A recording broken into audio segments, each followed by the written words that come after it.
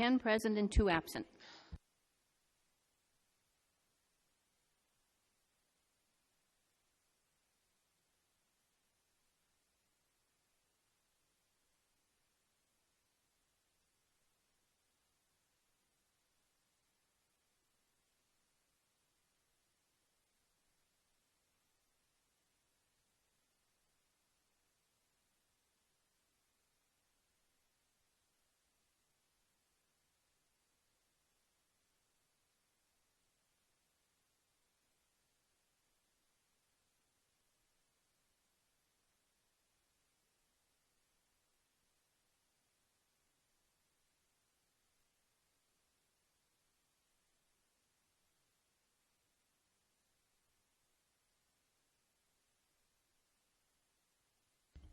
Make decisions that greatly affect our community of Butte-Silver Bow, direct our thoughts, words, and deeds so that we please you and best serve our fellow citizens. Amen.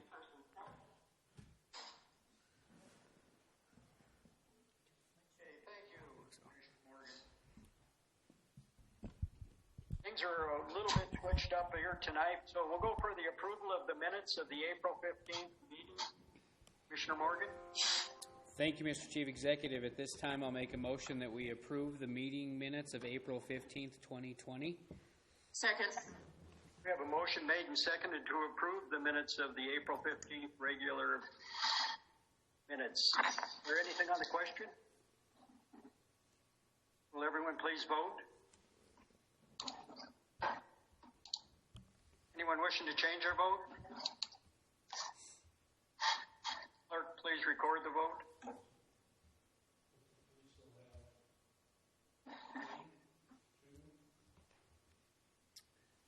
Mr. Chief Executive, we're still looking for 2 to vote.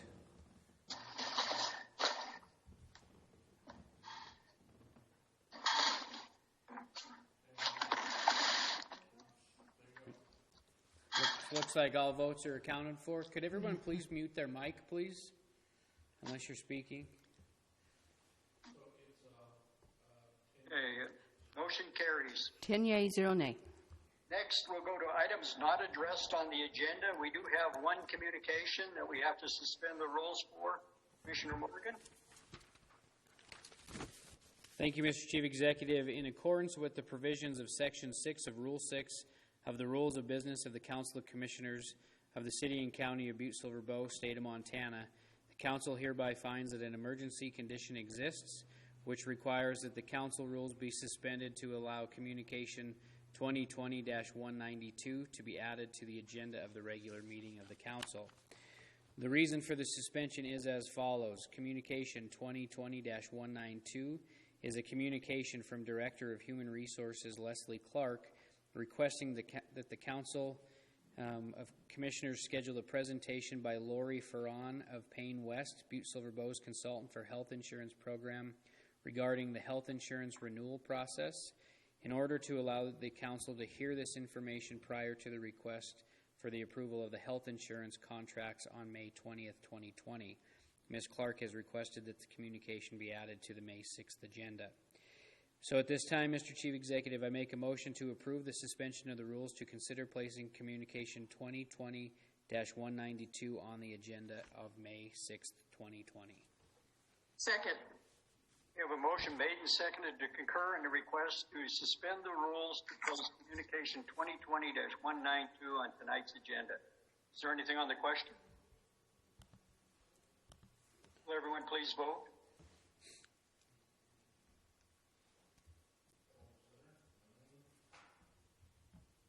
Anyone wishing to change their vote? Mr. Chief Executive, please record the vote.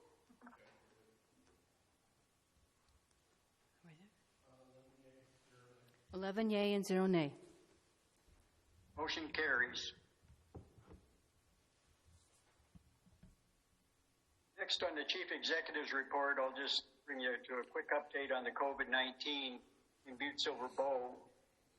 Luckily, we only have one active case in Butte-Silver Bow out of the 11. Actually, that case is an out-of-state person that is actually out of state at the time, but they listed the Butte address, so that's why it's listed under our numbers. Currently, we only have the one active case listed in Silver Bow County. So everyone's doing a great job, and I want to thank everyone for following the rules and the guidelines set forth. Hopefully, we can get into phase 2 of the reopening sooner than later. We're going to have a long agenda tonight, so we'll move into Commissioner Morgan's communication for 2020-152. John Morgan, Council of Commissioners, Chair informing Council of Commissioners and the Chief Executive, we will schedule a meeting to receive comments on the Butte Priority Soil CD for April 15th, 2020. The public is invited and encouraged to submit written comments starting immediately, all of which will be read into the public record on April 15th, 2020. Commissioner Morgan. Thank you, Mr. Chief Executive. Just want to make the record reflect that Commissioner McDonough has joined the meeting and has been here for quite a while now, just to make sure everybody's aware of that. I just want to go through kind of the order of what we will be, or how we will be proceeding tonight on these communications. We do have a couple of videos that have been submitted, so in a minute I will ask the IT team here at Butte-Silver Bow to play those for everybody. Then after the videos, we will go to the phone system, and we will open those up for comment. And then after that, we have some letters to read into the record. At the last count, I believe there is 63 of them for us to read. So we just hold on, and IT will be starting that video here in a second. So here we go. Thank you.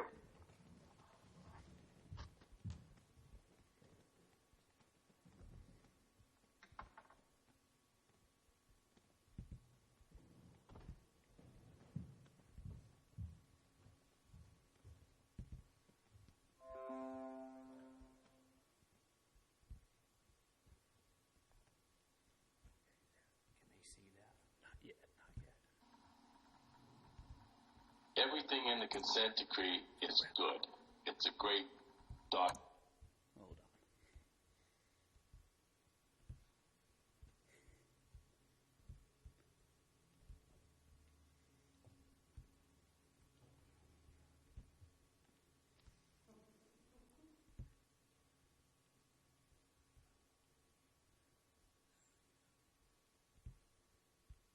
Now they can. Can everybody see my screen? Everything in the consent decree is good. It's a great document. It's good.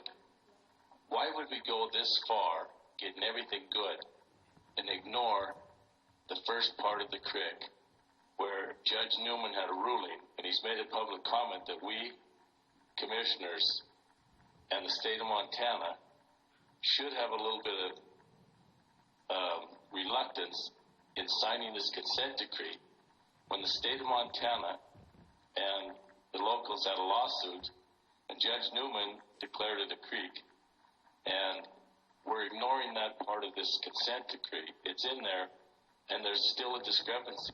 That minute little point would make so many people in this community happy and make this consent decree so much easier for us all to just digest. Why did we stop there and not go any further? The state of Montana paid the attorney, Mr. Getz from Bozeman, over $170,000, and they lost that lawsuit. That is the number one issue concern of people in this community. There was one time 3,500 signatures, so I just don't know why we wouldn't take that extra step and satisfy a lot of the community. And I know there's reasons on your other side, but that's one of the things the community really wants, and that would be easier for everyone to digest if something was put in that consent decree to alleviate that issue. That we've got challenges. We've got a feasibility study. We're working on the challenges in that feasibility study. No one is giving up on that first section of Silver Bow Creek. We believe if we all pull in the same direction, we can get that done too.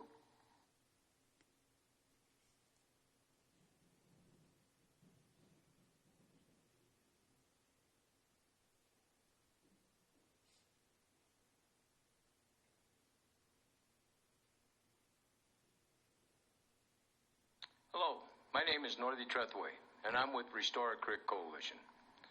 I live in Butte, Montana at 3448 Warden Street. Restore a Creek began in 2015, as many of you know. We're not a 501c3 organization, but rather a group of people and organizations that came together for only one purpose: to act in a positive way on the last operable unit in Butte and to accomplish three goals. Number one, remove the contaminated tailings in the center of Butte. Number two, create a greenway for the people of Butte to enjoy. And number three, restore a creek. During the time from 2015, we've organized several community events that began with a stroll walking along the creek down by the Civic Center. We've held fundraisers, we've had public forums, we've had workshops and rallies. We even had a 4th of July parade entry last year. Let's review what we've been with Restore a Creek. We asked for removal of contaminants from the corridor. We got that. We asked for a greenway for public enjoyment. We got that. We asked for a restored Silverboat Creek. But what we got was CD language about a potential unnamed line creek that's not part of this settlement. We asked Butte residents what they wanted in the corridor. In the course of a single-month survey, we got 10% of Butte's population saying that they wanted the creek restored. We asked the major employers in the community whether the restored creek was important to them, and they affirmed that it was. We asked local government leaders whether they favored the restoration of the creek, and many of them affirmed that they did. We presented EPA leadership with a published plan for restoring the creek and developing the corridor, and that plan was held up as a template for what the settlement would provide for Butte. We asked EPA whether the remedies stormwater ponds would eliminate the possibility of restoring the creek, and we were assured that those plans would not preclude the development of the creek. We asked the negotiating parties about restoring the creek under Superfund. ARCO said, fine, we'll set aside space for your creek, but we're not paying for it. EPA said, we can't require it as part of the remedy, but we'll provide a grant and funds for a feasibility study to help demonstrate that the proposed plan will not preclude a creek. Butte-Silver said, it's a nice idea for some time in the future, maybe. At the state of Montana, DEQ was mostly silent, but the governor explicitly declared his support for the restoration of the creek and began removal of the parrot tailings. We were asked, where's the water? Turns out there's plenty of water readily available, coming from the hills north of Butte, seeping into the groundwater, ending up in the pit, where it has to be cleaned and returned to the environment downstream. We were asked, why should we listen to a small group of disgruntled complainers?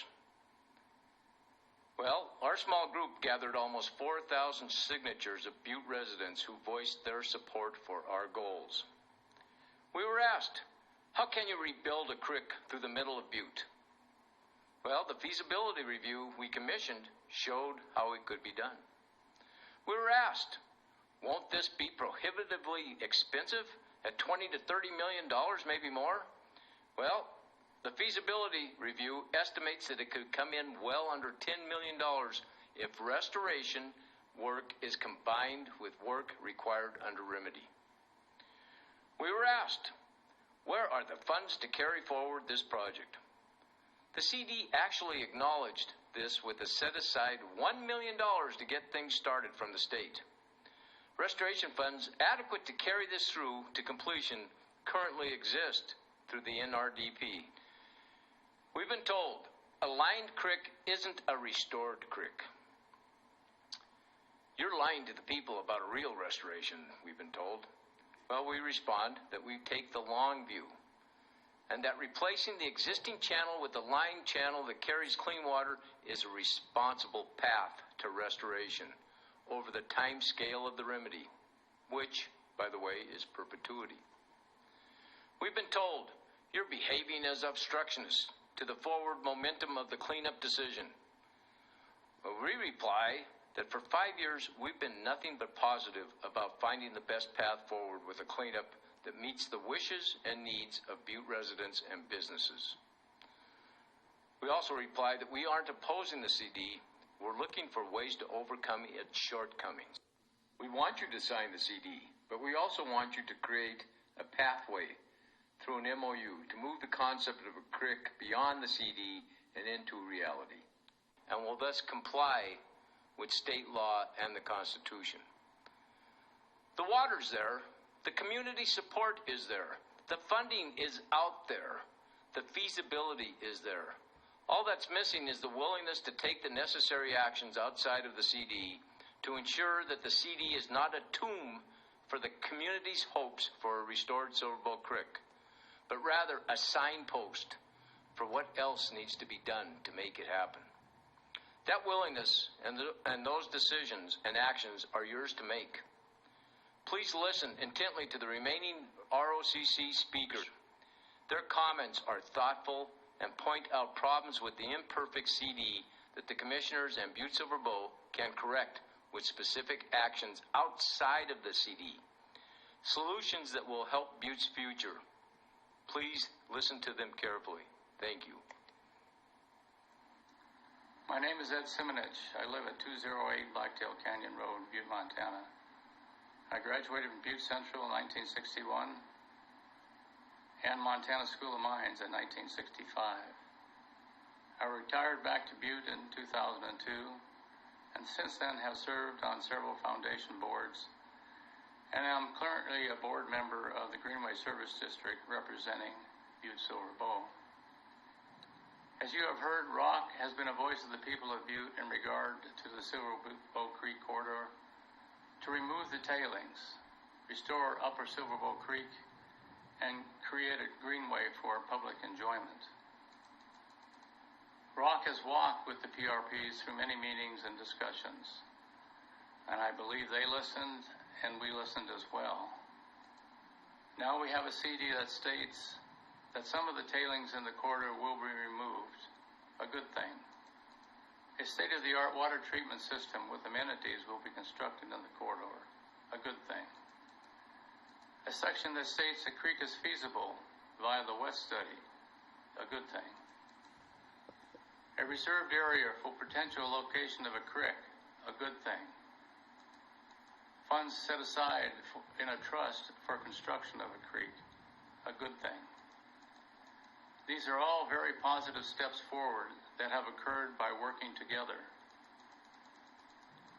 Yet on the other hand, the CD, in particular Addendum 1 to Attachment C, also contains verbiage that appears to preclude a creek from ever being built.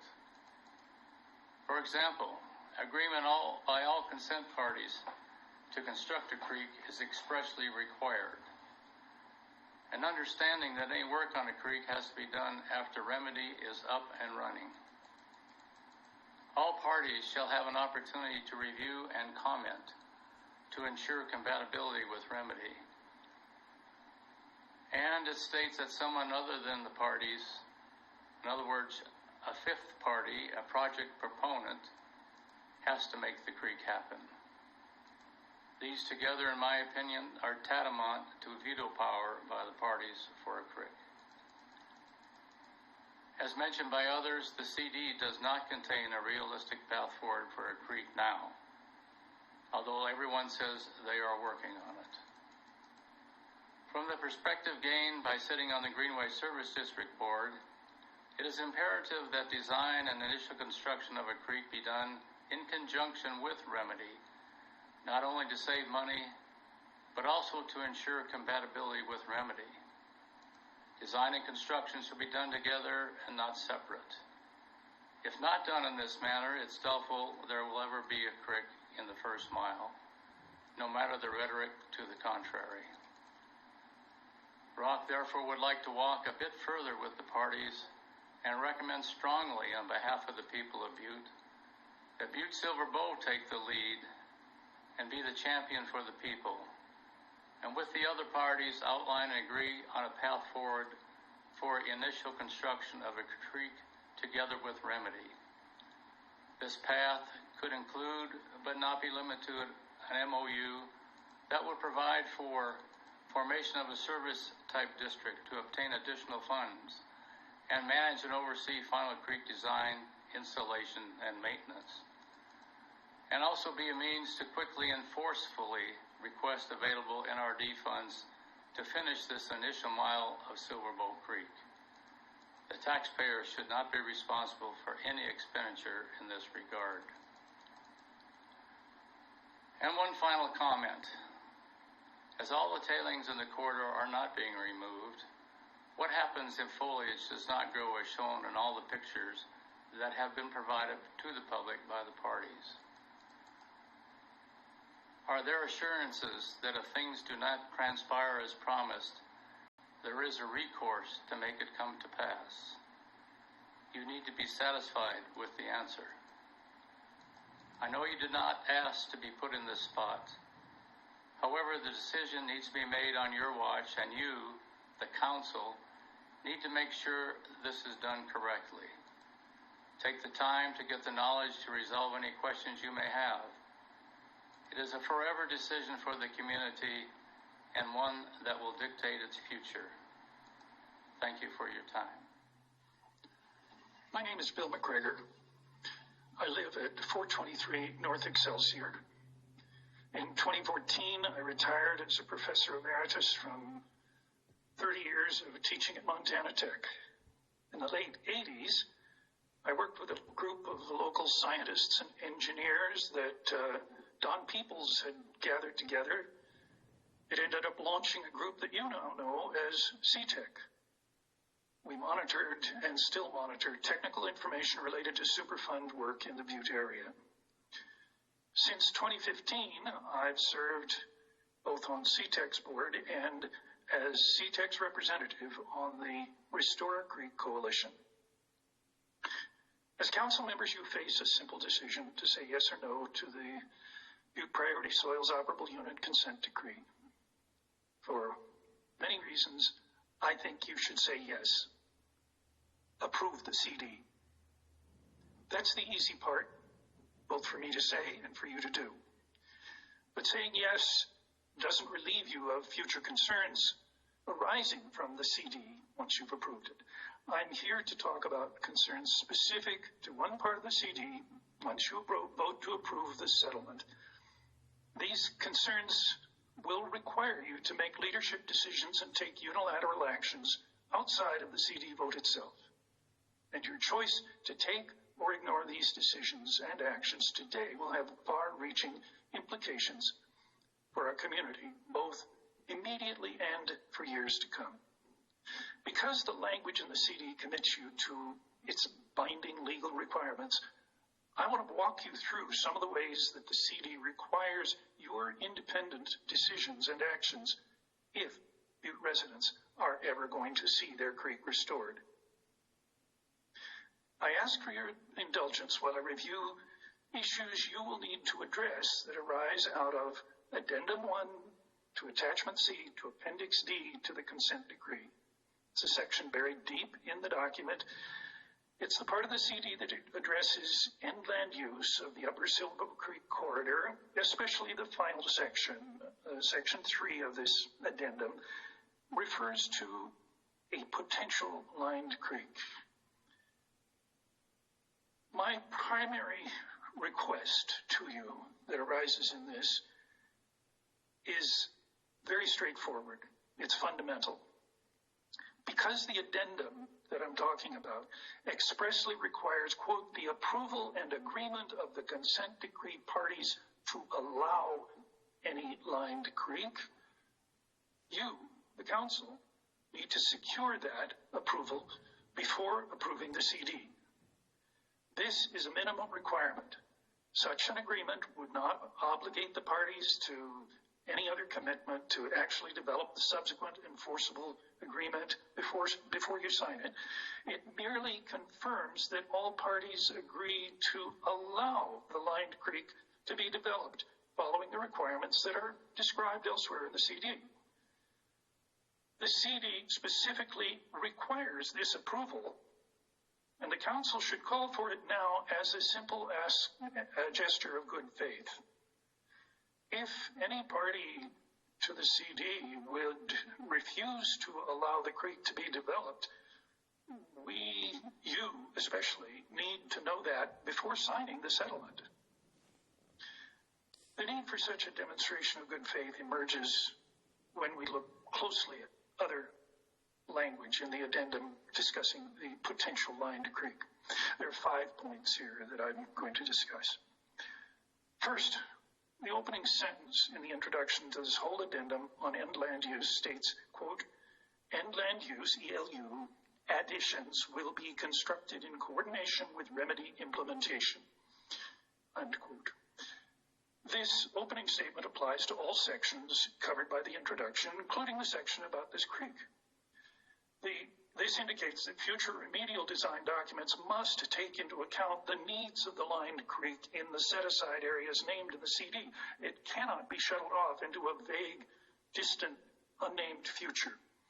The Council should seek assurances that the coordination with remedy implementation named here applies to such issues as minimizing duplications of expensive dirt work during remedy implementation and helping ensure that remedial design for the stormwater ponds doesn't impinge on the area that the CD has reserved for the creek. 2. The end land use addendum takes care to declare that any lined creek must guarantee separate funding and operational support for future operations and maintenance. But the addendum makes no mention of whether future O&M funds are included or required for the other additions to the remedy named in this section, the water recirculation field systems, the fishing pond, the Silverbow Creek amendments. If O&M funds for these non-remedy features are specified elsewhere in the CD, that's great. But if not, it's worth asking how certain we can be that we won't be stuck paying O&M for these additions in the future. The Council needs to get a simple advice about where in the CD these assurances can be found. Number 3, the section of this addendum that discusses the potential lined creek makes numerous references to feasibility requirements for a creek development to proceed, yet it fails to acknowledge the independent feasibility review that had been completed with EPA funds at the time the CD was made public. And either by reference to that review's lodging in the administrative record or through direct quotes from it, the omission raises concerns that the settling parties are actively ignoring relevant and applicable independent data analyses that they haven't produced themselves. The Council needs to take action to allay these concerns, don't let them proliferate, and strengthen public trust in the process by disseminating the published independent feasibility review through Butte-Silver's own channels. Take the lead. Number 4, this addendum's references to the restoration of the creek treat the whole concept as a potential, not an actual goal. Yet the public demand for the creek has been at the heart of ROC's campaign for the past 5 years, long before the 2018 agreement in principle led by then Regional Administrator Doug Benevento that ultimately led to the CD we're reviewing today. In several places, the language of the addendum clearly indicates its vision of the creek as something that cannot be done until remedy is complete. For instance, quote, "The consent decree parties' cooperation with the project proponent shall not require modification of the remedy as constructed." What that means is the expectation is that remedy will be constructed before the creek can ever get started. Yet elsewhere in the addendum, the requirement is clear that all the additions to remedy are to be done in coordination with remedy. The contradiction inherent in these two perspectives in the single document need to be resolved. If the latter of the contradictory statements is left to prevail, then the costs for the future lined creek could be as much as 50% more than they would be if the restoration work were in fact coordinated with remedy as required in the introductory statement to the addendum. The Council needs definitive clarification from the parties whether the CD requires coordination of remedy restoration with remedy or requires the creek restoration work to be delayed until remedy is complete, thus requiring that the creek restoration work end up costing maybe $5 million or more extra. Number 5, last point. The addendum places the responsibility for moving forward with the potential lined creek with something it refers to as a project proponent. It's not clear that any other place in the settling documents is left so open-ended, vague, and non-specific about who's responsible for work required in the decision documents. Presumably the writers of this language had in mind the Restore Creek Coalition itself. That, while ROC is and has been the driving force behind the community-wide effort to restore Silverbow Creek, and thus can be called a key project proponent, it has no legal standing. It's not a 501c3 nonprofit corporation. It doesn't have bylaws or a board of directors. We are a motivated group of volunteers who have mobilized as a coalition of local individuals and organizations. And clearly, ROC's influence has helped shape the terms of the settlement from outside the closed negotiations. But ROC can't serve as the legal project proponent, whose responsibilities are described in the addendum, and more to the point, ROC never wanted to do that. Yet, the CD's call for someone or something to step forward as the formal project proponent, legal requirement in the CD, is the key missing piece in the document's entire consideration of carrying the creek restoration project forward. This brings us to you. The council needs to determine who or what will take on this role on behalf of the residents of Butte and create the framework for that entity to do the work required of it by the CD. Your neighbors who make up the active members of ROC want this CD signed so we can all move forward as a community. But as you can see from the examples I pointed to, once you agree to the legally binding text of this part of the CD, you're left being forced to step up and take actions to compensate for the CD's ambiguities, inconsistencies, and contradictions regarding the restoration of Silverbow Creek. This addendum to the CD declares that all parties, quote, EPA, DEQ, Butte-Silverbow, and Atlantic Richfield, commit to work cooperatively with any project proponent, end quote. Your community wants a creek, and you shouldn't allow Superfund's CD language to stand in the way of that end land use. I urge you to lead all the settling parties to begin cooperating on this project now, as they have agreed in the CD to do. Taking the initiative this way will help ensure that all that is good for Butte in this settlement isn't undercut by the CD's shortcomings. Please take action now to fix these problems. Thank you for your leadership and for your time and patience. Hi, I'm Don Peoples, and I reside at 3440 St. Anne Street in Butte, Montana. I had the pleasure of serving as Butte-Silverbow's chief executive for nearly 12 years during the 1980s and early 1990s. Ever since that time, I've been working with a group of people regarding the creation of a greenway from Butte to Ormsbridge Pond for the past 25 years. When I look at the consent decree and what impact it has on the greenway, I'm still perplexed and confused as to why the first mile is still left out.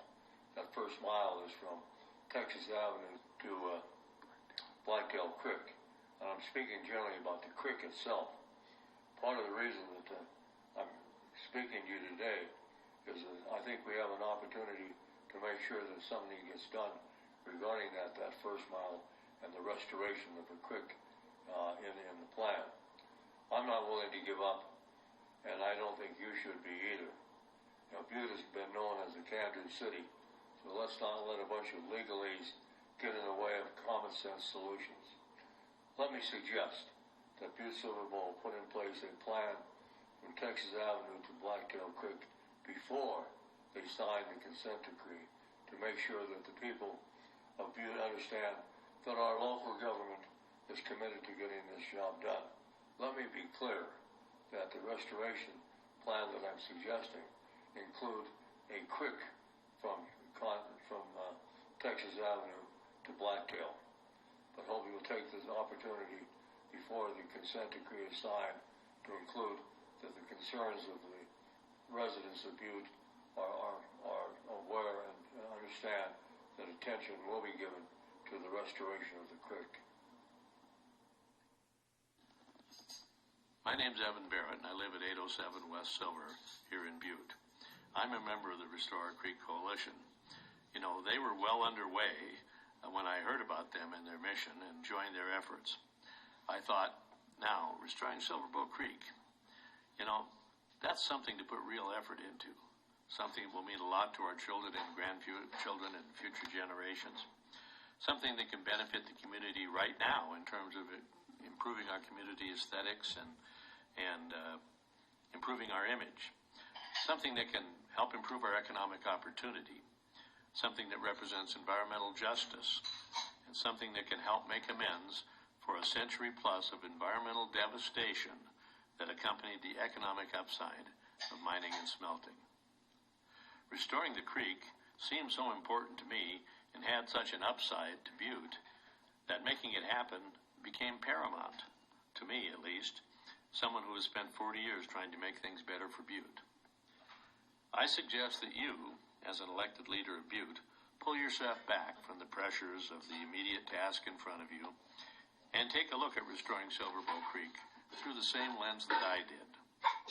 In doing that, I believe you too will see the imperative and will unshackle yourselves from the process constraints that are being imposed upon you and take the time to make sure that we get the job done. Doing this consent decree correctly, including making sure restoration of the first mile happens, is perhaps the most important thing you will ever do as a commissioner. I like most of what is in the CD and generally support its signing. However, several important things in the CD are problematic and need to be rectified, either by changing the CD itself or by action outside of the CD. But they do need to be taken care of, not with a kiss and a promise, but with some real action now that assures Butte folks that their local government is committed to getting it done and done right. I realize you need a path forward, and I will suggest such a path later in my comments. Before I signed on, Restore Our Creek had already had the pulse of Butte's people. Their threefold mission of removing the tailings, restoring the first mile of the creek, and creating in that first mile a greenway and amenities to serve the public represented the consensus thought of Butte folks. That continued to be true as hundreds and then thousands joined ROCC in creating and advancing the vision. We are pleased that the CD parties, including Butte-Silver, have at least partially responded to ROCC's call to action in ways that assist the well-being and come to the long-term benefit of Butte and its people. The rock-hard position of EPA and ARCO to not remove the tailings, which have been in place forever, changed after more than a decade, and the north side tailings and diggings east will be substantially cleaned up along with some other spots. That's a victory for ROCC, but more important, it's a victory for Butte, a reason to eventually support the CD. When Butte folks, through ROCC, proposed the Silverbow Creek Headwaters Park, we were met with skepticism at best by ARCO, which had no plans for such a park and, for sure, wasn't going to pay for it. But behind closed doors, your representatives persuaded them. ARCO not only paid to develop a park plan that mirrored ROCC's plans, they agreed to pay for its construction. Another victory for the people of Butte. But what about the most critical element of Restore Our Creek's mission? The most singularly important thing to thousands of Butte folks who spoke through ROCC. Well, the restoration of the first mile of Silverbow Creek from Texas Avenue to the confluence with Blacktail Creek got a big goose egg from ARCO. ARCO started out against the creek restoration, and they remain opposed to this day. The pleadings of Butte-Silver and state negotiators ran into a solid wall of ARCO opposition. Because of that opposition, the provisions of the CD do not smooth the way for a creek restoration.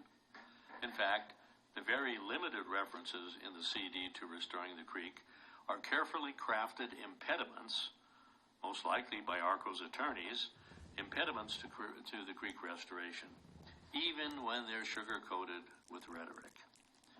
It's not as though ARCO or any of these negotiators were taken by surprise by Butte's demand for Silverbow Creek restoration. The position of ROCC and Butte's people has never changed. Yet every step of the way, the response from ARCO was no. It was no when they first met with ROCC. It was no when the agreement in principle was negotiated and eventually came out. It was no during all the public hearings and meetings. No when negotiating the actual CD language. No when the CD came out. And it remains no. Now, we all know that our local government wants to see the creek restored. That has been repeated many times over by representatives of the government. But now you have been presented with a Hobson's choice. Take what is available in the CD as is, or nothing at all. This dilemma presents you with a serious challenge. You like most of what's in the CD and would like to secure it in place. But, on the record, Butte-Silver wants to have Silverbow Creek restored. The CD as currently formulated does not allow you to have both. Further, you've been told it is a black and white, up or down binary choice. The CD as presented or nothing, which you are told will likely result in an EPA unilateral administrative order that will surely secure much less than the CD. That Hobson's choice that is being forced upon you is unfair and unnecessary. It is offered arbitrarily, and it is offered with the suggestion of a deadline. Let's look at the deadline first. None of the other parties in the CD have put a deadline on the local government's consideration of the CD and getting Butte citizens comfortable with what is within its 1,000 plus pages. In fact, the other parties have said that Butte-Silver should take the time that is needed. So don't be rushed. And given where we are in this process, it would appear that this construction season is going to be lost. That being the case, extra time to resolve some problems is clearly available while planning for the 2021 construction season can continue. There is no rush, and the push for quick consideration is not designed to allow time for a thorough review or for finding solutions to some challenges that have emerged, including the challenges within the CD to the ultimate restoration of Silverbow Creek. And as I mentioned, the Hobson's choice you have been given is arbitrary. There is nothing in EPA's CD process that requires parties like Butte-Silver to swallow all or nothing choice. If you discovered that language in the CD imposed $1 million a year cost on the county, you would ask the parties to go back to the negotiations and you would seek to fix the problem. Well, if going back into negotiations is possible in such a scenario, then going back to remove impediments on creek restoration is possible too. Saying it is not a choice you have is arbitrary and designed to force you to commitment to every word of the document as it stands, even if it is not in the interest of the county. As a citizen of Butte, I feel like someone is putting a gun to our head as we deliberate. Yet I do respect your concern and suggest that we approach the impediment issue outside of the CD. We should sit down right now and craft a memorandum of understanding or letter of intent that lays out a plan to get us all to creek restoration over time. And we should get that done before you sign the CD. Before you sign the CD. Remember, the parties have given you the time to make things right. At minimum, that MOU should be negotiated and signed by Butte-Silver, the state of Montana, and Project Green, which is the parent of Restore Creek Coalition. the place where the citizens' vehicle, and it is the citizens' vehicle where the people of Butte have invested their desires relative to the creek corridor. It is unlikely that EPA could sign such a document, but their signature is not needed. ARCO would likely not want to participate, but we surely could ask them. However, the state, the local government, and the citizens group are all positioned to help craft a plan that assures the citizens of Butte that creek restoration will happen, that someone will be keeping an eye out to see that it is proceeding. I personally don't think such an MOU is as good as changing the impediment language in the CD, but I would guess you'd be more favorable to an MOU on the outside than to go back into the CD negotiations behind the curtain. So, if ARCO wants their impediment language to stay in the CD, we need to use a vehicle like this to see that a restored Silver Bow Creek is in our future, to ensure that the state and county are committed to such action, something that is not in the CD itself. Thank you. Let's take needed action now to make sure a restored creek is in Butte-Silver Bow's future, and let's do it before you sign the CD. Hello, my name is Doug Coe, and I reside at 1031 Caledonia in Butte, Montana. I am a retired emeritus professor at Montana Tech and a member of both Project Green and the Restore Creek Coalition. Let me begin by saying that ultimately I hope the Council approves the CD. While not perfect, the CD has a number of desirable features, including removal of much of the contaminated waste in the first mile of Silver Bow Creek and the development of community amenities within that corridor. All of this is good for Butte. Unfortunately, much of the history of this development of the CD was hidden from public view, scrutiny, and comment. Now, in the final hour, the Council, which has also largely been kept in the dark, is being asked to vote up or down on the CD, with seemingly little apparent opportunity to affect the CD as it now stands. In my opinion, this is not so. The Council has options. Either as a condition of signing off on the CD, or as a legally binding amendment to or a memorandum of understanding with the CD, the Council can and should require that language currently in the CD be removed, amended, or superseded. Language which, despite numerous assurances to the contrary, appears to preclude the restoration of Silver Bow Creek. Most importantly, the Council can and should commit Butte-Silver Bow to restoring the first mile of Silver Bow Creek from Texas Avenue to Blacktail Creek. And finally, the Council should require the development of a plan for carrying out this commitment.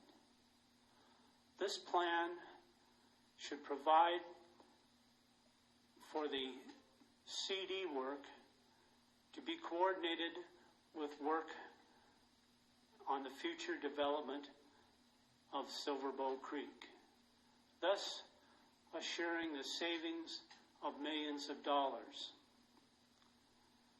The plan should also provide for the establishment of an entity with appropriate authority, for example, a service district, which would help secure funding to carry out the plan and ultimately to ensure that the plan is carried out. The first mile of Silver Bow Creek at the headwaters of the Clark Fork and Columbia River systems clearly should be restored. Your children and grandchildren, the future citizens of Butte, will thank you for doing this. Thank you for the opportunity to express my views on your upcoming decision. Chief Executive Palmer, Commissioners, Sister Mary Jo McDonald, 438 West Porphyry. I'm here as a member of Restore Our Creek group and also as a member of the Silver Bow Creek Coalition. I'm here to support the redo of the last mile needing to be remediated and needing to be cleaned for the Superfund to be successful. I find it appalling that we're willing to do everything up to Caw Avenue, and then we will do the north side tailings and the Diggings East tailings, and that is the area around the Columbus Plaza. But there is no mention of the Columbus Plaza and the manganese that's in the water that's flowing under there, because when they water from a well that they have put in, you'll notice that when the sprinkling system reaches the sidewalks are turning black with manganese. That is an area that also needs to be looked at for remediation and correction. And so when you look at the last mile, it certainly doesn't make any sense that all of the Superfund cleanup would be done from Milltown Dam to Warm Springs Creek area, to the ponds, to all of those areas below Butte. And now all of a sudden, we're ready to do the Butte project, and it's going to start basically at Caw Avenue, and what we are getting are retention ponds and stormwater basins. And that's what Butte is getting. Now, when you look at it, it doesn't make sense not to do the last mile. And let's call it what it is, the last mile, so that the reclamation Superfund cleanup will begin at Texas Avenue, will continue on down through the confluence, and we will have a middle of our city area becoming a mecca that people can truly come and enjoy. Think right now what all those campers see when they come into the KOA plant. They see a virtual wasteland. They see a countryside atmosphere. We need the change so that what they find is an area similar to the way Butte people keep their yards. Butte people are proud of their yards. So the actual Superfund cleanup should begin Texas Avenue all the way down through the confluence to the Milltown Dam area. I hope you will pause for a moment before actually urging the signing of this particular CD. There are some good things in this CD, will not deny that, but there are areas of great concern that still need to be addressed. And Butte-Silver Bow owns a big part of how that should be addressed and how it will be addressed. And so I think, Commissioners, you need to seriously look at why not the last mile. Thank you. Hello, Chief Executive and Council Commissioners. I'm Mary Kay Craig, 518 West Granite Street, with 29 years, both paid and volunteer advocacy work for Superfund in Butte. I'm a founder of 1995's Citizens for Labor and Environmental Justice. It's a group, CLEJ, that I brought to the Restore Our Creek Coalition in 2015. That means my priorities are much like yours.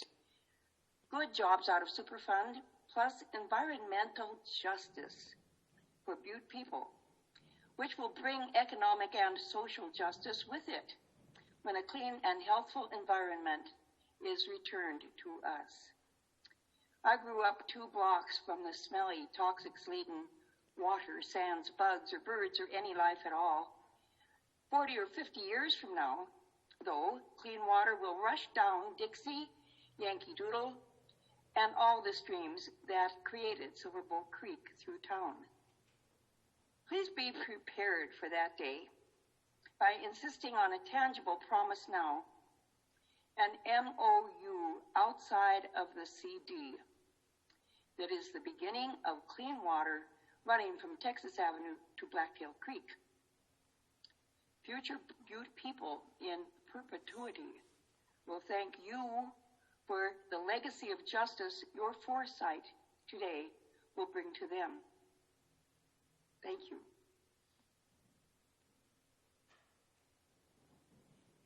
Thank you, Butte-Silver Bow Council and Chief Executive, for your leadership on these issues. Taking on the role of project proponent has many benefits, but none more important than controlling our own future as a community.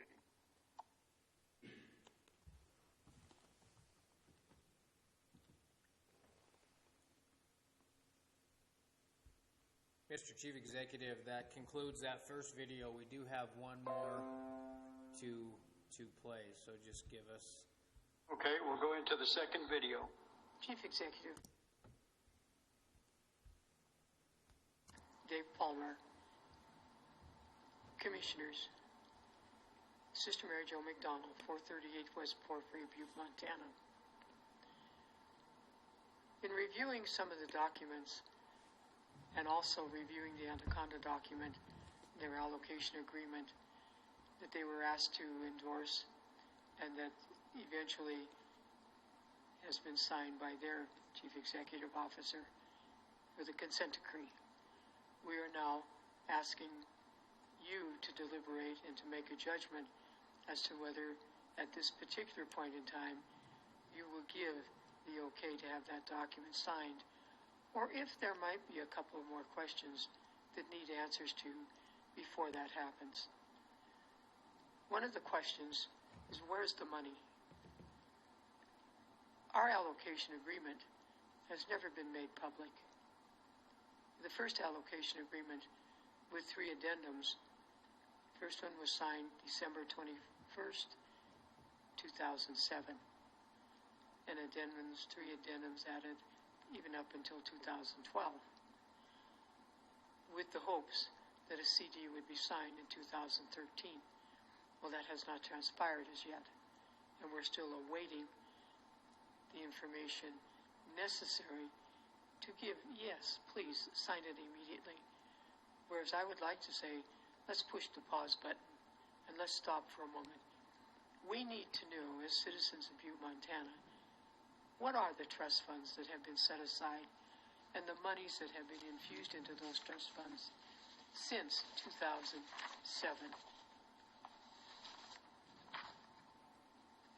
The trust funds are the Superfund Trust, over $10 million, the Multi-Pathway Program, over $6 million, the Superfund Management Trust, over $3 million, the Capital Purchase Repair and Replacement Trust, over $10 million, Groundwater Treatment System, over $1 million, the Superfund Redevelopment Trust, $15 million, which SARTA oversees. Those are the 6 trust accounts that were put into effect by ARCO Butte-Silver Bow, and monies have been used out of those trust funds. I don't know whether we've just been using the interest or we've been into the principal, but wouldn't it be nice for Butte-Silver Bow to have a full disclosure of what's in those funds and what's still available to be used by Butte-Silver Bow in the cleanup to be managed here in our city by Butte-Silver Bow as a PRP. We need also to know what will be the new allocation agreement signed by Butte-Silver Bow and ARCO, and what are the funds contained in that new allocation agreement. And it became even more apparent to me after the Anaconda allocation agreement was released that this is something that has never been done for the citizens of Butte. They have always been kept secret. Well, it's time the secrecy goes away and there's a full disclosure and transparency concerning the funds that already exist and those funds that will be infused into it, how much and for how long. The original funds were supposed to last through 2035. Well, it's a long way still to 2035, so obviously those funds have been building in some way or other. The allocation agreement that Anaconda and ARCO have signed allows 28 million plus for community development and 9 million within the first year. And then for 25 years, $500,000 for the health pathways, just as Butte has the pathways program here. And then we know that for that particular program, they also negotiated 7 full-time employees for the health pathways program that will be paid by ARCO for 25 years. Another interesting one is the construction of a building to house the institutional control staff. And that staff will include 4.5 new permanent county jobs funded by ARCO. So that's 11.5 jobs, community jobs, funded by ARCO for 25 years. Where's our new program that will have new employees that will be funded by ARCO doing work here in Butte? My hunch is there are none. Another interesting one, which involves a program that Butte has, Anaconda built a new wastewater treatment plant, and they still owed $5.5 million on their plant. ARCO is paying the $5.5 million. That will give $100 tax relief a year to all families paying taxes in Anaconda. Butte taxpayers are still saddled with the $30 million waste treatment plant for water. Where is their relief? How will that happen? Is the waste treatment plant anyway incorporated into the plans for the stormwater and the groundwater, etc., throughout that whole confluence in front of the chamber? And $5.5 million goes immediately into the county's debt. So $5.5 million reduces every family's tax bill $100 a year. I've seen nothing coming to Butte relieving tax. And the other wonderful aspect is that ARCO will now manage the Old Works Golf Course, the operations of it, for 25 years. Amazing, isn't it? So when you look at some of these things in their allocation agreement, it makes one wonder, what's in ours? How much money? Are these same funds going to be infused with new funds? And one wonderful thing that I found in that particular allocation agreement is this design. This is design moving from Caw Avenue to and through the Butte Reduction Works. And all those little blocks of signage are telling you what's going to be there. What are the amenities? Well, that was 2007. Today's 2020. What's been done in that corridor? What has happened in that corridor? And one particular feature I noticed is that the pedestrian bridge, which supposedly ARCO has already given funding for, has dropped out. Well, if that's no longer going to be a part of the amenities to that corridor, what happened to those funds? There are a lot of questions that need to be answered, and I encourage you to pause a moment and start asking the questions and ask for a full disclosure, full transparency of the existing funds, the funds that have been used, the funds that are still there available, and what are the new funds that are being negotiated between Butte-Silver and ARCO for this consent decree. So the consent decree, once it's signed, that's it. It's written in stone, supposedly. Well, maybe there's some memo of understanding that need to be part of this whole signing of a consent decree and not done until full disclosure of funding comes to the citizens of Butte, just as it did to the citizens of Anaconda. I think true transparency means a lot. I also know that Butte-Silver Bow will be saddled with all of the confluence area east, because ARCO will not do any more on the Parrot tailings area because they refused to do it in the first place. Butte-Silver Bow supported their decision, and they were rewarded with funds to support that. And yet, when the tailings have been removed from the Parrot, they are more toxic than were found in the pit. And that water will be pumped for some time. We knew there was a plume of water flowing underneath that area. ARCO refused to admit it, refused to take responsibility, and said, it's all yours. Well, here's the money, you take care of it. Some of that money was to have been repaid to ARCO because the state took out those tailings. Now, whether that happened or not, I certainly don't know, and I doubt that any of you here on the council know. But wouldn't it be nice to know that? And so this is the challenge. What are we saddling the Butte taxpayers with? We've heard after meeting, no, it will not be the debt of the people of Butte. Well, I don't see how it cannot be if we do not know what's in those agreements and do not agree to those agreements, that there's enough within that area to take care of the true cleanup that needs to be done here in Butte. I urge you to ask for full disclosure before you give the yay to the consent decree. But I do want that consent decree eventually to be signed, but not without knowing what's in it for Butte. Show us the money.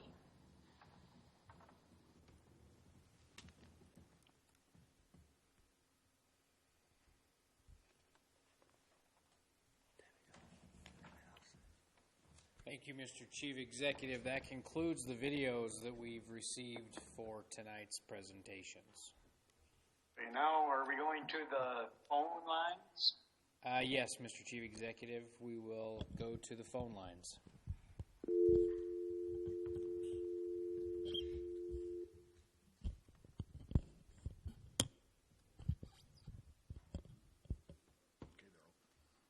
Mr. Chief Executive, the phone lines are open, and we will take the first call at this time.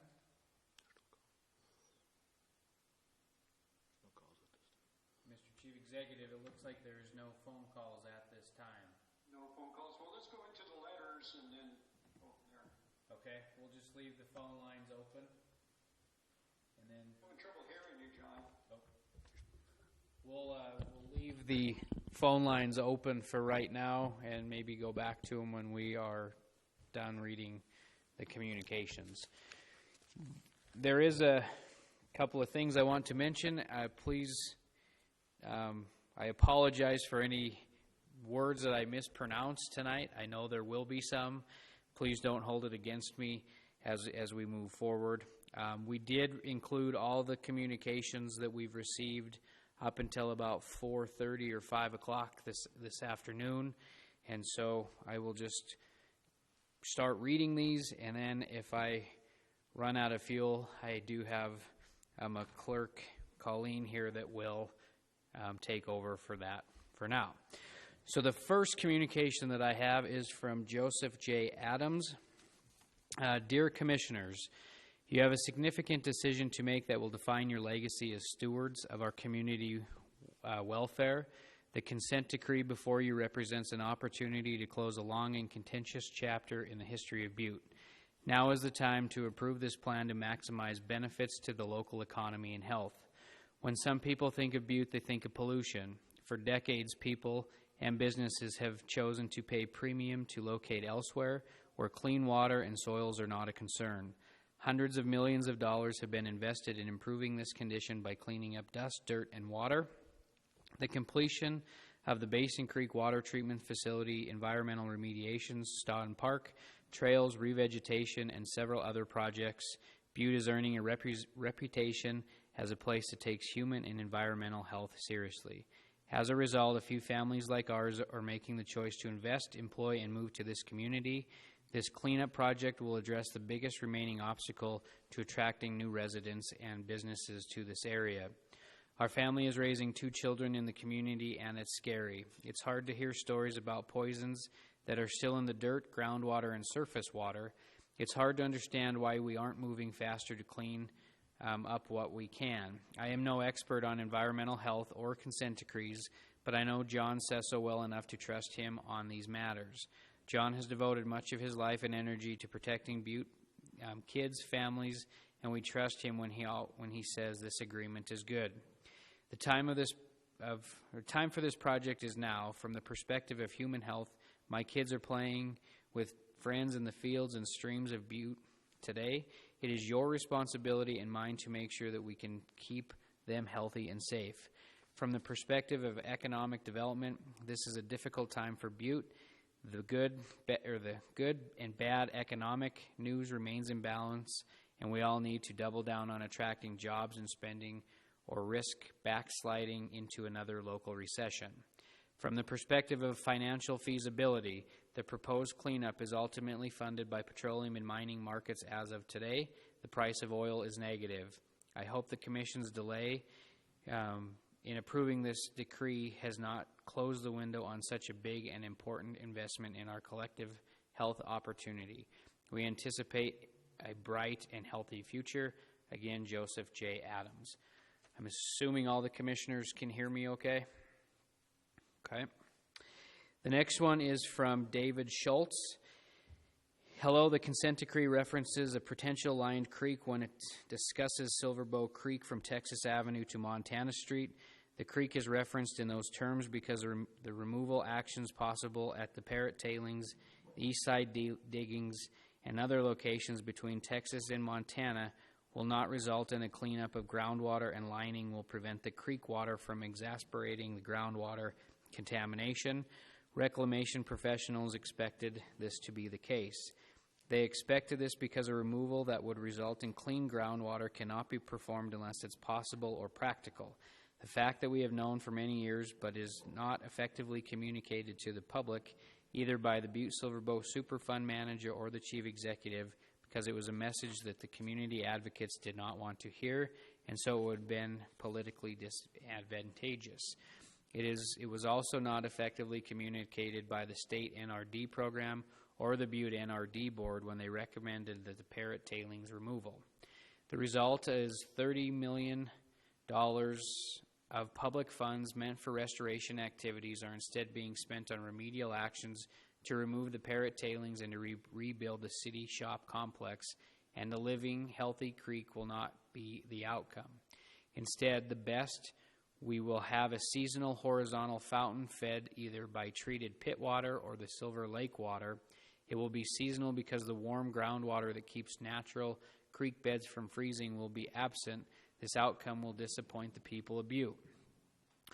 I am attaching to this email a memo that the Public Works Department sent to the BSB Technical Review Committee on June 20th, 2017. The memo discusses the lack of due diligence in the decision-making process for the Parrot Tailings removal.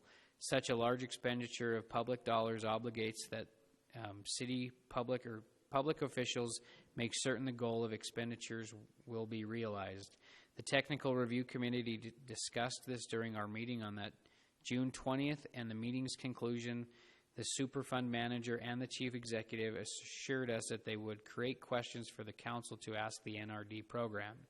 The answers to those questions would inform the council and the public about expected outcome from the removal of the Parrot Tailings. Despite that assurance, those questions were not created, and the council approved the agreement without being fully informed. A perfect storm occurred here, a conjunction of unrealistic expectations on part of the community advocates combined with the government unwilling to gather facts that would disappoint those advocates has led to a $30 million project that will not deliver the genuine creek that the public had been led to expect. This could and should have been avoided. And that was from David Schultz, PE. Commissioner Morgan? Yes, Mr. Chief Executive. Could you check the phone line? I got a message that someone was on hold. Sure. We will go to the phone lines right now.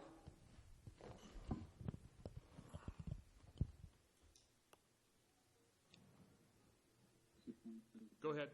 Thank you for calling the Butte-Silver Bell Council of Commissioners meeting. Please indicate your name and address for the record.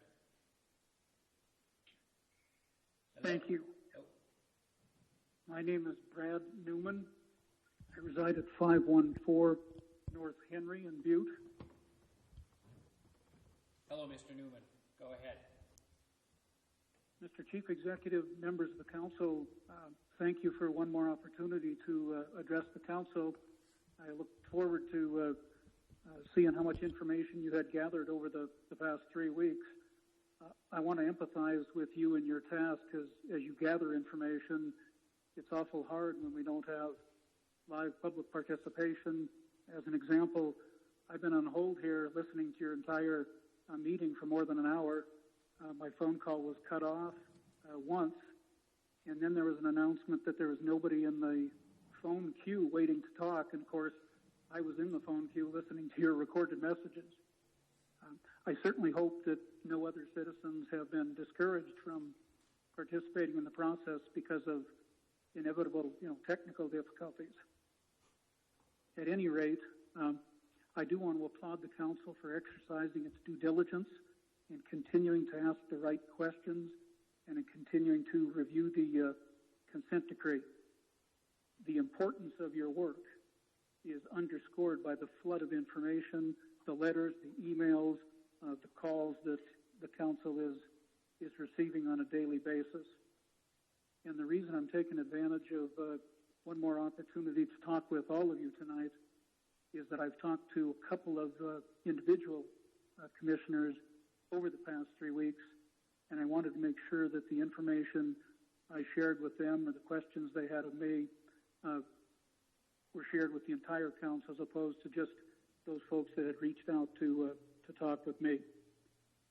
As before, I'm going to leave the science to the scientists, and I'll check my passion at the door here and provide you with informational testimony as opposed to advocating one way or the other whether you should approve the decree. Because as you know, I am of the opinion the decree has a great deal of good in it. I'm not a member of the Restore Our Creek Coalition. I'm not a former or current staff member of the DEQ. I'm not a member of the county's negotiating team. And I'm certainly not being paid for presenting my informational testimony to you folks. I'm simply a citizen who's concerned that you folks have as much information as you can when you make your decisions. As we spent the last 3 weeks preparing for this meeting, I noted a number of comments discounting the remarks that I had made to the council 3 weeks ago, claiming that the former decision, the Headwaters Creek Coalition decision, was based on a legal technicality. It's funny how parties who lose lawsuits often make later claims about legal technicalities as opposed to recognizing the fact that both parties weighed in on factual and legal grounds. Both parties contested the case in the most strenuous manner they could and allowed the court system to make proper and informed decisions. So I trust that the council will not be swayed by the emotions of folks that claim prior law is a technicality, and rather I hope the council is looking for good, solid legal analysis from experienced professionals that the council trusts and can rely on. With respect to the court's prior decision, the district court's prior decision in Headwaters Creek, the ultimate conclusion in the case was that the county and specifically the state had degraded the status of a natural source of water because it didn't comply with statutes that dealt with name changes for natural sources of water. The issue in the case, even though the holding was that the state could no longer refer to the stretch as a sewer or a storm drain or some other degrading fashion, the issue was, did the state of Montana degrade the status of the contested stretch of Silverbow Creek as a natural source of water? If the contested stretch was not a natural source of water, then the name change statutes would not have applied. So the issue was not the name change, but rather the issue and analysis was, is this a natural source of water that's protected by a statute? The court determined that that stretch of Silver Bow Creek, even though it was severely impacted by human activity, it was a natural water course, and it fit the Montana common law definition of water course as set forth in several Montana Supreme Court opinions. You can find that at page 13 of the Headwaters Creek decision. The state, the DEQ, argued and presented evidence that man's intentional alteration and intervention had rendered that stretch unnatural. The court found from a legal, hydrologic, topographic, geographic, geologic, and factual standpoint that Silver Bow Creek's drainage continued to serve as a natural hydrological drainage system. We're not simply talking about the name change that was recognized on the final page of the 44-page document, but rather all of the analysis that went into the conclusion. That is, in fact, why Butte stormwater flows into the drainage. It's why groundwater is in the drainage. It's why rain and snowmelt is in the drainage. It's page 17 of the court's multi-page opinion. Despite the Berkeley Pit cutoff, despite the subdrain, despite the channelization and riprapping, the drainage, including the contested stretch, is and always has been a natural watershed drainage for this area. Page 18 of the decision.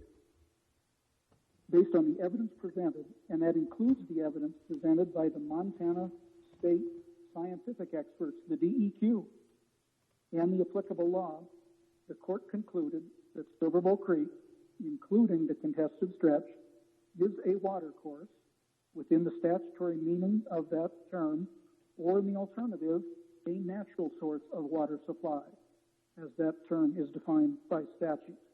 Page 26 of the decision. Folks, I'm not going to bore you and read the rest of the decision to you. I wanted to highlight several sections because all of the interested parties in that case, including the state of Montana and its seasoned subdivisions, were parties to that case. Since we talked 3 weeks ago, I have read County Attorney Joyce's recent letter. I've had the pleasure of working with Eileen. She is a competent professional.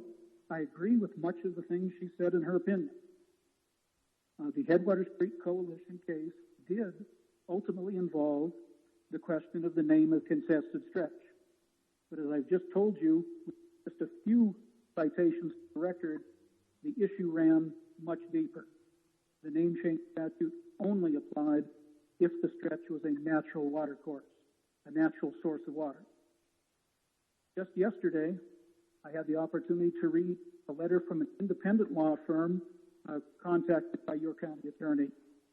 I don't know how much my fellow taxpayers and I have paid for this opinion, but I think you probably got your money's worth.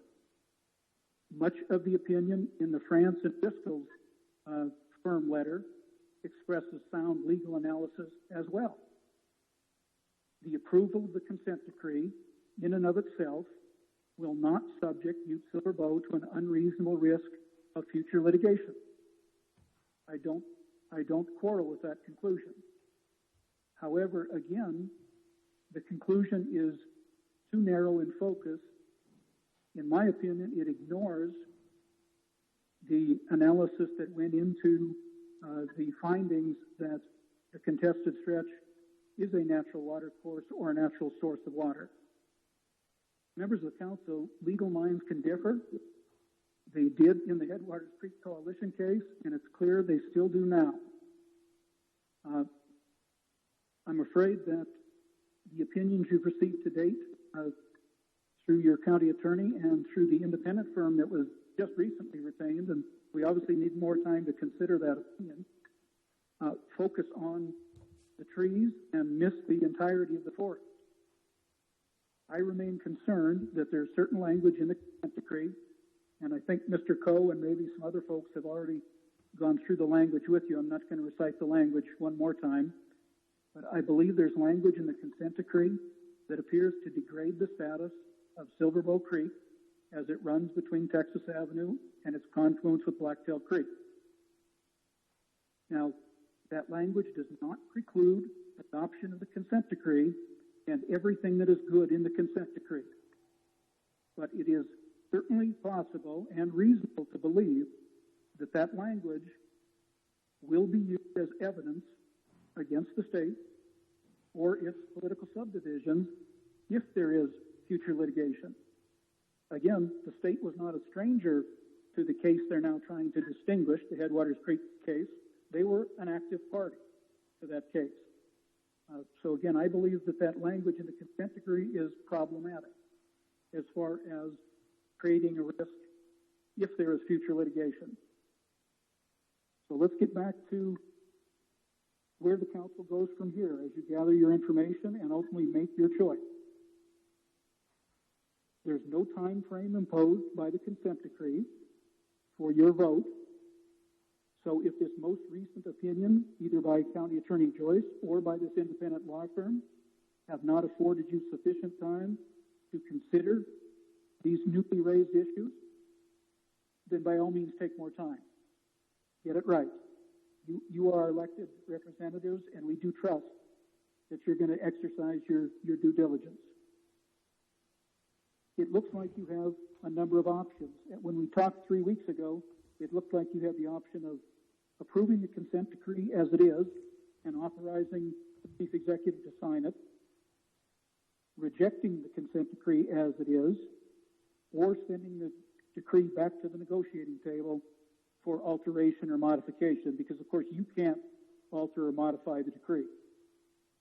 Those were the three options we all were aware of 3 weeks ago. It appears now that several interested parties have presented the council with a fourth option. You could approve the CD, preserve all that is good in the CD, but also incorporate local and or state government commitment to the stretch of creek we're talking about in a separate memorandum of understanding. So if that's a viable option as well, the council certainly needs to, again, ask the right questions and pursue consideration of whether or not that's an option and a way for the local government to avoid degrading the status of this stretch of creek. Members of the council, proactive efforts now could eliminate the need for reactive responses in the future. I thank you for your time. I do wish you good luck. I know this is an incredibly hard job that you have. I know how much good is in that consent decree. I do know you want to do the right thing here.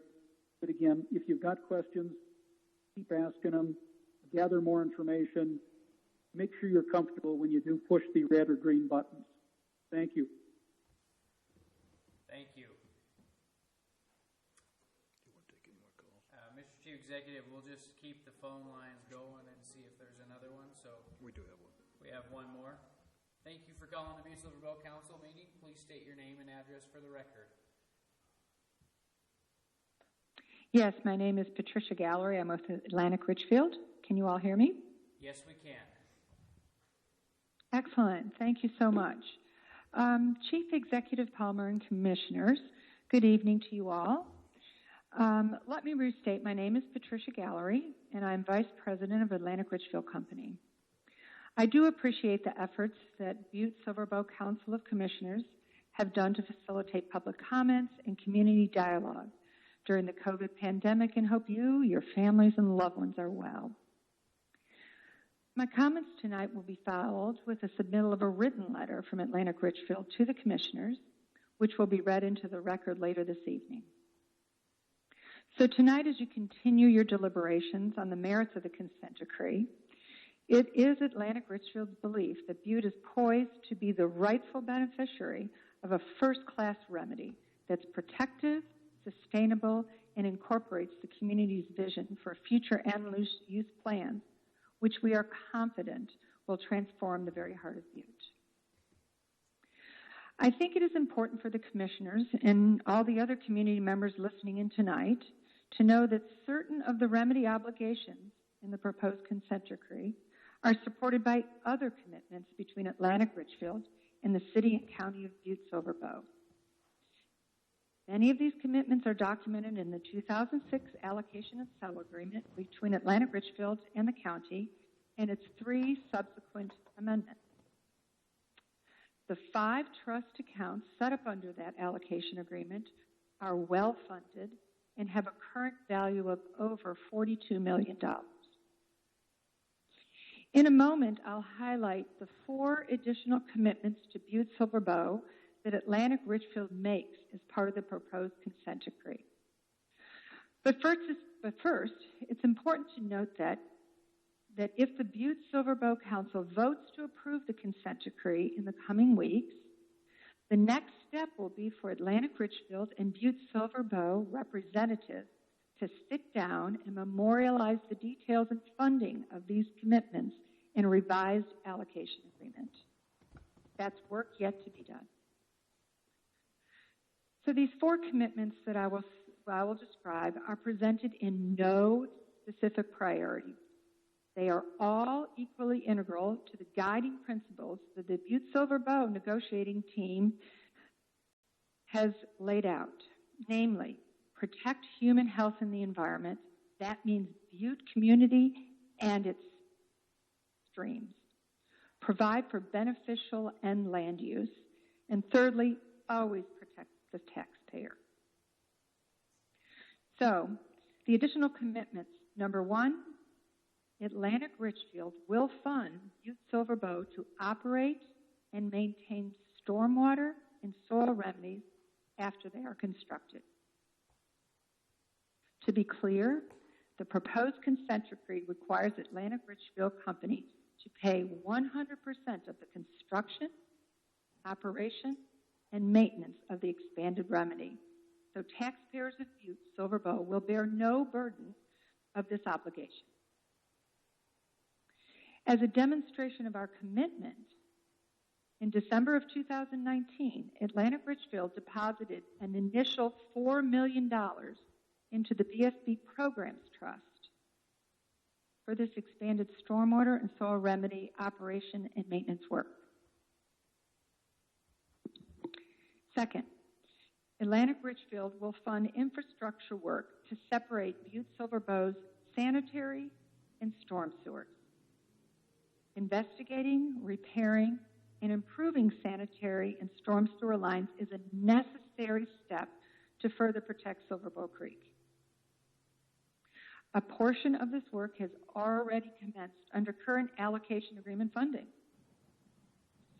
Atlantic Richfield has committed a further $10.6 million, that's net present value, in additional funds to Silver Bow Creek for this program. Third, Atlantic Richfield will fund end land use features. There was strong community support for the creation of additional park and recreational areas within the Blacktail and Silver Bow Creek corridor during all the outreach meetings with the community. The proposed consent decree includes a very high-level description of these anticipated end uses. We acknowledge the feedback that the renderings and posters are conceptual. Atlantic Richfield commits to build the amenities described in the end land use addendum, recognizing, however, they will need to be further developed in coordination with final remedy design and work plans. Our commitment further extends to supplement the current funding that AR already provides for BSB park maintenance to include support for maintaining these amenities as well. Fourth, Atlantic Richfield will fund expansion of the Residential Metals Abatement Program, RMAP for short. The expanded RMAP is not included in the proposed consent decree. That is because EPA's investigation of the extent and sources of metals in the expanded area is still underway. But progress is not halted while that investigation continues. Atlantic Richfield and Butte-Silver Bow will implement the expanded RMAP under an updated EPA unilateral administrative As another demonstration of our commitment, in late 2019, Atlantic Richfield deposited an additional $4 million into BSB RMAP trust account to support the current and expanded work.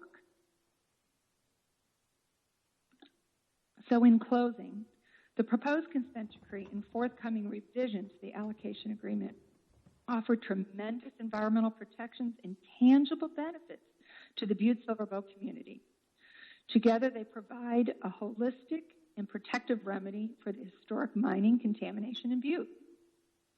They place the cost of the remedy work on Atlantic Richfield, not Butte-Silver Bow taxpayer, and they transform abandoned industrial areas into parks and outdoor space the community can enjoy for many generations to come. As always, I make myself and the entire Atlantic Richfield staff in Butte available for any questions you may have. A very sincere thank you for your time tonight. Thank you, Patricia. Mr. Chief Executive, we have one more on the line, so we'll just keep going. Thank you for calling the Butte-Silver. Eric, put your speaker closer to you. Thank you, Mr. Hello? Thank you for calling the Butte-Silver Bow Council of Commissioners meeting. Please state your name and address for the record. John W. Ray, 915 West Galena. Welcome. Yes, my name is John W. Ray, 915 West Galena. And I've provided written comments that I guess you'll get to sometime tonight, but after listening to the first, hour and 10 minutes, I did want to make a few brief comments in response.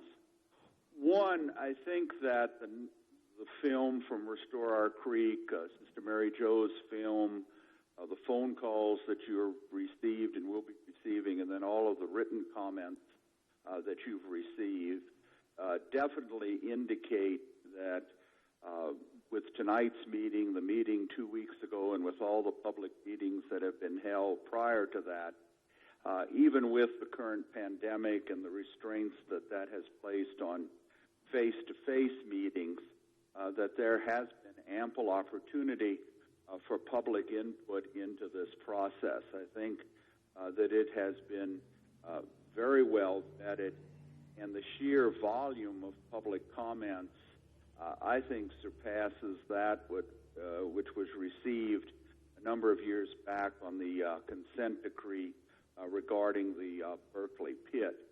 So I think we can kind of put that issue to rest, whether there's been adequate opportunity for public comment. I think there has been. I think the council has done an exemplary job in providing venues, given the constraints of the coronavirus pandemic, for public input. And I don't think it really makes any sense anymore to argue that when we need to wait for face-to-face meetings to come again before the council can make a decision. Secondly, I would make the argument that, again, if one looks at the effort that went into negotiating this consent decree, and the status of a consent decree is an agreement between the parties, and the fact that any changes in the consent decree mean that you have to go back to renegotiation that may or may not be successful, I think that the council is still faced with the question, would the absence of the current consent decree make a restored creek more or less likely? And I can assure you that if, because of requests for major changes, we lose this consent decree and we have to go to a unilateral order issued by EPA, that the chances of a restored creek in the future will be nil, because what EPA would order under a unilateral order, while being protective of human health and the environment, would not provide all of the preparatory work that is going to be done under the CD that would make a consent decree much more likely. I think a couple of other things very, very briefly. Opportunities do exist after the consent decree is signed when it comes to design of remedy implementation and the actual implementation of remedy to accommodate any of the concerns that have been expressed earlier this evening. And so I don't think that approving the consent decree means that these concerns can't be considered.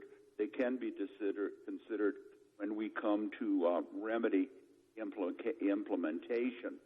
I also think that it's important to remember that in terms of a memorandum of understanding, it's pretty clear, and I've checked on this, that EPA cannot be a part of a formal memorandum of understanding to attach to a consent decree. So their activity is off the table. ARCO cannot be required to negotiate or participate in a memorandum of understanding, so that part's off the table.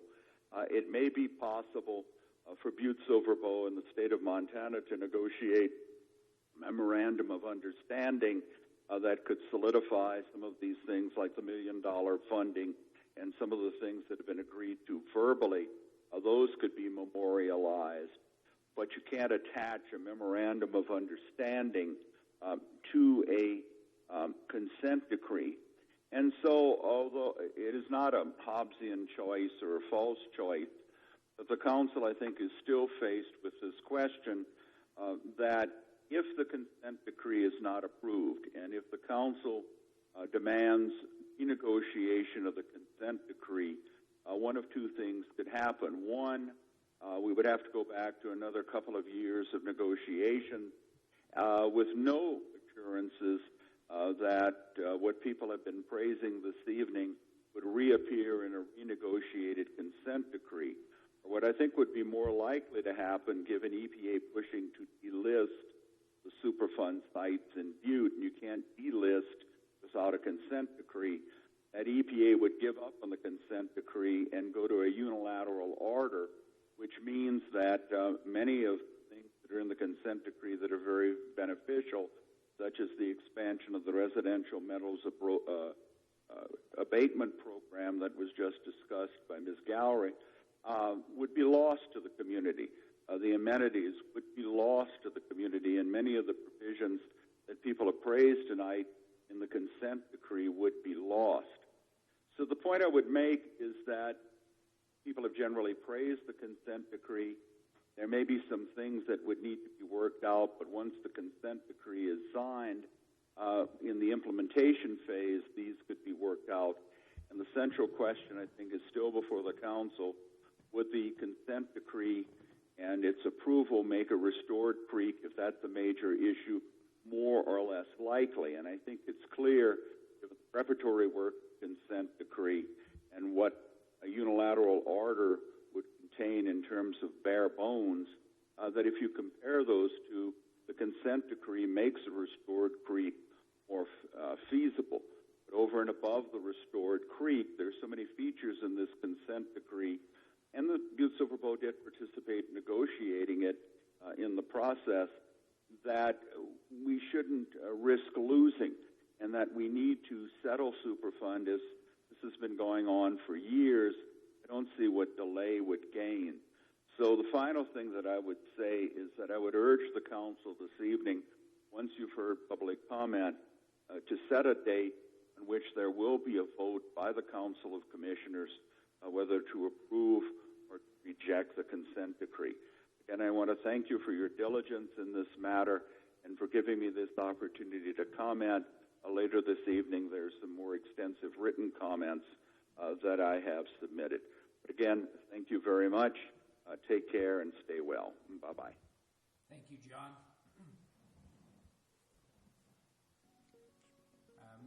Mr. Chief Executive, there is one more phone call, so we will take that. Thank you for calling the Butte-Silver Council of Commissioners meeting. Please state your name and address for the record. Yeah, this is Joe Griffin, and I live at 1121 West Diamond. Can you hear me all right, John? Yes, Joe, I can. Thank you. Okay.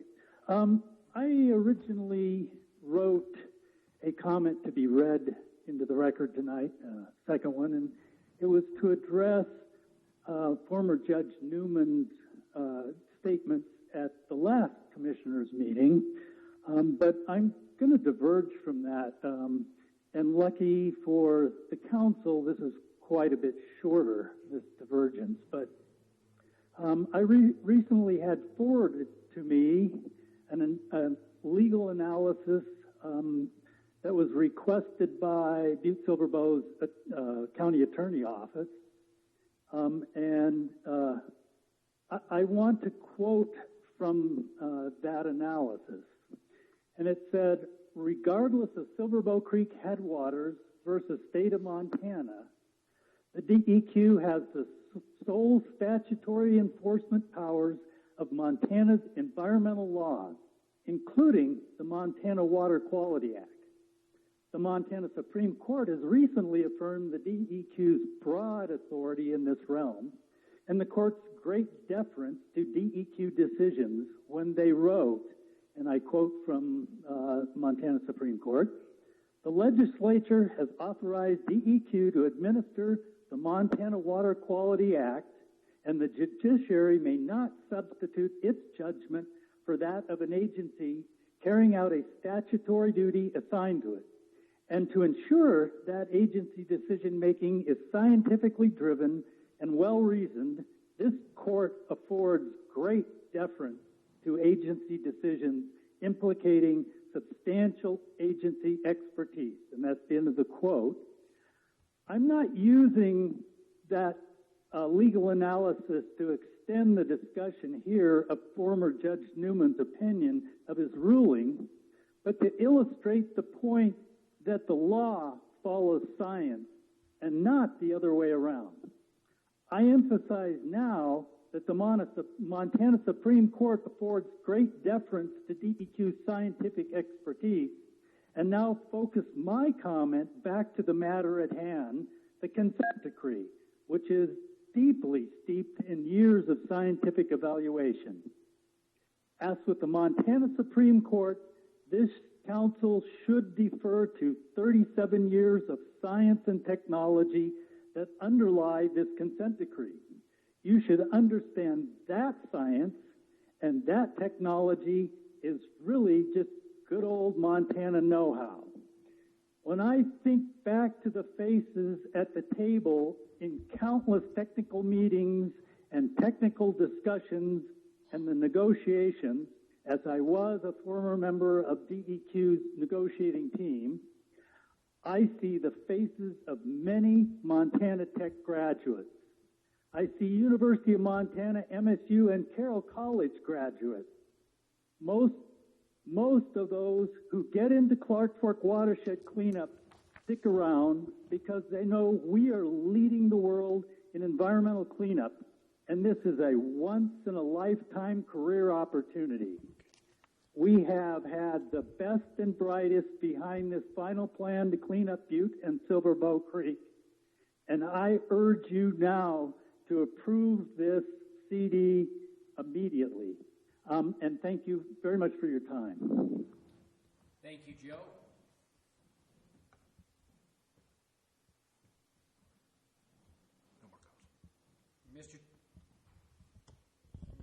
Mr. Chief Executive, that looks like it concludes all the phone calls that we have tonight. So do you want me to just continue reading? Yeah, we may as well continue with the letters.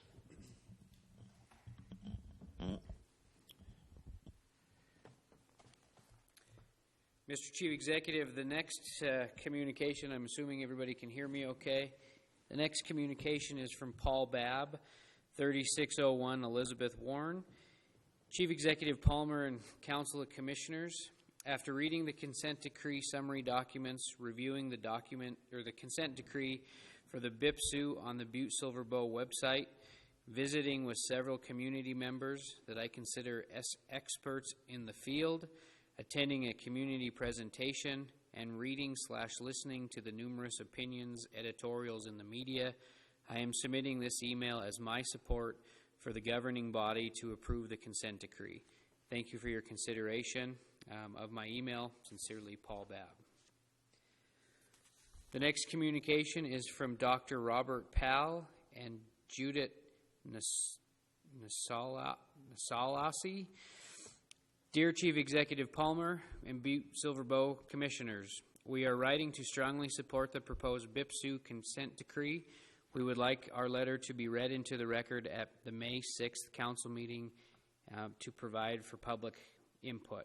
I, Dr. Robert Powell, have been directing the NRDP-funded Native Plant Restoration Program at Montana Tech and have been working on Butte's restoration efforts since 2015. I am writing to you as a Butte citizen and not reflecting my official position. I was also part of the public visioning meetings in the past couple of years, and I know how excited the public has been about the plans, and I'm sure they cannot wait for their realization. Butte needs this CD and cannot afford to lose the progression of the unique opportunity and the funding associated with it.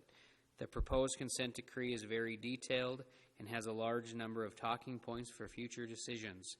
It is a vital plan for Butte's cleanup.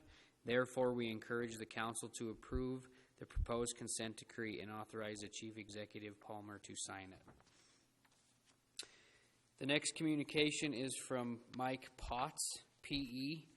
Good afternoon. I second Mary that a large majority of us with Joe Griffin on these topics. I have strong feelings on these topics as well.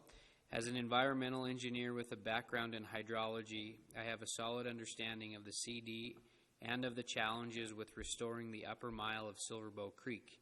As a native Montanan, but a non-native to Butte, I have made a conscientious choice to live here, buy a home here, raise my kids here, and to even start a business here. So I'm fully committed and invested in this amazing community, and I absolutely want what's best for Butte. Here's my take. Retired Judge Newman ruled that the MSD should be renamed Silverbow Creek on a legal technicality, not a science. The first mile, and that's in parentheses, is a line channel constructed by man, disconnected from groundwater base flow, with no upstream base flow, with the sole purpose of conveying storm water out of an urban watershed. This is why it was called a metro storm drain and not a creek. This channel could be best be called an ephemeral drainage and does not meet a single criteria that a hydrologist would use to classify it as a stream. I agree that the approval of the CD is by far the best option, and I want to see the community move forward and get the end land use that we have been promised. My opinion is that a free-flowing creek, which would come out of a pipe, makes no sense. Just say it out loud and think for a moment. ROCC's own vision statement says, parentheses, or quotes, our vision of the restored Silverbow Creek corridor is of a thriving natural ecology featuring innovative green infrastructure, recreation spaces, cultural programs, educational opportunities, and facilities to form a resilient ecosystem that brings together nature, culture, and community, end quotes. This is exactly what is proposed in the end land use plans that will follow a CD and won't happen if the CD is not approved, and we will default to a UAO. When you look at the end land use and factor in that the remedy requires the retainment and the detainment of impacted stormwater to protect the actual free-flowing creek that we already have, I think the CD remedy will check off all of ROCC's boxes. ROCC has a great vision for the corridor, and a fake creek doesn't need to be a part of it to be amazing. I personally think that that very few individuals who are well-connected and very vocal are pushing for something they don't fully understand. They don't seem to understand the technical challenges with building a creek at 0.08% grade that would cross roads, utilities, and storm water ditches in multiple locations in an urban watershed around the Superfund project. These few individuals seem to have lost sight of their own vision statement and have become obsessed with a short section of a fake creek in a lined channel. A consent decree is by its very nature a compromise, So let's all agree that while not perfect, it is by far the best option to the alternative UAO, where we would all lose. I encourage the council to listen to the entire public comment and the experts and not just a few loud voices. Respectively, Mike S. Potts, P.E. The next communication is from Jim Fay, BSB resident, interested and concerned citizen of this governmental unit of Butte-Silver Bow, May 4th, 2020. BSB Council of Commissioners, Chief Executive, related departments, and interested individuals. For the public record, comments on the consent decree presently before the Council for recommendation to the Chief Executive of Butte-Silver Bow. I am mostly in favor of the currently proposed consent decree with certain reservations. The proposed decree goes beyond simple remediation and includes substantial restorations that will provide positive ameliorations to the citizenry and our community and will be an attraction to other Montanans and those from other states and nations. It will be an enhancement to families, providing them with easy access to trails, trees, grassy areas, and waters to relax by and be refreshed, places for entertainments and festivals, opportunities for the business sector to provide services, employment, and increase our tax base. A final effort to remove toxic wastes that have negatively affected so many lives. The Washoe smelter ceased operation 40 years ago this coming September, followed by the cessation of the mining a couple of years later and shutting off the pumps that caused water to rise underground and in the Berkeley pit. Unemployment in Butte and Anaconda was among the highest in the state for a decade or longer. We went through increased levels of our communities being more dependent upon state and federal relief with areas in the state affected by the downturn in logging, railroads, and agriculture. Our public assistant roles were the highest in the state for a significant period of time. People struggled without the resources for employment. The government lost close to a third of its tax base, and the business community lost accounts and revenue due to the economic situation. Many citizens suffered with ill health caused by previous employment, unemployment, environmental conditions, and negative social factors due to accompanying ills of industrialization, such as alcoholism, drug addiction, depression, death and disability, lack of economic opportunities and incentives, an inability to meet health standards, and lack of funds to upgrade or repair property. We have seen a partial turnaround of some of the negative trends. Some remain to be addressed. BP ARCO cannot do it all. BSB, the government, its departments, the community, health concerns, social concerns, business concerns must band together and address these situations as we move forward. Otherwise, external improvements won't change underlying issues. Many of these issues are a direct result of the industrialization of Butte and have also been experienced in similar communities. The consent decree cannot fix everything, but it is an encouraging event, sign, offer for many that have struggled to remain a sense of community. In bold, what is not addressed is the restoration of Silver Bow Creek. This is a big ask and a serious concern by many in Butte. I have attended meetings, read documents, made my own observations, and talked to a lot of people. I've heard we don't have enough drop in elevation for the creek to flow properly. I have been told the temperature of the water from the polishing plant is too hot and will kill fish if it's added to the restored Silver Bow Creek. I've been told there are too many utility lines above ground and underground near the historic stream channel. I think it is worth considering putting the utilities lines underground and closing parts of George Street. Some folks have said a creek can only run in warm weather and would have to be shut off during freezing weather. The original creek ran year-round. I don't know if all this is true, but I do know a creek once flowed freely through the city before opening the Berkeley pit. So I asked the following questions. I don't know if they have been answered, and I haven't heard them addressed. Could a series of narrow impoundments between Texas Avenue and Oregon be used, each dropping a foot or a foot and a half to increase the head height of the water and thus increasing the flow from Texas to Oregon? These could be attractive enhancements. They could be used as fish ponds or floating on inner tubes, leading to a free-flowing creek from Oregon to Montana. If the polishing plant is too hot, the water to be used by MR and in turn BSB could use some stormwater instead to provide colder flow into the restored Silverbow Creek. There is a better path across the diggings and the tailings areas that wouldn't have to cross as many utility lines. That was a question mark. Could the historic Silverbow Creek Channel Metro Storm Drain be modified to let the creek flow there? Would that create a problem with the French drain running underground? Could access to the drain be raised or extended to prevent inflows? What about the possibility of joining a restored modified Silverbow Creek to Blacktail Bell Creek near Oregon or Kaw Avenue? Could an alternative route or Silverbow Creek run through Commissioner Districts 4, 3, and 2? Question mark. It could flow of Texas to Clark's Park, become a meandering stream through Clark's Park and down Georgia behind Warinen's Richards, then down Florence to the rear of Massachusetts Street Safeway, and on down to Father Sheehan Park and the Blacktail Creek. It could go underground in areas or a portion of the streets involved, become on a way with the creek channel running down one side with the least number of residents being affected. I think if many of these issues are explored fully, it will lead to a restored and remediated free-flowing Silverbow Creek. I believe that what is needed is for groups to be informed, representing those who are passionate and these issues to meet and solve issues to leading to a return of Silverbow Creek. County, citizens, experts in hydrology, land use, land ownership, community interest, and responsible parties.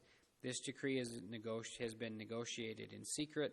I don't know that the interests in restoring our creek have been represented at the table where this decree has been negotiated. Sure, all this could happen later after the decree is signed, but the significant resources and assets can be saved if the work of the decree and the work of restoring our creek could be completed together with responsible, sincere collaboration, consultation, and respect for the wishes of all of our community. We must all be a part of this. It won't happen if there is just the responsible parties, because for most part they won't be in Butte for the next 100 years. It will take everybody working together, all interests represented. Thus, I am asking that a caveat codicil side agreement, whatever the appropriate legal term is, to ensure all interests are heard and recognized to fully explore how Silverbow Creek can once again come to be. We can agree to let the work of the CD to go forward with the proviso that all parties agree to continue to negotiate, collaborate openly, and community involvement beyond and presently identified responsible parties, because if this isn't approved before the consent decree is signed, we all become irresponsible, unrepresentative parties to this agreement. Brainstorming of ideas as everything is on the table, respect of other, consideration for those who haven't been able to participate or cannot participate. I would also add that, as I stated earlier, this is up to us, the citizens of this community, to make this happen. There are additional resources available. There are funds from the federal government for land and water conservation, LWCF, recently reinstated with support of the U.S. senators that can address areas involving restoration of land and water, for instance, some of the areas around Blacktail. Creek corridors, such as purchasing property to extend public ownership of land, areas adjoining the creek, planting shelter belts, the south side of the creek to mask some of the highway noise, creating a more friendly environment for the birds and the waterfowl, community transportation enhancement program, CTEP, funds to improve walking, biking, and running opportunities in our community, such as pedestrian bridge on South Montana to connect present and future walking trails. I would also be remiss if I did not mention how great a job the Greenway Commission has done in establishing a network of trails between Butte and Anaconda along the recently restored Silverbow Creek at Whiskey Gulch to Ramsey and ADLC north of Fairmont to the Crackerville Road. There are gaps that need to be finished. Permission needs to be granted from the landowners. Other issues need to be resolved. Let us put our heads together and solve these issues also. The National Rails to Trails Association has recently created the Great American Trail, running from Washington State to Washington, D.C. Some of it is completed, some of it isn't. Butte-Silverbow's Greenway Trail is part of the trail, as well as our Milwaukee Trail segment in Thompson Park. This will bring people to Butte and includes recreational and economic opportunities for us in Butte. We need to make these routes continuous by completing them. This will allow more bike races to occur. Washington to D.C. bike riders will pass here as well as through the walkers, just as they are through walkers and biking following the Continental Trail, CDT, through Butte every year. We could have a Butte to Anaconda Marathon for walkers and runners. Let's get her done, Butte. Let's put the rocks in the box and tap her light. Thank you for your hard work and consideration of these thoughts and those of others, respectively, Jim Fay. The next one is from Casey Hackathorn from the Upper Clark Fork Program Manager. Hello all. Thank you everyone for your thoughtful comments and for initiating this important dialogue. Trout Unlimited recognizes and applauds the efforts of ROCC and the community members that contributed to the solid version of the restored Silverbow Creek corridor with a thriving natural ecology bringing together nature, cultural, and community. We participated in developing that vision and believe it is the purpose ROCC's effort galvanized support for action when it was needed and arguably pushed the BIPSU consent decree to the finish line. Thank you. CD has been long overdue, and it's time to begin the remedy that Butte deserves. What is equally important for Butte is also to get the restoration that it deserves. The conceptual designs that have been floated to date fall far short of ROCC's vision for thriving ecology and community. A lined channel without connection to groundwater or surface water would not resemble the stream that Butte rallied to revive. This approach could saddle the community with perpetual operation and maintenance costs, potentially undermine remedy, and put meaningful restoration in the watershed at risk. The remedial actions that BIPSU consent decree supports are the first necessary steps to the meaningful remedy and the restoration on the Butte Hill. We are hopeful that the community energy can be redirected towards ensuring effective implementation of the plan and engaging stakeholders to determine the future restoration actions. Trout Unlimited continues to support community-driven restoration in Butte, but a pragmatic, science-driven alternative analysis is the next necessary step to ensure that any approach selected for restoration of the upper Silverbow Creek corridor provides the highest likelihood of long-term success given the limited restoration funds available in the basin. In the meantime, there is a living, breathing, free-flowing stream that runs right through Butte. Silverbow Creek from its headwaters in Blacktail all the way to Warm Springs Pond is underutilized gem that could still use all the love it can get.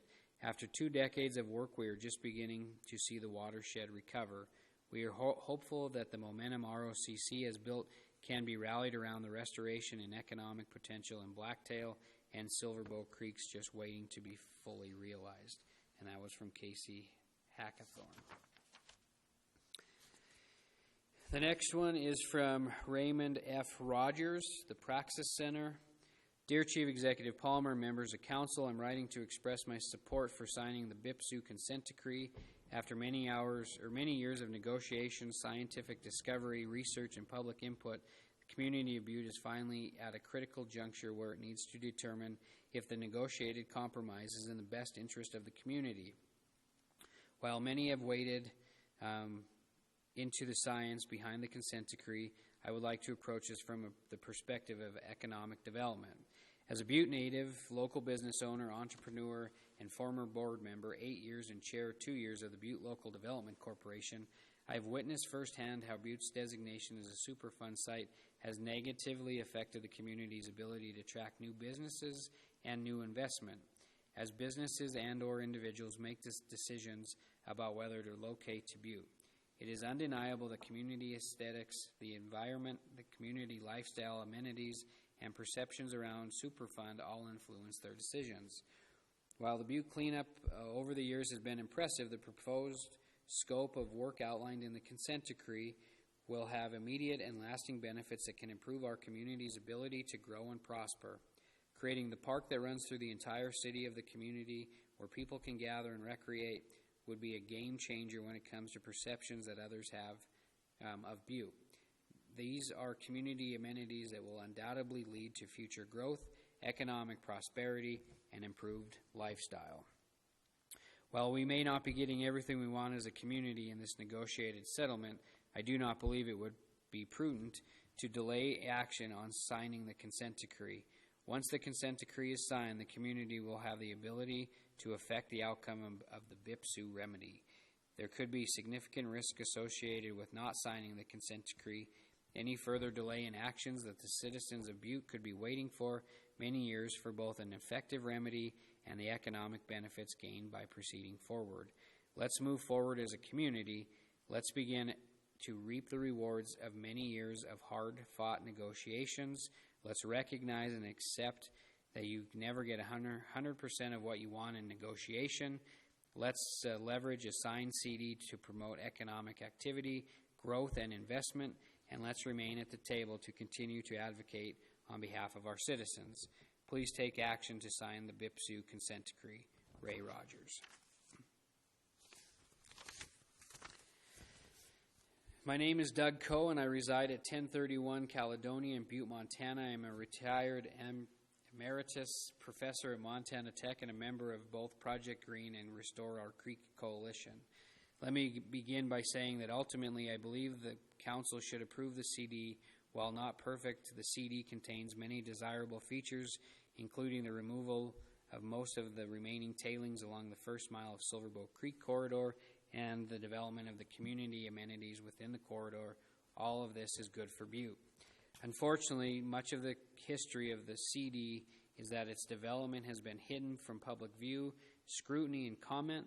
Now in the final hour, the Council has also largely been kept in the dark, is being asked to vote up or down the CD, which seemingly leaves little apparent opportunity to affect the CD as it currently stands. In my opinion, not so. The Council has choices.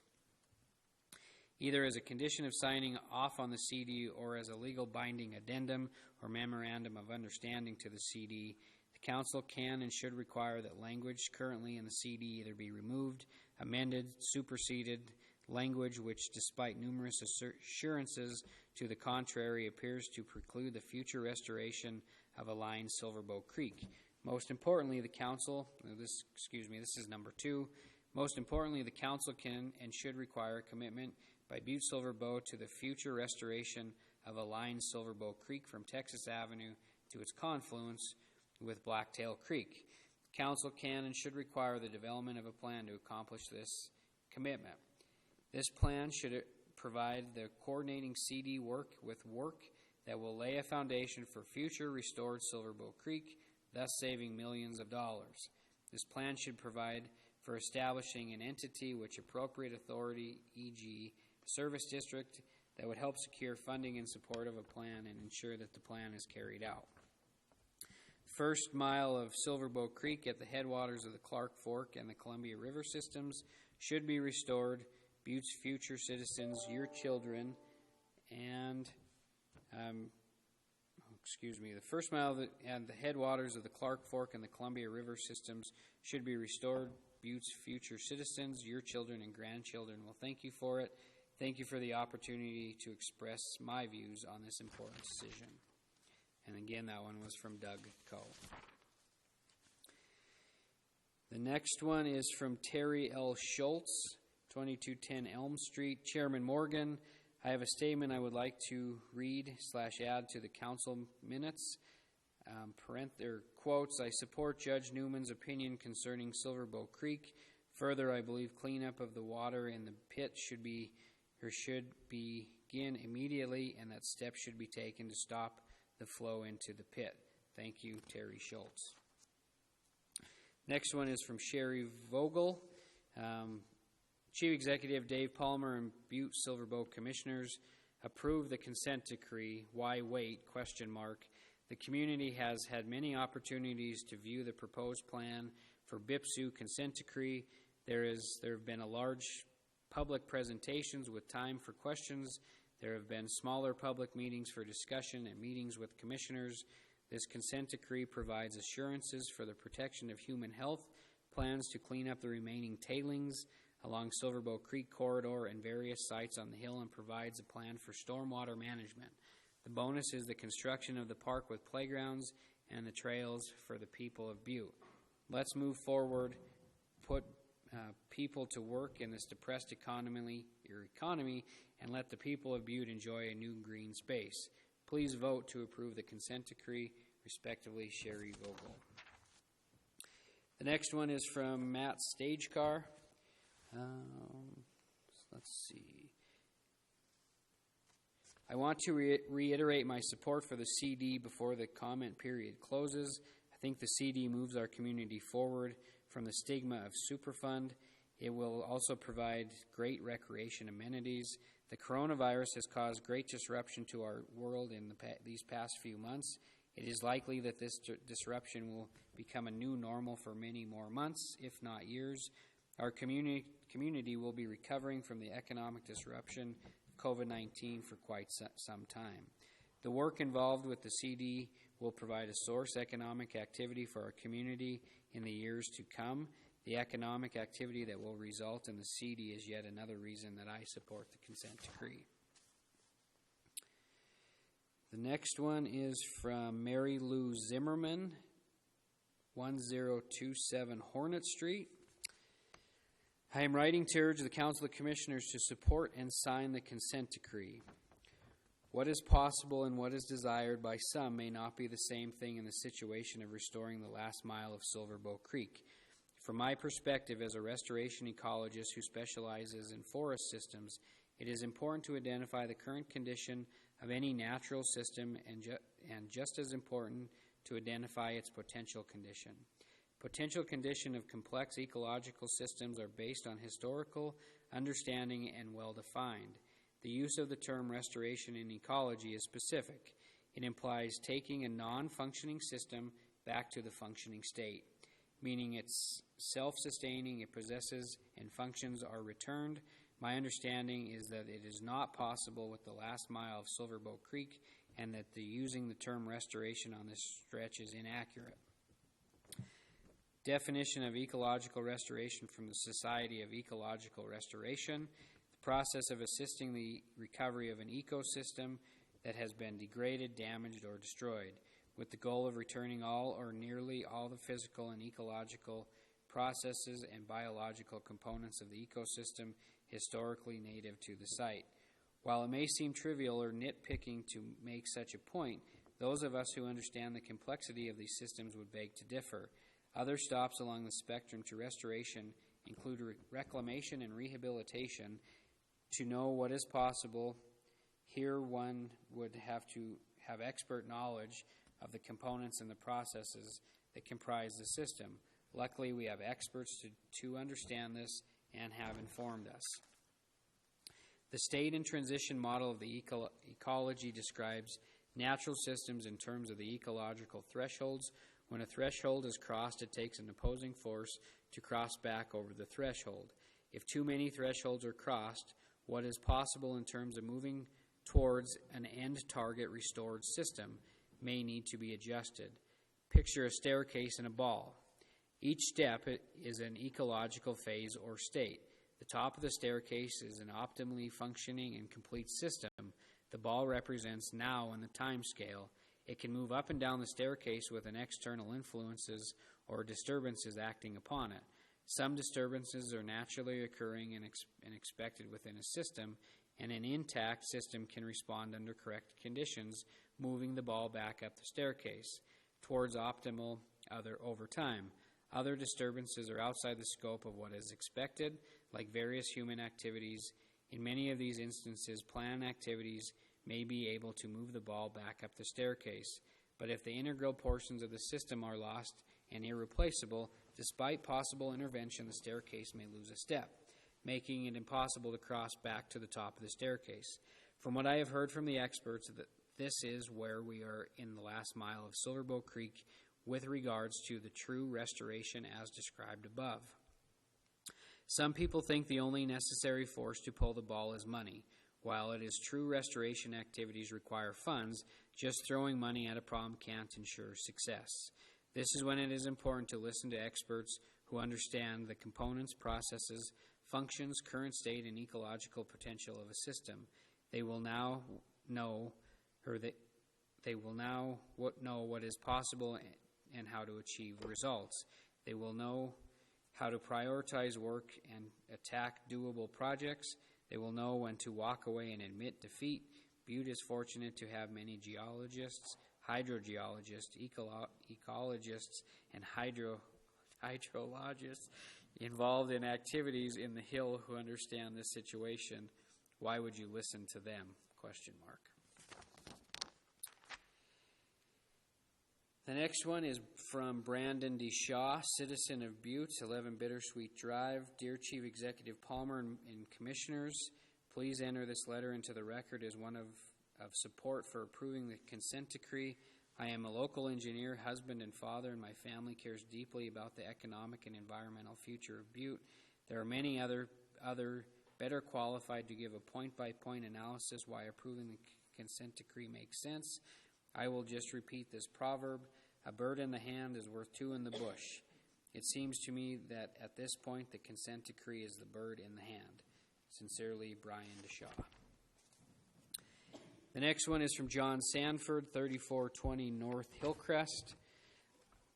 Comments to the consent decree. I support the consent decree from what I have learned from the public meetings and I have attended at the City Coffee and the Butte Brewery, and want to express gratitude for the knowledge I have gained from the contributors at these meetings, especially for the explanations I have received from Julia Crane from Butte-Silver Bow and Dave Williams from the Citizens Technical Environmental Committee.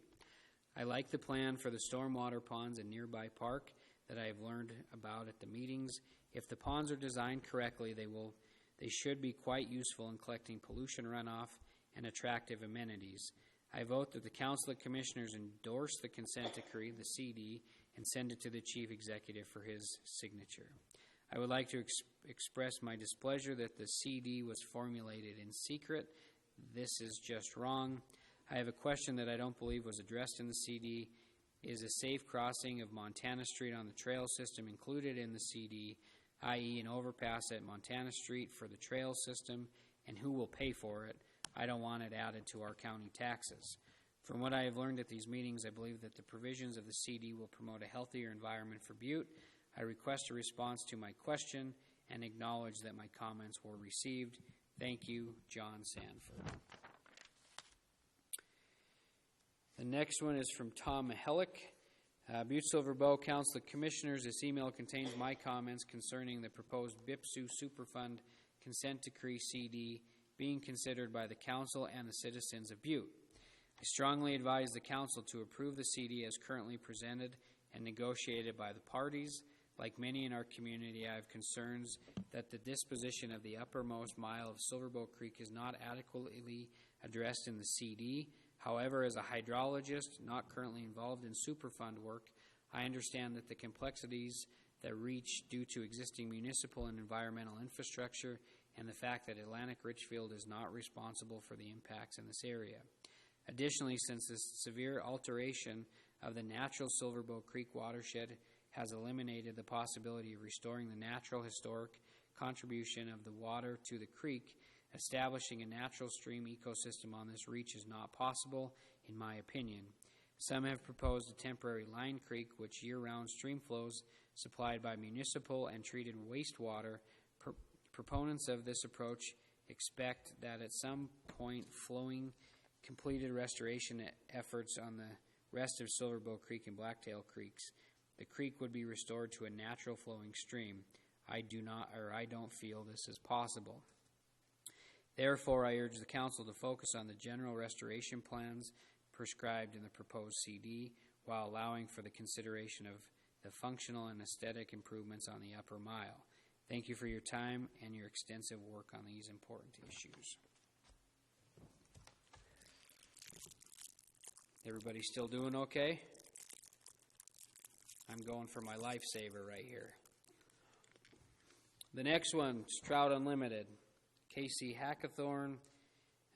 Support for the approval of the BIPSU consent decree. Chief Executive Palmer, Chairman Morgan, and Commissioners, please accept the following comments for the record. Trout Unlimited supports the approval of the BIPSU consent decree. This agreement is long overdue, and it's time to begin implementing the remedy that Butte deserves. The consent decree offers the best path forward for effective cleanup in the upper Silverbow Creek corridor and protection of the water resources in Butte. The remedial actions that the consent decree supports are necessary steps to meaningful remedy and restoration on the Butte Hill. We are hopeful that the remarkable community energy generated to get here can now be focused on ensuring effective implementation and on working with stakeholders to determine future restoration actions in the upper Silver Bow Creek corridor. Trout Unlimited urges the Council to continue engaging the community in these important decisions. Thank you for your consideration. The next one is from Clark Fork Coalition. Chief Executive Palmer and Commissioners, thank you for the opportunity to comment on the consent decree for the Butte Priority Soils Operable Unit. The Clark Fork Coalition, CFC, has been engaged in the Superfund processes in the Upper Clark Fork for 35 years. As an organization dedicated to protecting and restoring the Clark Fork watershed, we have a deep vested interest in the final plan for the river's headwaters on the Butte Hill. We are very pleased that the day has finally arrived when we can stop planning and begin the difficult and long overdue cleanup in Butte. We commend and thank the county for its many years of hard work in making this day a reality. There is much to like about the consent decree. It will kickstart cleanup activities that will significantly improve the health and functioning of Blacktail and Silver Bow Creeks, and it will mitigate the impacts of contaminated stormwater that continues to periodically plague water quality in Butte or in Silver Bow Creek and the Warm Springs ponds downstream. Most importantly, the consent decree gives the community a seat at the table and the capacity to shape a new future for Butte. Perhaps the most difficult part of the decision before you is the fate of the upper Silver Bow Creek. The consent decree over which you now deliberate owes its very existence in large measure to the passion, commitment, and tenacity of the community members who have fought on behalf of the long-suffering stream and for the city through which it was once flowed. We are all in their debt, and like them, the Clark Fork Coalition would prefer to see Upper Silver Bow Creek restored to its pre-mining condition. However, it has become increasingly clear that such restoration is technically infeasible under any realistic scenario. Separated forever from groundwater by liners, dependent on a system of pumps for water it carries, Upper Silver Bow Creek, as currently envisioned, would, we fear, be more fountain than stream. The limited ecological and social benefits that would argue from which such a project are unlikely to be worth the vast expenditures required to achieve and maintain them. We think these energies would be more productively invested in the proposed Silver Bow Creek conservation area, Blacktail Creek, and Lower Silver Bow Creek, and that approval of the consent decree would be derailed by a protracted fight over the Upper Silver Bow Creek. We urge you to sign. Sincerely, Karen Knutson.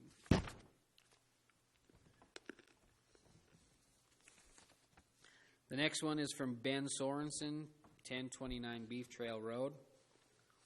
Butte-Silver Bow, Council of Commissioners, I am writing this letter in support of Butte-Silver Bow entering the proposed consent decree CD for the Butte Priority Soils Operable Unit with Atlantic Richfield Company as outlined in civil action number CV 89-039-BU-SEH. After reviewing the CD, I have arrived at an obvious conclusion. The residents of Butte-Silver Bow have been presented with a carefully designed and very generous opportunity that can bring an end to the remediation story that has been playing out since EPA placed the BIPSU on the national priorities list more than 30 years ago. I have lived in Butte for the past 18 years and have watched managers and administrations work diligently towards a final cleanup design and agreement. I have watched and listened to the project managers at AR, DEQ, and EPA work closely with the stakeholders to move towards an end goal of restoration and protection. I've seen gradual progress as reclamation projects are designed and completed throughout the BIPSU, each one improving the condition of the area, but collectively falling short of a well-deserved end product. As an educated and concerned resident of this community, I am convinced that the implementation of this CD will expedite and finalize remediation of the BIPSU It will provide the citizens of Butte-Silver Bow an extraordinary series of public parks, greenways, water features, and an amphitheater that will be long enjoyed by residents of, visitors to, the mining city. It takes very little imagination to realize the many potential benefits that would be created should the conceptual design become a reality. I believe that it has been presented is a scientifically sound and amenity-rich plan representing countless hours of research, investigation, cooperation, and anticipation. I will close this letter by encouraging each of you to move forward with entering into the proposed CD.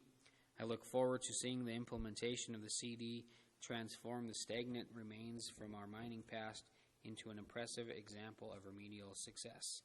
Thanks for all that you do, and best regards, Ben Sorensen.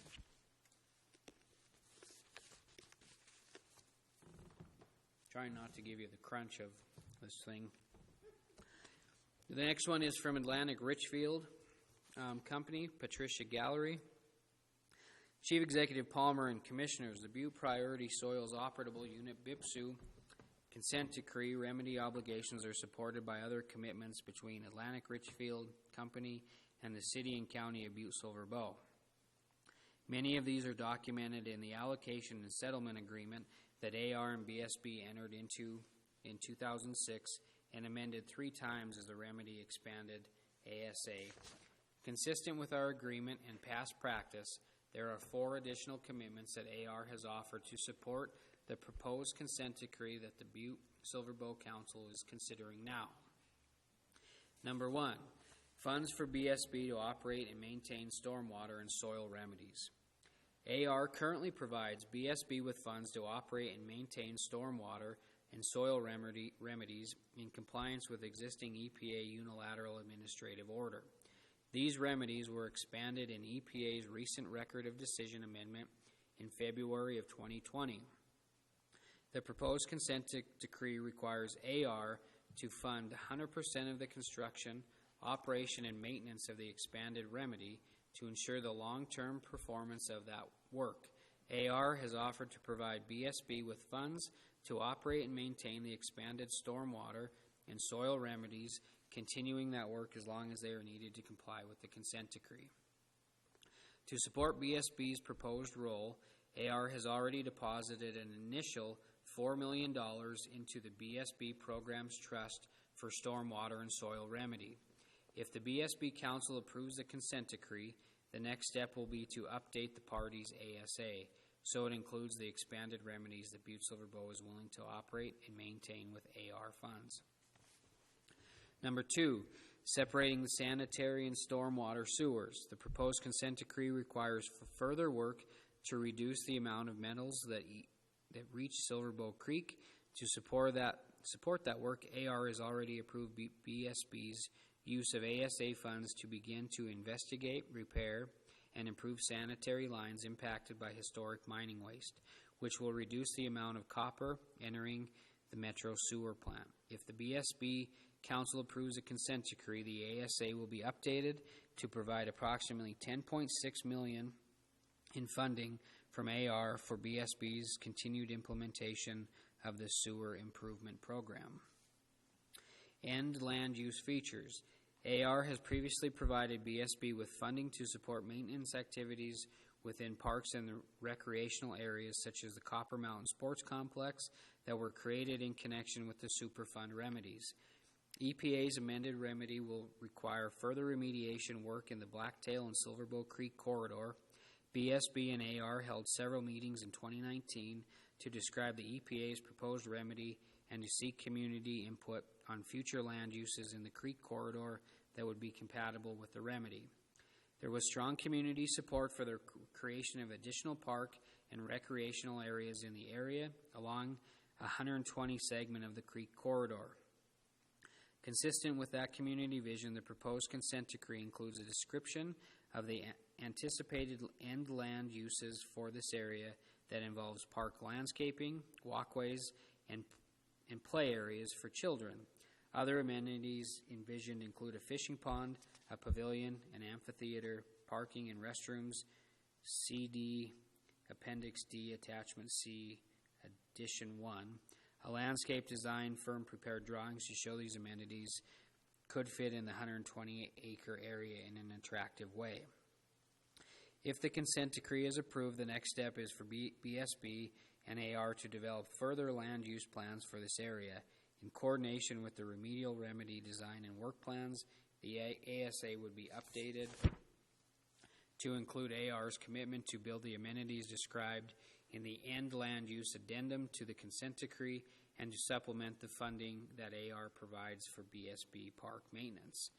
4. Residential Metals Abatement Program, also known as RMAP. EPA amended remedy February of 2020 expands the Residential Metals Abatement Program, RMAP, beyond its current boundaries.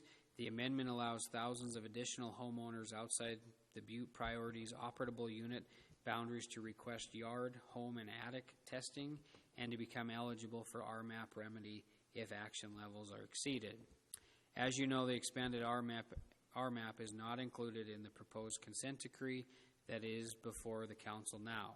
EPA's investigation to the extent and sources of the metals in the expanded area is underway, and the parties are still gathering information needed to determine the sources and responsibility for the contamination in the expanded area. While the investigation is underway, AR and Butte-Silver Bow have committed to implement and expand the RMAP under an updated EPA unilateral administrative order. AR has deposited an additional $4 million into the BSB RMAP trust account to support that work.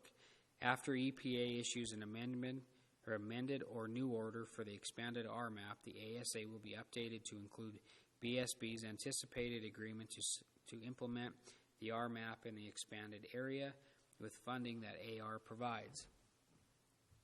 Summary: EPA's amended remedy will complete the comprehensive cleanup of historic mining contamination in Butte that has progressed since the 1990s. The proposed consent decree seeks to allocate the cost that amended the remedy to AR rather than to the Butte-Silver Bow community or taxpayers. This is a generous settlement that goes well beyond the remedy work that could be required under federal and state law. It includes AR's commitment to fund over $150 million in future environmental remedy, restoration, and other land use development costs. If the consent decree is approved, environmental conditions on Butte Hill and the Creek Corridor will continue to improve, and portions of the Creek Corridor will be transformed from abandoned industrial areas into parks and a recreational outdoor space that the community can use and enjoy. AR encourages the Butte-Silver Bow Council to approve the consent decree and requests that this letter be read into the record during the Council of Commissioners meeting scheduled for May 6, 2020. AR looks forward to continuing our partnership with BSB in implementing the expanded remedy under the consent decree, as well as the additional work outside the consent decree as described in this letter. At this time, I'm going to ask Colleen just to take a couple of these and read, and then I will be back. Next one is from Chris Gammons, Chief Executive, John Morgan, Council Chair, Butte-Silver Bow Council Commissioners, Butte-Silver Bow Government, May 4th, 2020. I support the proposed Butte Priority Soils consent decree and hope that it is approved. I am a PhD geochemist and a hydrogeologist, as well as an outdoor recreationist. In my research as a professor, I spend a lot of time studying mine waters and mine waste. In my spare time, I spend a lot of time fly fishing and hiking in the hills around Butte. The actions in the proposed CD will enhance the MSD Blacktail Creek, Upper Silver Bow Creek corridor, both from the standpoint of aesthetics and, more importantly, the health of the watershed. The proposed wetlands and stormwater retention basins are important features that will help limit the surge of metal-laden silt into the creek that happens every time we get a storm event. Removal of the additional buried tailings along George Street and the MSD will lessen the load of the metals that eventually make its way to the Silver Bow Creek. The proposed CD design includes new green space for wildlife and hiking trails for the enjoyment of Butte citizens and visitors to our city. Although many members of the Restored Our Creek movement are friends of mine, I disagree with their proposal to build a flowing stream over what is now the MSD.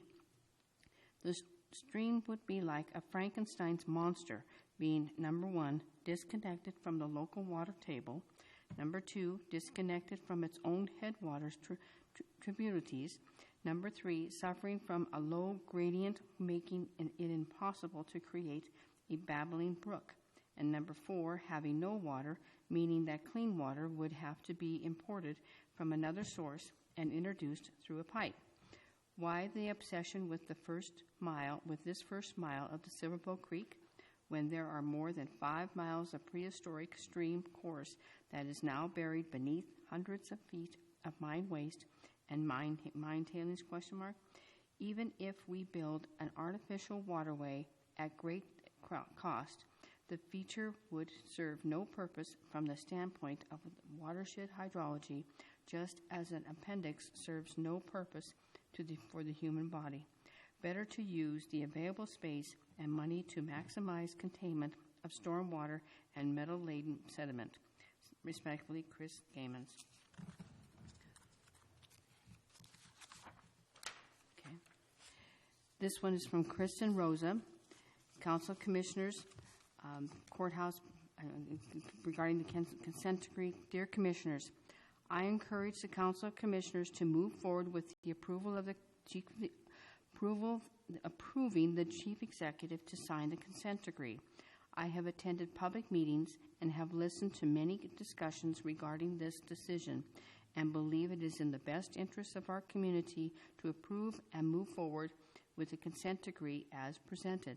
The waste removals and amenities are good for Butte, its economy and reputation. There is no need to wait on this important decision. Thank you for your attention, Kristen Rosa. This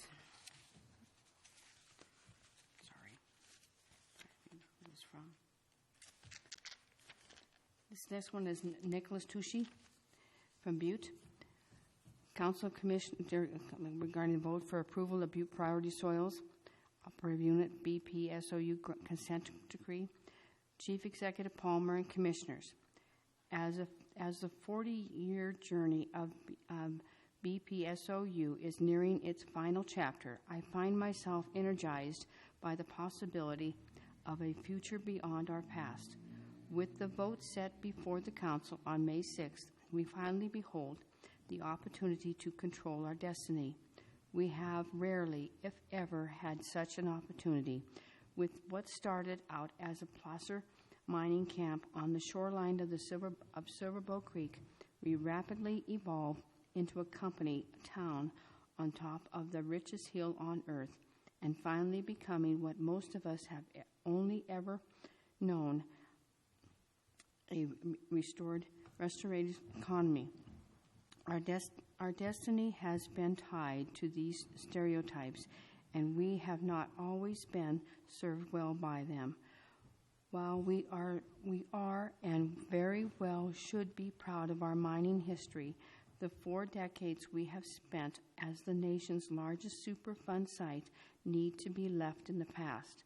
Hopefully, with a majority vote from the Council, that is exactly what we do. I am very excited for the next story of our town, one that will be written by our citizenry. I firmly believe that the up or down decision set before the Council, the first of its kind, is a paradigm shift needed to catapult our community into an age of prosperity. Butte must diversify beyond that of the restoration economy. We should all be very eager for this historical occasion. This is a monumental moment for the Council. Your vote will determine our fate. Do we remain the damaged Superfund community whose vitality is dependent upon others for survival, or do we accept a responsibility remedy and leverage the opportunity to create more diversified and a robust economy? I believe our time has come to move on. As a citizen of Butte, I am writing in support of the BP-SOU consent decree and urge the Council of Commissioners to vote in support of this agreement. My recommendation is guided by years of experience. For the first 10 years of my career, I provided technical assistance to the state of Montana on groundwater and surface water issues for the BP-SOU site. Between 2009 and 2014, I was directly involved with the various aspects of the CD negotiations. When I left Butte temporarily in 2014, I did so somewhat disheartened. The divide between the various stakeholders was vast, and I had my doubts as to whether any kind of amicable agreement between the parties would be reached. In truth, I did not believe at that time that a responsible cleanup for Butte could be achieved. When I returned to Butte in 2017, I served as the project hydrogeologist on Phase 1 of the Paratailings Removal Project. I have not been involved in the CD negotiations since 2014. However, my experience and unique perspective may provide valuable insight for the Council. Therefore, I wish to opine on various topics. I feel qualified to provide value as you weigh your options on this vote. An impressive final remedial decision. Since returning to Butte and after having read the consent decree in totem, I can tell you that I was pleased to realize the quality remedy Butte will receive with this agreement. As a senior scientist with 15 years of experience working on CER-CLA sites across the country, I am impressed with the technical aspects of the final remedy. Simply put, if approved by the Council, I am convinced that Butte will receive a high-quality, responsible, and protective remedy. The agreement between all of the various stakeholders is not only protective of human health and the environment, but the impressive redevelopment plan as laid out by the conceptual design will help put Butte on a path to a successful economic future. The fact that such significant compromise was struck is demonstrated of the leadership shown by all stakeholders, including the officials representing Butte-Silver County during negotiations. As a citizen, I am very grateful that the parties were able to come together to give our town the remedy it deserves. I believe the community was honorably served by John Cecil, Molly Maffei, Eric Hassler, Julia Crane, and Karen Sullivan. Please put your full faith and trust in these civil servants who worked tirelessly to deliver Butte the best remedy possible. Hopefully, you will lean heavily on the guidance of these consummate professionals. A no vote maintains the status quo. Essentially, a failure of the Council to approve the CD will maintain the status quo. Since the record of decision, BP-SOU remedial activities have been administered through a series of EPA Unilateral Administrative Orders, UAOs. To the extent they protect human health and the environment, these UAOs have been relatively effective for groundwater and residential metals abatement. If a CD is not signed, EPA will be left with no other choice but to continue to fulfill its mandate through administrative orders. If Butte remains a contaminated Superfund site, our ability to grow and diversify as a community will be greatly impaired. Simply put, Butte loses if we maintain the status quo. We have long grown tired of being labeled the nation's largest Superfund site, and your vote can help remove that stigma. There is a significant amount of work left to be done on stormwater issues, expansion of the RMAP program, expansion of groundwater capture, reclamation of the Butte reduction works, restoration of Silverbow Creek, and various other aspects laid out in the work plans of the consent decree. This work could be dragged out for years if there are no legal guarantees and certainties provided by the consent decree.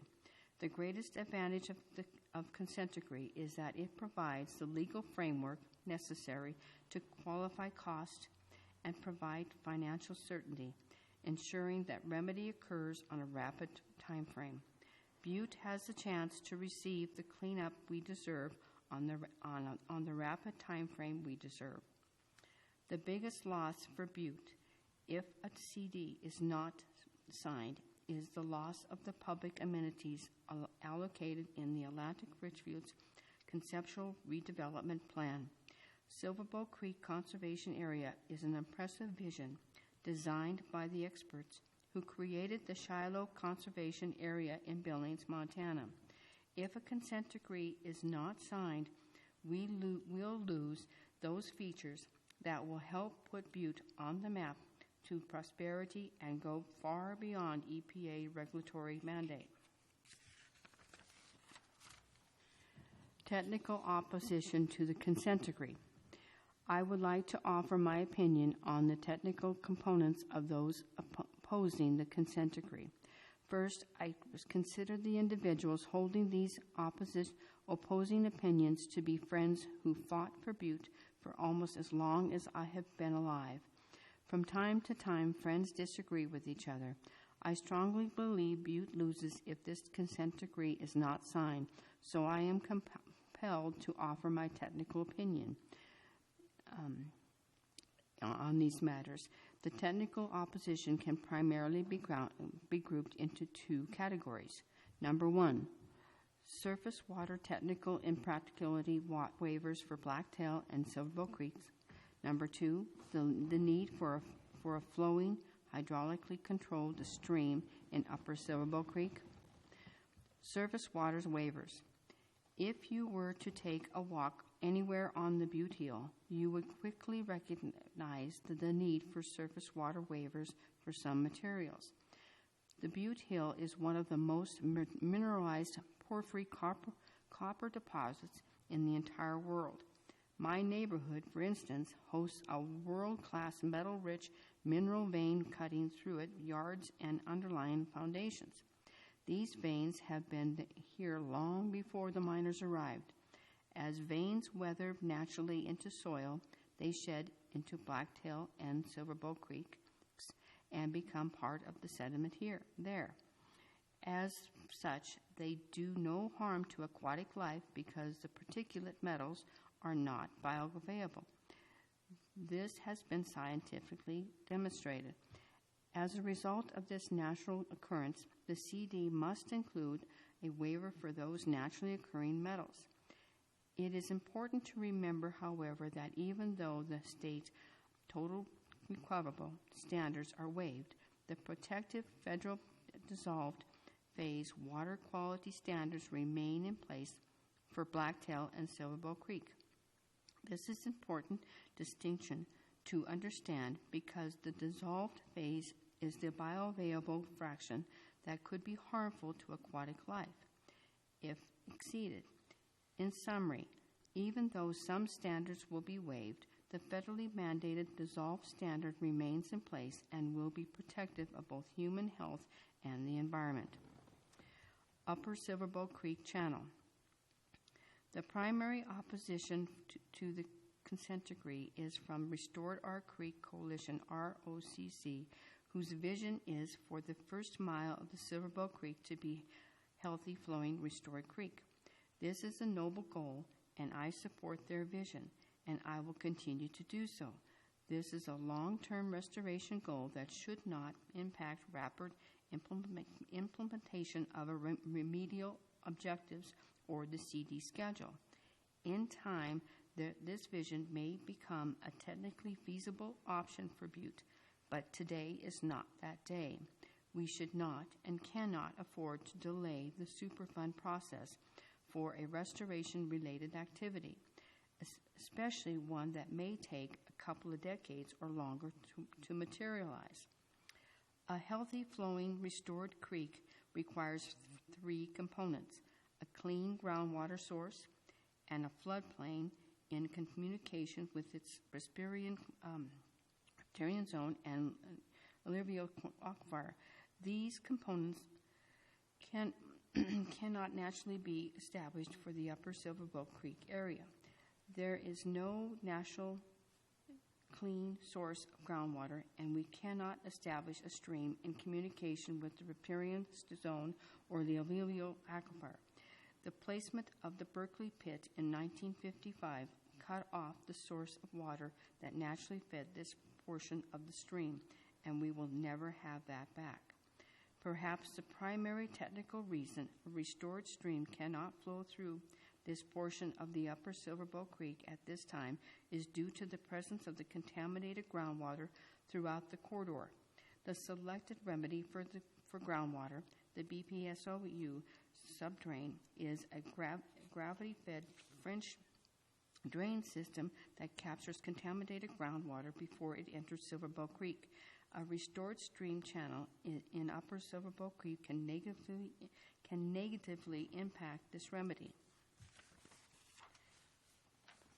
The removal of the ROD-designated waste in place is a huge victory for Butte. It will ensure that the Summit Valley alluvial aquifer will clean up over time. However, the contaminated aquifer, which took over a century to create, will not clean itself up overnight. Once the metal-laden, acid-generated mine tailings are removed through remedy, the aquifer will need time to naturally flush the secondary contaminants.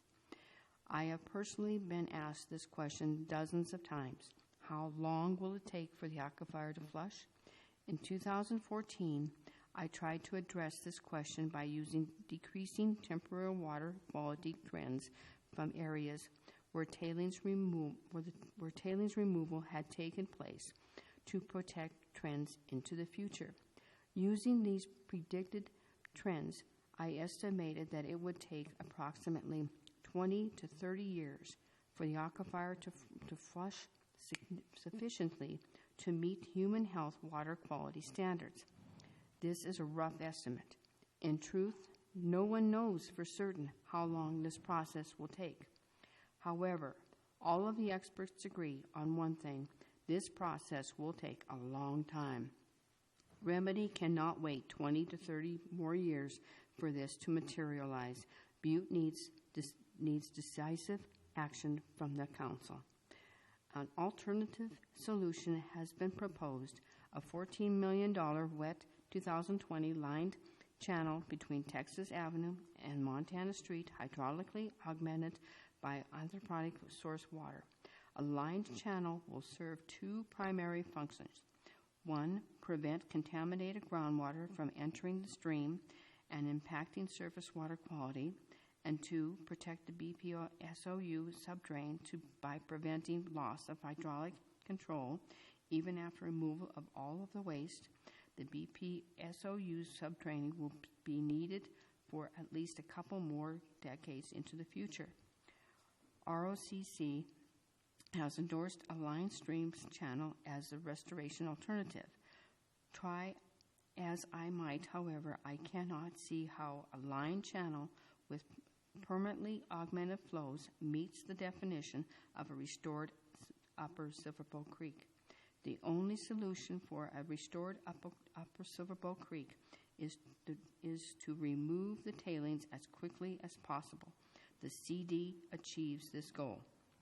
In conclusion, as a citizen of Butte, I believe we have to implement the remedy as quickly as we can in order to, number one, evolve beyond the stigma of being the largest Superfund site in the United States, and number two, complete a cleanup that has already taken many more decades than Butte deserves. We have before our eyes a better remedy than I've ever felt possible. I urge the Council to recognize the gift horse that this consent decree truly is.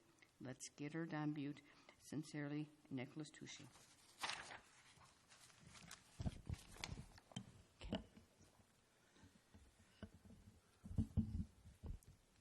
Thank you very much. Now at this time, I still have a few more to read, but why doesn't everybody watching and listening just wave your hands in the air for a second? Get the blood flowing, right? Then everybody stand up and just kind of shake it off. Get the blood flowing just a little bit. And now that you all stood up, let's sit back down and I'll start reading again. All right? Let's see. We got Larry Smith is the next one. Council of Commissioners, I've been following the Butte Priority Superfunds project for about 14 years. I commented on the feasibility study in 2006 and was an author of the Cut and Run, a criticism of the EPA's decision on the Parrot tailings and other issues based on the FS. At this time, I am in agreement with the consent decree that has been proposed. I urge the Commissioners to sign the CD as written. Others in the community propose renegotiating portions of this decree, but do not realize the peril that may be put our community into. And that was from, again, Larry Smith, BS, MS, PhD in geology. He's a professor in geological engineering at Montana Technological University. The next one is from John Ray. I would like to submit the following to be presented at the Council of Commissioners meeting on May 6th. Dr. John W. Ray, it appears that there remain a few outstanding issues that should be addressed regarding the consent decree. Before I get into these, I would like to respectively reiterate 3 questions I would like for you to ask. A, if the decree is not approved, is there a realistic chance that a better agreement will be negotiated in a reasonable time frame? There is no reason to believe this. This agreement was the product of years of negotiations. Butte-Silver Bow was an active participant in these negotiations that produced this agreement, and like any agreement between different parties, is the product of give and take. To hold out for some kind of perfect agreement will make the perfect, or will make the perfect the enemy of the good and could result in losing all that we have gained. Given the complexity of negotiations, it is in any way realistic that we could get anything better if we go back to the table. Compared to the Superfund settlements across the country, this consent decree stands out in the terms as it offers Butte. B, isn't it time to close this chapter of Superfund in Butte? ? Do we want to drag this process for another few years with Superfund still being a drag on Butte's economic future? This is a good agreement. It may not be perfect what public decision is, but it offers so much more than we could get if EPA issues a unilateral administrative order, which would likely happen if this agreement is not approved. C, what will more delay gain us? Don't know the arguments for and against the consent decree by this time in the process? ? Haven't all positions been fully vetted? ? Why more delay? ? I would now like to address some of the specific concerns that have been voiced about the consent decree in the last couple of weeks. Those concerns center on 1, a restored creek and the possibility of some kind of side agreement pledging the signatories to the consent decree to achieving a restored creek. 2, the Newman decision. 3, the waiver of the water quality standards. 4, the proposed lack of face-to-face public input. And 5, the purported contradictions within the consent decree. Restored creek and the possibility of a side agreement. EPA has no legal authority to enter into a side agreement with any of the parties to the consent decree. Agency decisions making is constrained by the law, and the Superfund law does not allow for entering into a side agreement by EPA. That is the law. Atlantic Richfield cannot be ordered by the EPA to enter into a side agreement. It may be useful for Butte-Silver Bow and the state of Montana to memorialize some of the agreements, such as monetary. BSB has already reached with the state regarding restoration, but any such agreement would be separate and distinct from the consent decree. Again, I also repeat, EPA has no authority to order Atlantic Richfield to restore the creek.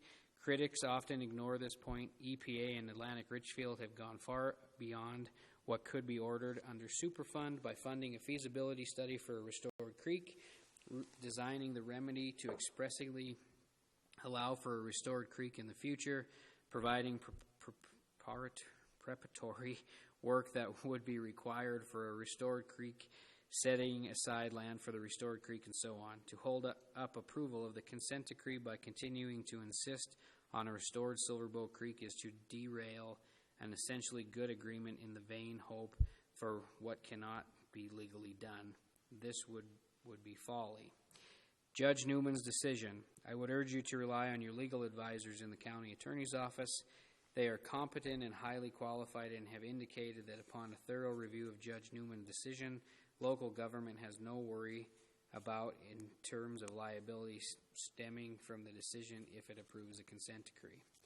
Waiver of the water quality standards.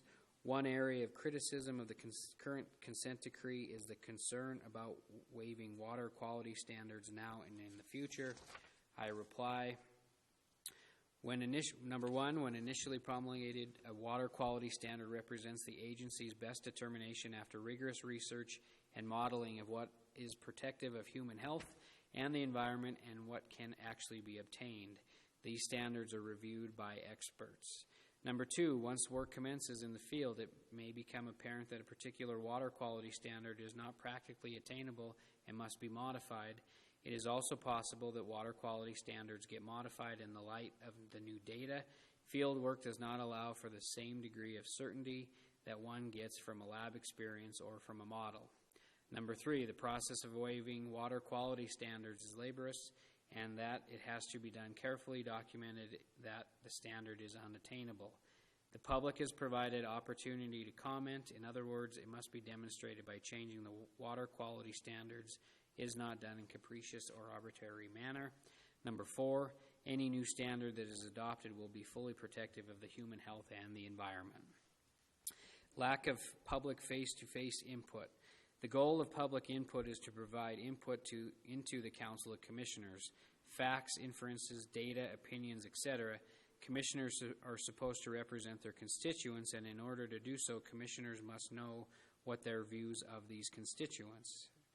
The goal of the public input is not to grandstand, seek recognition, etc. It is to provide input. If one keeps the purpose of public comment or public input in mind, there have been, and as I have documented, ample opportunity for substantive public input. Commissioners know what their constituents are thinking about the consent decree. Nothing will be added or gained by further delay. Much could be lost. The Council and Butte-Silver Bow local government has afforded ample opportunities for public input. Is government supposed to stop until face-to-face meetings are held? What information would be provided that has not already been provided by the public? My view is there would be nothing gained by further delay. Possible contradictions within the consent decree. There is no contradiction within the consent decree regarding the implementation of remedy, provision of amenities, and potential lined creek. There should be a coordination of end land use amenities such as a fishing pond with the remedy implementation features because they will be done at the same time. Cost effectiveness as well as efficiency demands that these two be coordinated as they are in Addendum 1 to Attachment C to Appendix D within the consent decree. Parts 1 and 2 of the Addendum 1 to Attachment to C to Appendix D of the consent decree. Part 3 deals with a separate issue from that dealt with above. Part 3 deals with the potential for a line creek as part of Silver Bow Creek.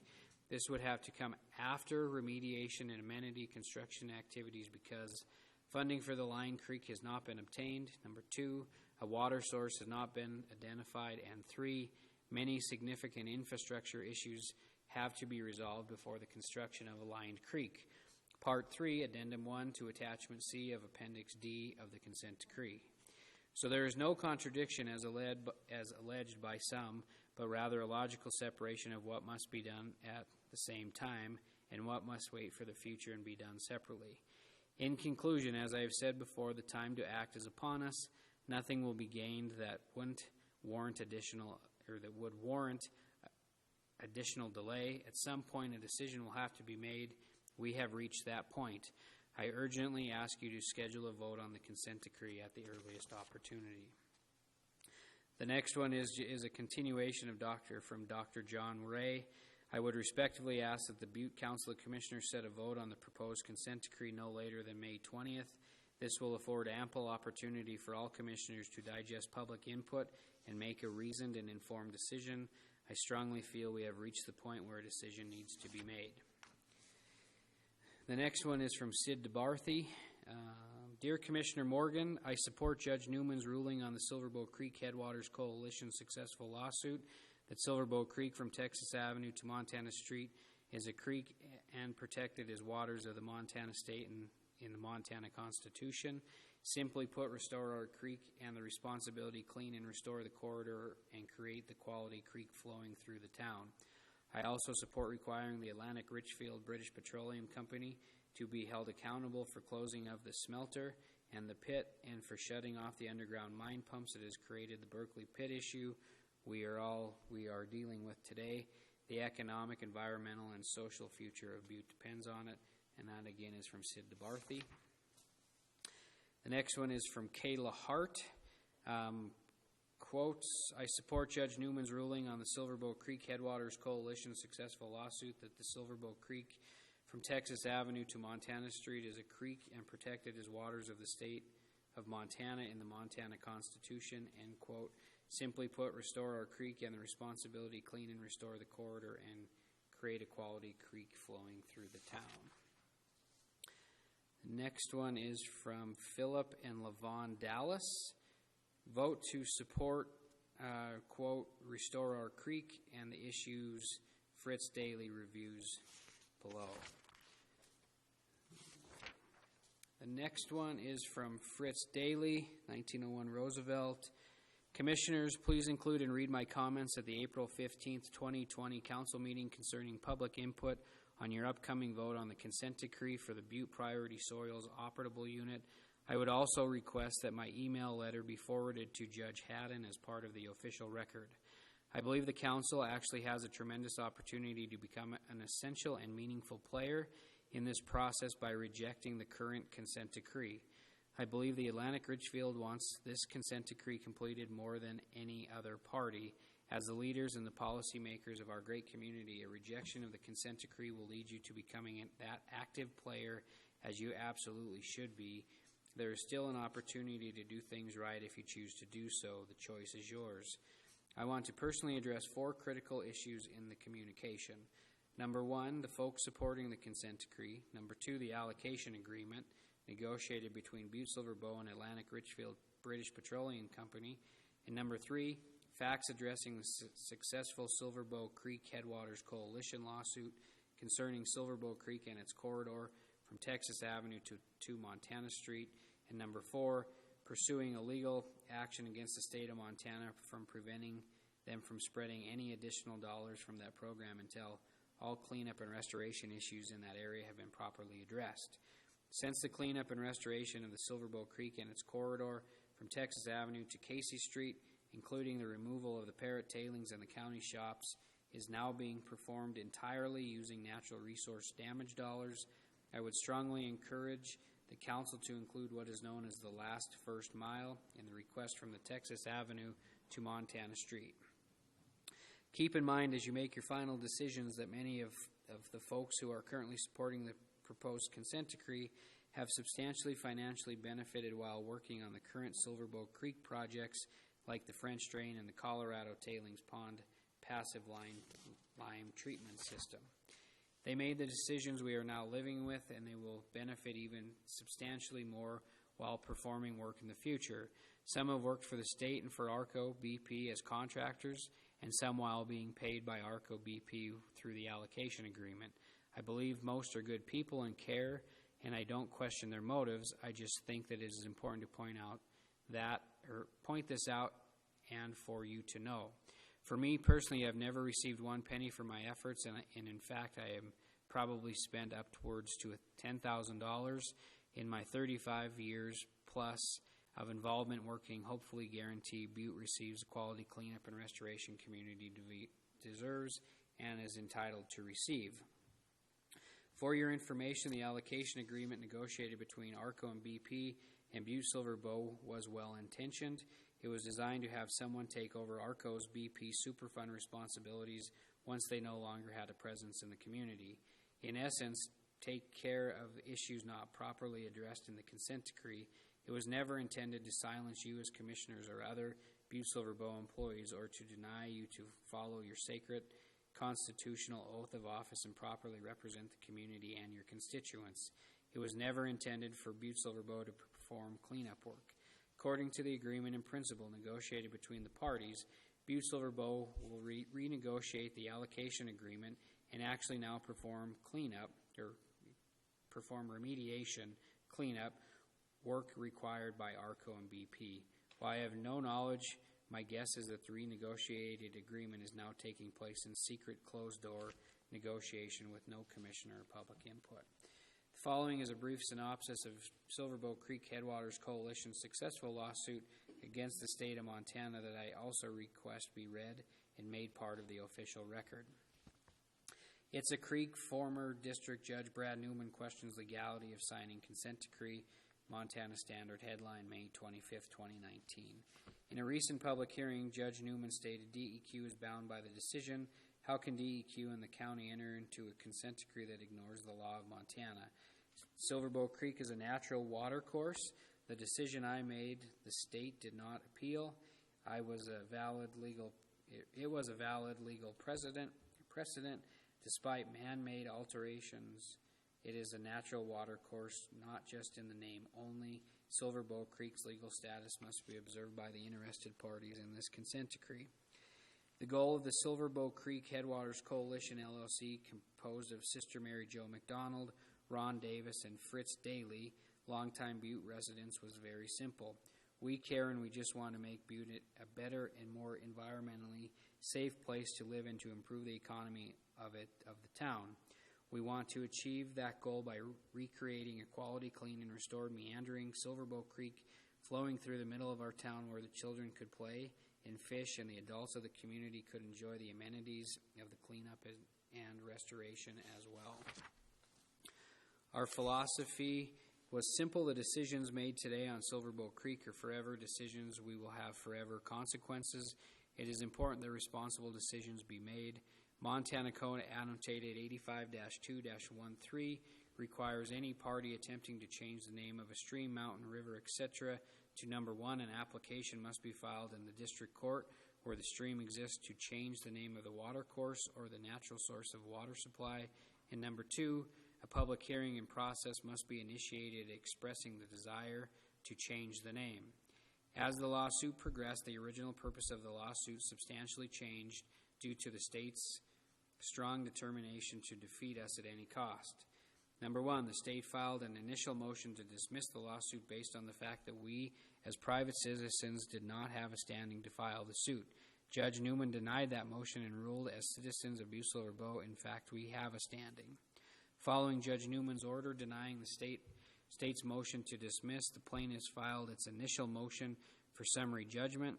The state at that point, in the state of Montana's brief in opposition to the plaintiff's motion for summary judgment, raised the issue that Silver Bow Creek flowing through Butte was in fact not a water course because it had been changed, altered, and rip-wrapped over the years, thus it's no longer a creek.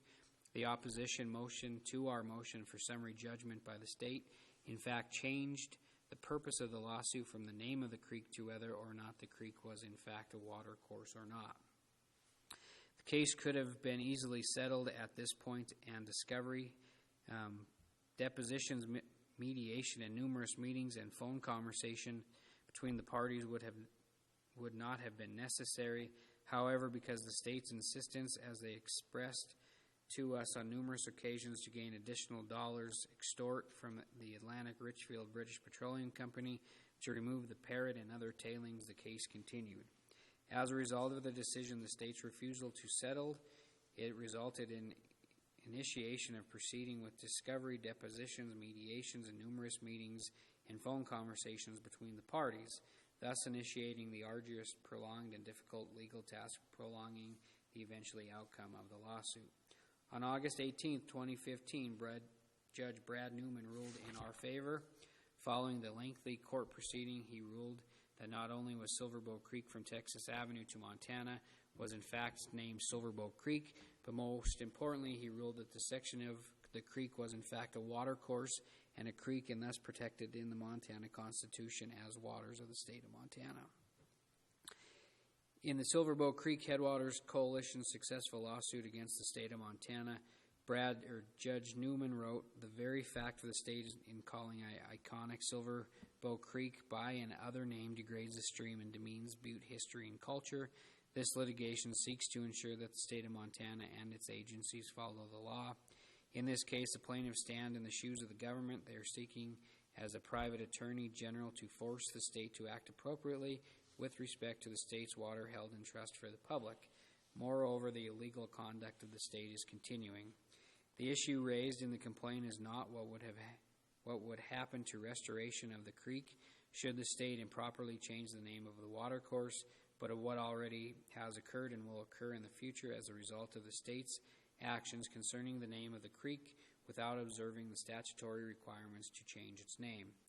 Article 4, Section 3 of the Montana Constitution states, "All waters within the boundaries of the state are the property of the state, held in trust for the use of its people." Taxpayers' money. Judge Newman ordered the state to pay Jim Getz $172,000. In conclusion, the state of Montana and its attorneys were willing to spend any amount of money and all available resources that it could take to defeat us. The length of time and the taxpayers' dollars meant nothing to them. I would estimate the state spent over $500,000 in their effort to defeat us. Legal Process 101. When a dispute arises, a legal process exists to settle that dispute. The outcome of that legal dispute in the judicial process becomes precedent and has legal standing if no appeal is initiated to a higher court. 2's blank, 3's blank. 4, an appeal process is available to the losing party if they disagree with judge's order. In the case of Silverbow Creek Headwaters Coalition's successful lawsuit against the state of Montana, no appeal was initiated. We are confident the state did not appeal his ruling because Jim Getz' strong credibility and success on the appeals to the Montana Supreme Court and to the United States Supreme Court. Elected officials take an oath of office to uphold the laws of the federal and the state government and the Montana and federal Constitution. There are consequences for elected officials when taking that oath of office. And that one was from Fritz Daly. The next one is from Marianne Shapek, 1225 West Quartz. To the Council of Commissioners, excuse me. Once again, British Petroleum Atlantic Richfield Company gets the gold mine and Butte gets the shaft. I request that this be read into the record at the May 6th council meeting. Quote, "I support Judge Newman's ruling on the Silverbow Creek Headwaters Coalition's successful lawsuit. Silverbow Creek from Texas Avenue to Montana Street is a creek and protected as waters of the state of Montana in the Montana Constitution," end quote. Simply put, quote, "Restore our creek," end quote, "and responsibility clean and restore the corridor and create a quality creek flowing through the town." I also support requiring the Atlantic Richfield British Petroleum Company to be held accountable for the closing of the smelter in the pit and for shutting off the underground mine pumps that has created the Berkeley pit issue we are dealing with today. The economic and environmental and social future of Butte depends on it. I also support renters to be allowed to request testing for arsenic and lead. Marianne Shapek. Next one is Phyllis Costello, 1219 West Porphyry Street, regarding the approval of the Butte Priority Soils Operable Unit Consent Decree. Chief Executive Dave Palmer and Commissioners. Approving this consent decree is vital to Butte's future. As a Butte native, I feel it is in the best interest of our environment and Butte's best resources, our people, and in particular our children. Children will be reaping the rewards of this decision. Butte-Silver-Bow's professional staff and Council of Commissioners have always weighed the needs and interests of our community. John Sesso is our lead negotiator, and Molly Maffei, taking on the role for the legal part of it, only reminds us that very qualified quality people are leading the charge. We have too many in our community to mention more names. Please also consider what will happen if it isn't approved.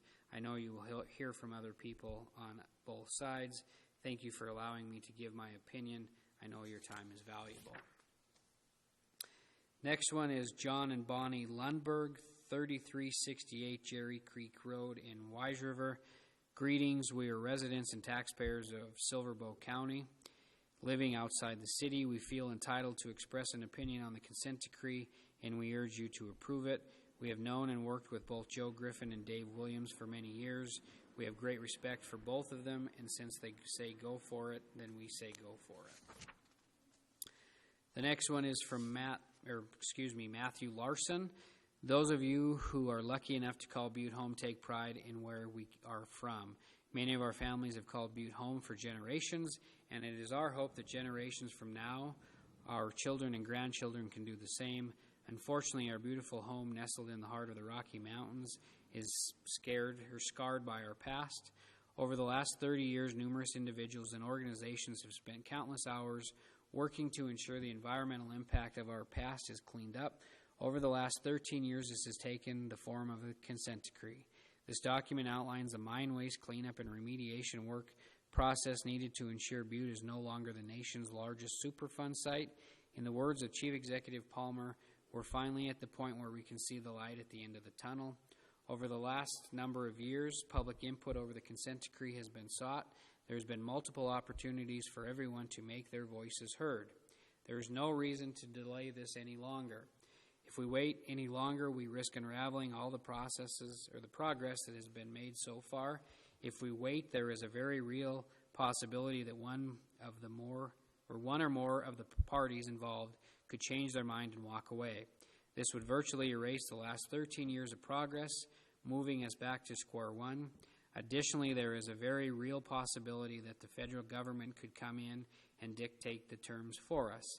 I don't know about you, but I'd rather a solution designed by the people of Butte rather than by Washington, D.C. bureaucrats. We, the people of Butte, deserve to live in a clean environment, and this decree allows us to do just that. Waiting to approve the decree is reckless. It is in the best interest of all of us in Butte to take a step forward and approve this consent decree. Matt Larson. Next one is from Steve Wellman, 41 North Lake Drive. I am again writing to express my urgent support, asking you to pass the consent decree at the earliest possible moment regarding the 1 mile section of restored fake Silver Bow Creek beginning at Texas Avenue that a few local or vocal citizens deem so critically important to the future of Butte. I have a suggestion: embrace the history, realize Silver Bow Creek served its purpose. The 1 mile stretch of Silver Bow Creek is lost to history. It will never flow again. Erect an imposing granite monument, perhaps an obelisk, which words etched in stone reflecting the creek's contribution in helping to make Butte the richest hill on earth. Set up interpretive signs with historical photographs and information. Create a 1 mile walking outdoor educational trail. The time is now. Embrace the Blacktail Creek as the premier creek. The time is now to sign the consent decree. Thank you for your valuable time, Steve Wellman. The next one is from Mark Mariano. Dear BSB, please sign and support the consent decree. You have the opportunity to make the best of what has come from the CD negotiation to help our town turn a corner and move on towards the future. Please also recognize that the finished land use will intensify the issues that have plagued George Street for years. After supporting the CD, please strongly consider a real long-term fix for this alley and do it for the citizens, especially the children that live in the neighborhood surrounding the Diggins East, who will likely and hopefully be drawn to use the new park. Next one is from Dave McKernan. Dear Council of Commissioners, please do not delay. Sign the CD. Respectively, David McKernan. Next one is Mary Sutherland. There is enormous silent majority of people who haven't spoken out against Restore Our Creek, but the threat of the altering the CD has woken some of us up in the idea that it's time to speak out against ROCC. I was an early supporter of Restore Our Creek initiative, but now I am deeply disappointed in the direction this movement has taken. Speaking as a scientist and a landowner adjacent to the disputed section of the creek, I am appalled at the bastardization of the ecological restoration that is being proposed.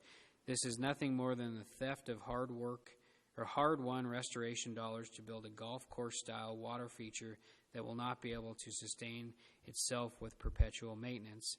There was no mention of habitat or any form of life, aquatic or terrestrial, in Wet's proposal because this is not restoration.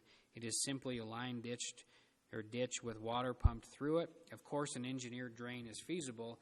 Take a look at any ranch in Montana, but that is not a restored creek. The disconnect from groundwater will cause the water to be so hot during the summer it can only support mosquitoes and slime. It could kill fish, including those in blacktail, where the water is likely being dumped, and its gradient is so low it can't even flow without help. And during the winter, the pumps would be shut off to keep them from freezing.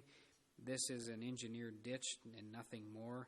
To allow this restoration project to go forward is not only a travesty in its own right, preventing any future possibility of actual restoration of Silverbow Creek, it is also a $50 million blow to all the other true restoration projects. It will cause perpetual harm to the Blacktail Creek, both in the deposition of heated water and in the theft of restoration money.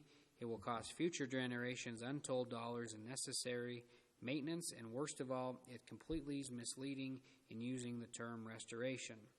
If the consent decree is rejected, Butte will be stuck with the EPA-mandated minimum cleanup.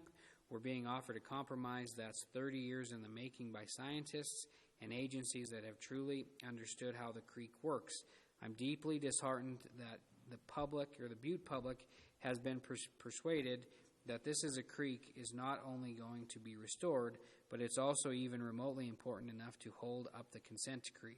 While I deeply admire ROCC for gaining public commitment to their town and their environment, they're deeply misled and misleading by calling themselves restoration and trying to use the momentum to alter a very hard-won proposal.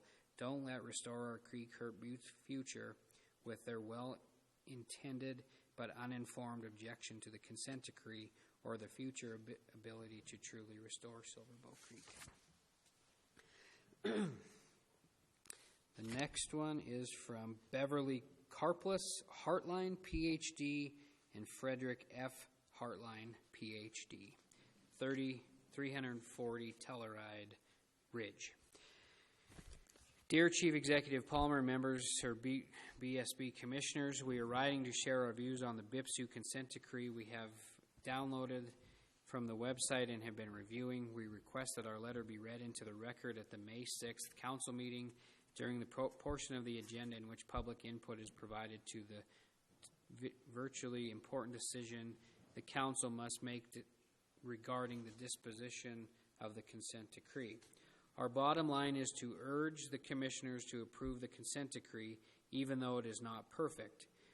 The points we want to make are the following. The consent decree is extremely detailed, includes extensive remediation work within BIPSU, describes scientifically sound processes for monitoring the effectiveness of the remediation, and has mechanisms for revisiting the approach. If monitoring indicates the remedy is not adequately protective of human health and the environment, it also includes specific standards and performance criteria along with checkpoints to ascertain during the remediation activities and over several following years that the remedy is being performed adequately. The negotiating team representing BSB and our community did an extraordinary job. We salute and thank them. The consent decree recognizes that as of today, inadequate data are available to define the remedy completely, so it includes many, many decision points and choices to be made in the future by EPA in consultation with DEQ, with public input and input to be made in the future by EPA in consultation with DEQ, with public input and input from settling defendants. We urge the commissioners not to make or require any premature choices among options laid out and those not imagined yet, and in each case, let the best decision be made at the time it is needed. The consent decree includes a headwaters park very similar to the vision of the Restore Our Creek Coalition, and although a flowing creek through this park is not included, it is not precluded and there is potentially funding for it. If parts of the plan that DEQ is responsible for can be completed for less than the amount estimated. We moved to Butte in 2012 for Beverly to assume a position in Montana Tech. Thus, unlike many in the community, we are comparative newcomers. We have felt welcomed into this wonderful community, and our home is now here. Fred is one of the active volunteers bringing science, exploration, and discovery to Butte families through the Science Mine. We are both PhD educated scientists, Fred in the life sciences and Beverly in the physical sciences, and we have attended many Restore Creek Coalition meetings and events, numerous and other meetings related to BIPSU and Butte Area 1, and participated in the ecological restoration efforts to accelerate local restoration. We want Butte to thrive into the bright future, not continue to be sacrificed and suffer toxic exposure remaining from its extraordinary contributions to the economic prosperity and standard of living in Montana, America, and the world over a century and a half. These opinions are our own and do not reflect official or unofficial positions of Montana Tech, the Science Mine, or any other organizations which we are affiliated.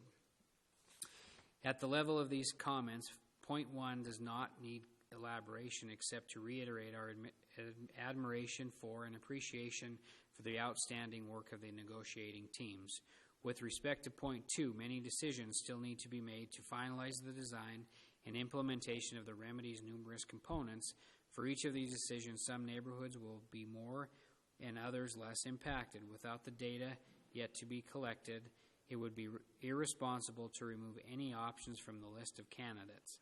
We also need to recognize that as more data are acquired and as the remedy progresses, even better options may emerge that were not imagined when the consent decree was drafted.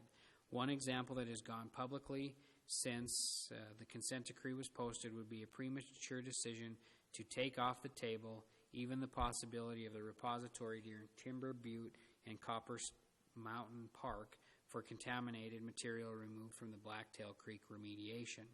As a result of the outcry from the neighborhood near Timber Butte, reviewing the applicable sections of the consent decree, Attachment C to Appendix D and Appendix H, it appears that 1. A decision has not been made. Number 2, much more needs to be known before a decision could be made. And number 3, the 2 haul route options are 5-mile round trip for Timber Butte and 24 miles round trip for the depository near the Granite Mountain Memorial. And 4, other better options may emerge when more is known. The consent decree was quite careful not to make premature and sub-optimized decisions, and it will be important to let the characterization, data collection, planning, and design work proceed as described before making the decisions for each component of the extremely complex remedy of the BIPSU. With respect to point 3, within the consent decree are plans and funding for the Headwaters Park encompassing the section of Silver Bow Creek between Texas Avenue and the confluence within Blacktail Creek. This park would have an abundant green space, natural ecology, and educational, recreation, and cultural benefits.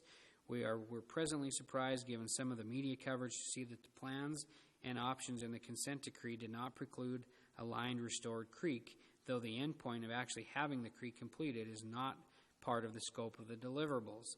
There is even potentially some funding coming from the state that could be used to create the creek. If that funding is not all needed by DEQ to complete the Blacktail Creek remediation component of the remedy. In conclusion, our extensive review suggests that the consent decree is thorough, well-designed, has numerous decision points to be informed by data yet to be acquired, along with extensive monitoring to ensure that the remedy is functioning as designed.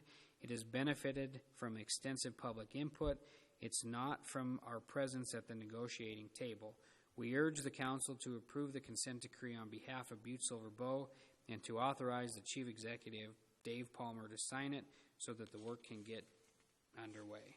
Again, Beverly Carplus, Hartline, and PhD, and Frederick F. Hartline, PhD. The next one is from Roy Morris, 2901 Quincy. Chief Executive Palmer and members of the Council, please accept these comments for public record in support of signing the consent decree. In regard to the consent decree, the decision before you is whether or not to initiate the revitalization of Butte-Silver Bow. We have been offered a unique opportunity to totally redirect our future for the better.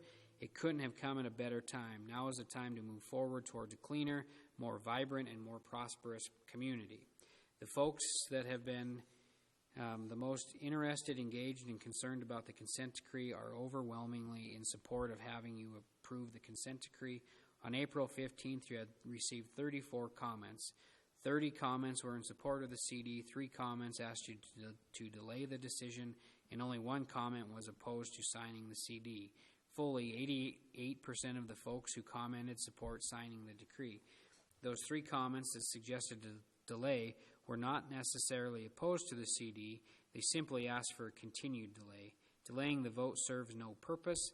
As more questions have been asked and answered and more we've learned of the consent decree, the better it looks. At least 88% of your constituents agree. Perhaps it's more than 88% if the 3 comments made by the folks advocating for delay were actually from proponents who want to hear more comments or want to make more comments. Our community has been greatly served in the negotiation process by everyone involved. It's fortunate for Butte that our government officials, the chief executive, the commissioners, BSB staff, CTEC, and the public have been able to be participants in the process. So many points of the view, so much energy, so many good ideas have came from having engaged and informed people working hard for the community. Once the CD is codified, these are the folks that will continue with the hard but fulfilling work of taking Butte to the next level.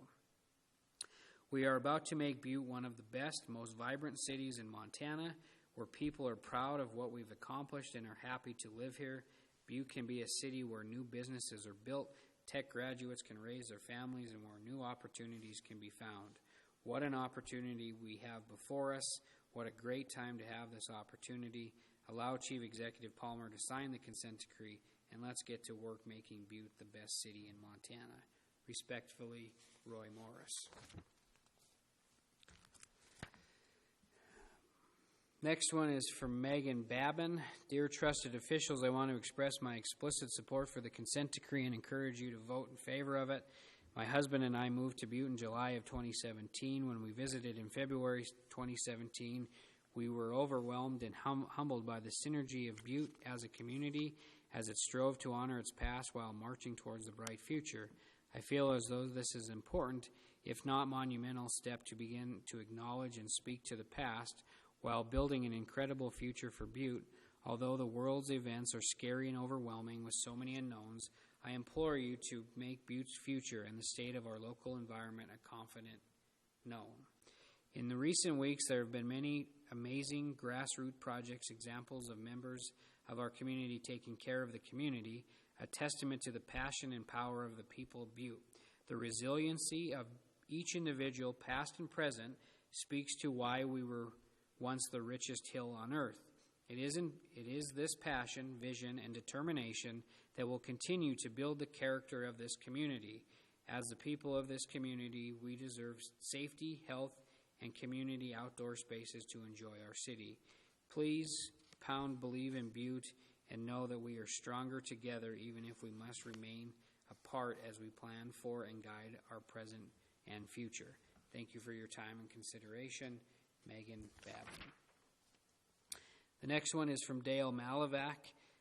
Dear Honorable Commissioners, Intermountain Construction Services, LLC would like to support the consent decree as currently written. Thank you for your time and consideration. Next one is from Patrick Sampson. Council of Commissioners, Columbia Basin, LLC supports the consent decree. Thank you, Patrick J. Sampson. The next one is from John Reynolds. Hello, John. I hope you and your family are doing well. I want the Council of Commissioners to know that I support Judge Newman's ruling on the Silverbow Creek Headwaters Coalition's successful lawsuit that Silverbow Creek from Texas Avenue to Montana Street is a creek and protected as the waters of the state of Montana in the Montana Constitution. Simply put, restore our creek responsibly, clean and restore the corridor, and create a quality creek flowing through the town.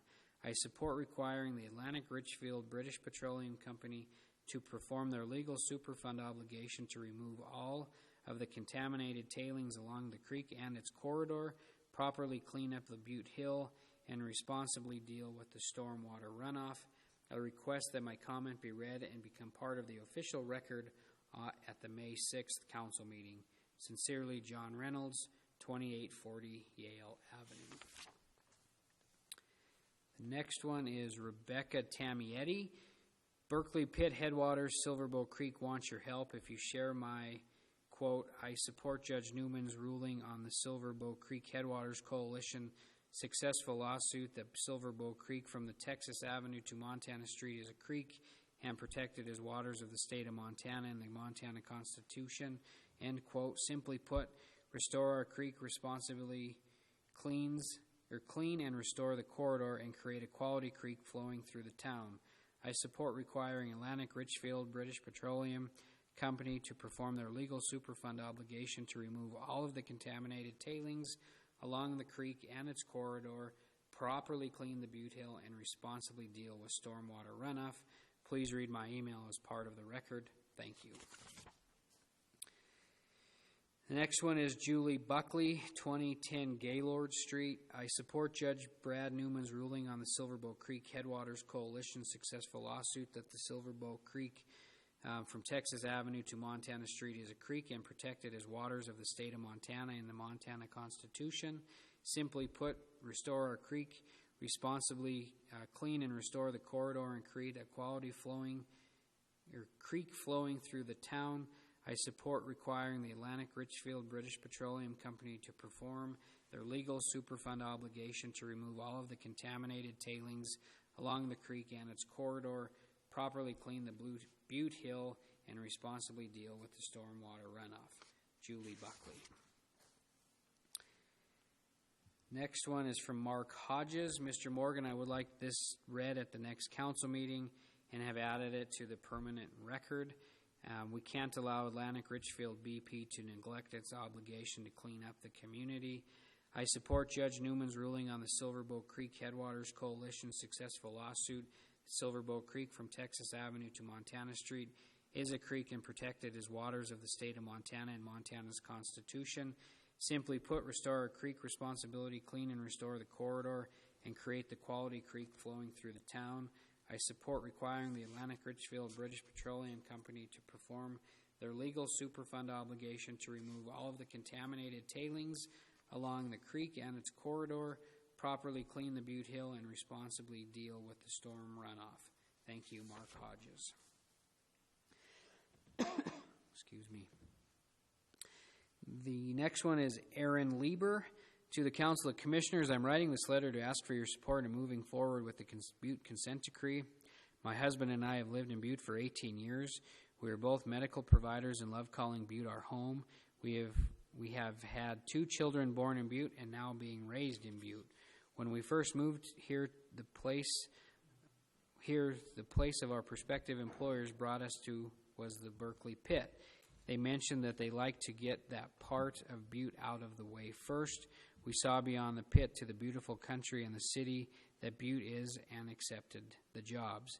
My husband was raised in southern Illinois where the land has been changed by coal mining but has seen what reclamation can do. We have both lived in large cities where we had access to wonderful parks, concert series, and outdoor eating and picnic areas.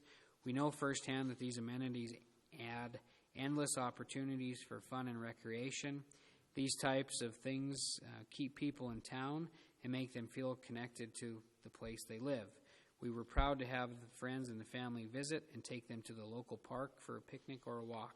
We have not had that in Butte to date. We have few places to go recreate within Butte. My husband and I, along with many friends, have traveled to Missoula to enjoy their amphitheater and outdoor concert series. We eat, drink, and stay overnight while there, making a weekend out of it. I would much rather spend my money in my hometown and support Butte jobs. I was ecstatic to hear that the consent decree had the option of making an outdoor amphitheater, something Bozeman or Helena does not have. Butte has a reputation of being stuck in a rut. That Butte business leaders are reluctant to let new people into Butte and for change to occur. I have always took these rumors with a grain of salt, and I pray that our Butte leaders will see how wonderful the consent decree will be for our town. I appreciate your time and consideration in reading this. I love Butte and hope you can help the town move towards positive change. It's in your hands to vote yes on this. Thank you very much, Aaron Lieber.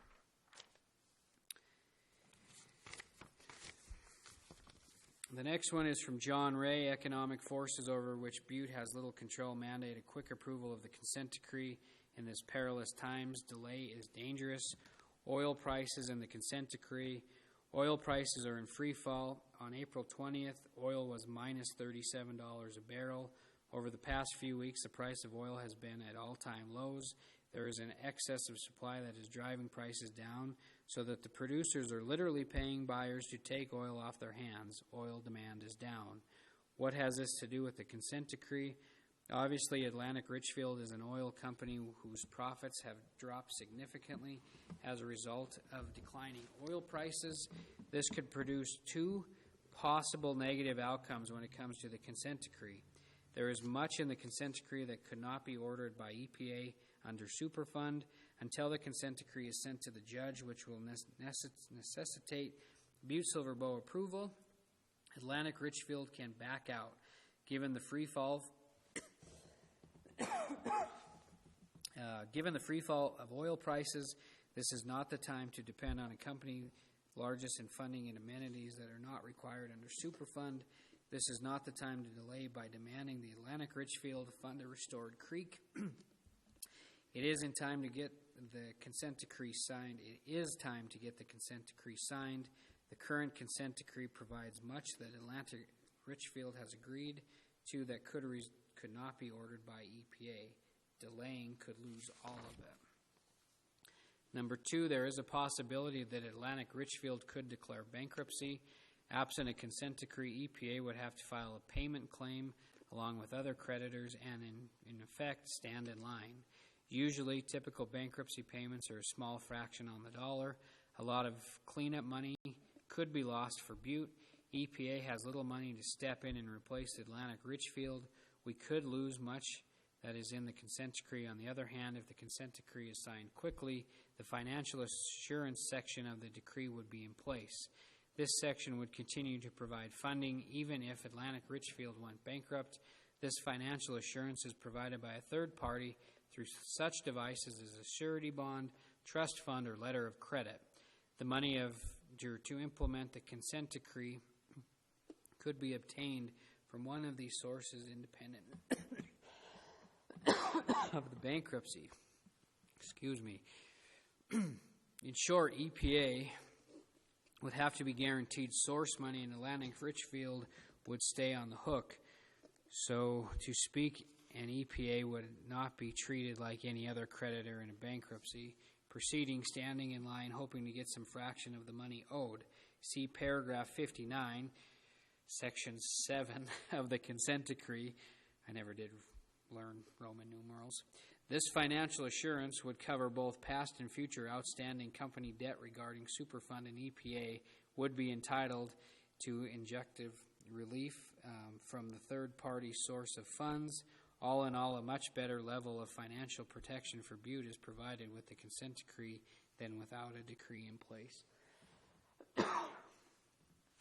Apart from issues related to the price of oil, it is obvious that this is the time of severe economic distress.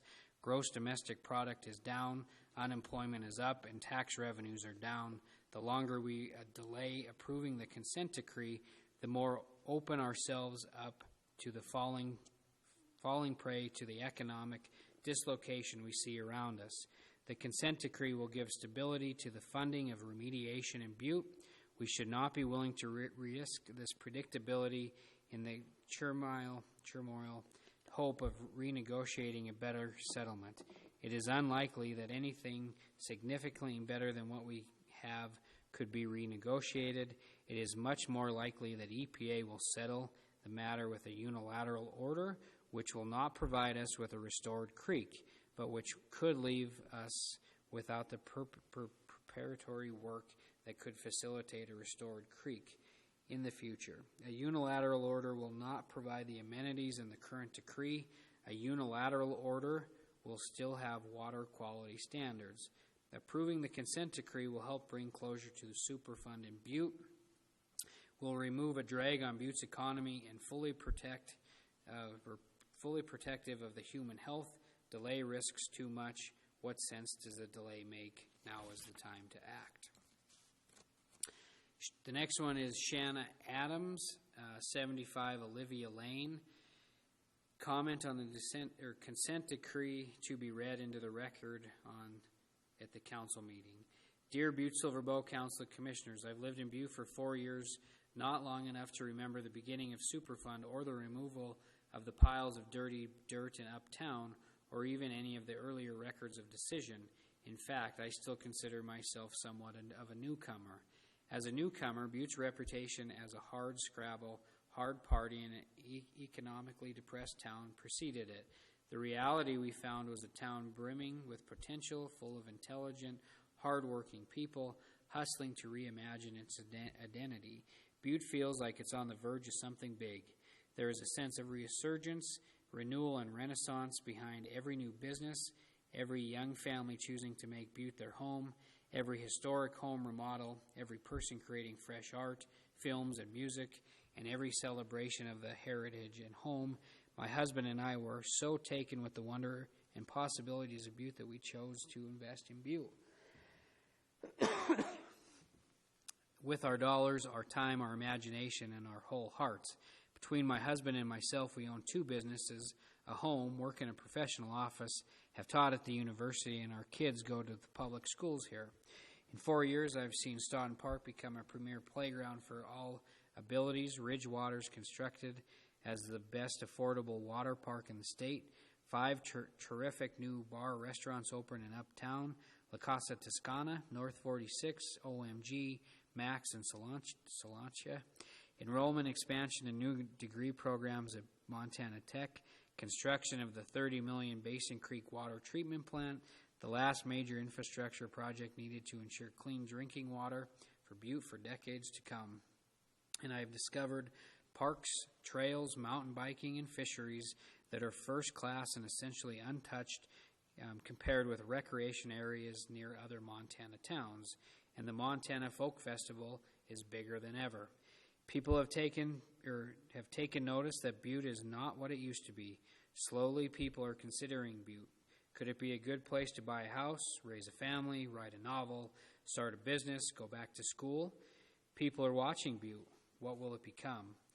Butte's future is not foregone conclusion. Despite all the good news we've also seen grocery stores close, restaurants come and go, retail shops come and go, malls, stores close, and population growth is almost stagnant. Butte is on the tipping point. Butte's future depends upon all of us to imagine it and create it. I have read the consent decree, studied the proposed cleanup and associated project, and attended several consent decree meetings. The team assembled to plan, design, and deliver a $150 million project is top-notch. I look at the proposed 120 acres of parkland, outdoor education spaces, play areas, amphitheater, cultural interpretation opportunities, the expanded RMAP program, and the associated environmental cleanup, and I think, wow, the execution of this project as it has been proposed will dramatically change the trajectory of Butte for the better. Butte will become the epicenter of the environmental cleanup done well. People will come to Butte to learn how to do this. A project of this magnitude done well has the ability to be a catalyst project spurring additional projects and investments. Opportunities as I see them. These are bullet points. Bullet 1, as we eventually reemerge after the COVID-19 situation, there will be an economic carnage. Despite the stimulus bills, there will be damage that could not be avoided and cannot be undone. A project of this magnitude will come at the ideal time to not only put people back to work, but signify hope for the community and its future. Bullet point 2, the project itself is being thoughtful designed, as signified by the pre-certification Sustainable Sites Initiative Gold status. The environmental remediation design is adaptive and regenerative by using natural solutions. The remedy will improve over time. The project will create high-quality public places that will help heal the land and maybe the people, too. There will be opportunities associated with the amphitheater that we've never seen in Butte, for music festivals, for music, festivals, conferences, celebrations, and associated businesses. There will be educational opportunities for all ages. Small kids can learn what makes a healthy ecosystem. Middle schoolers can base their science projects on water quality, and the university students will have a real live laboratory out their back door. My childhood memories of Butte are all the same. Driving through Butte on our way from Salt Lake, where we lived, to Great Falls, where my grandparents lived, and where my mom grew up, and where I spent my summers. I always begged my mom to tell me the story again of the Lady of the Rockies. It was such an unbelievable story of hope and miracles and magic, and that's how I still feel about Butte and this project. It's full of hope and miracles and maybe a little bit of magic if we are awake and aware enough to see it. Please vote in support of the consent decree. Support of the council signifies support by the people. As a newcomer, a business owner, a professional, and a mom, I wholeheartedly support the consent decree. And that's Shauna Adams, P.E.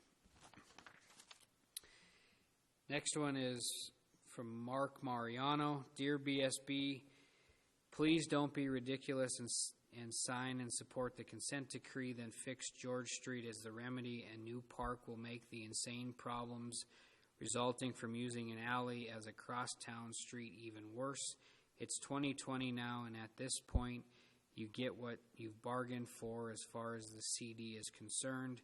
Now you will need to think about being a modern city and doing what is obviously needed for the neighborhood and the residents, especially the children who live in it.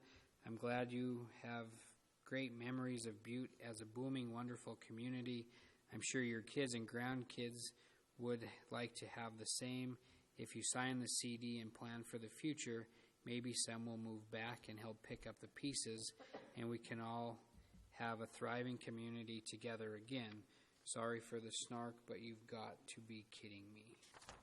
And that's Mark Mariano. The next one is Mary Sutherland, 105 O'Brien Lane. I write in strong support of the consent decree. Butte is in desperate need for some action, and given the time and the energy that's gone into making this happen, it would be ridiculous to stand against it. If Butte rejects the CD, we run the risk of losing any future support. While it's not perfect, the CD as it stands is a very generous solution to a long-standing problem. Rejecting this decree will cause incalculable harm to a town desperately in need of a cleanup and overhaul. Joe Griffin said it best in his comments, and I stand 100% behind his words as well. Next one is from Les Cook, Chancellor at Montana Technological University. Dear ladies and gentlemen, I am writing in support of the consent decree on behalf of Montana Technological University. I think the CD and the amenities it provides will be a positive benefit to the health and economics of our community. I support moving forward without delay. The next one is from David Williams, 2731 Princeton Street. You've received CTEC's official submittal regarding a recommendation to approve the CD. This is my personal letter on the subject. Some of you know I was one of the co-authors, editors with Larry Smith of Montana Tech of the 2005 Geoscientist letter to the EPA regarding the original BIPSU Record of Decision, ROD. Several scientists who were familiar with the EPA's proposed ROD presented a case that EPA had not done an adequate job of characterizing either the waste to be left in place or the nature of geohydrology, which would ultimately determine whether the remedy was in fact protective. This letter led directly to Jeff Rooch, Cut and Run, EPA Betrays Another Montana Town, 2005 Peer White Paper. Extensive subsequent work by scientists at the Montana Bureau of Mines and Geology, Montana Department of Environmental Quality, DEQ, Montana Natural Resource Damage Program, Atlantic Richfield, as well as the EPA, has confirmed virtually all the concerns expressed in our 2005 letter. Some of those concerns have been echoed by the Montana DEQ. The work proposed under the CD, as noted in the official CTEC letter, is a compromise. Nonetheless, it addresses many of the concerns we identified in our 2005 letter.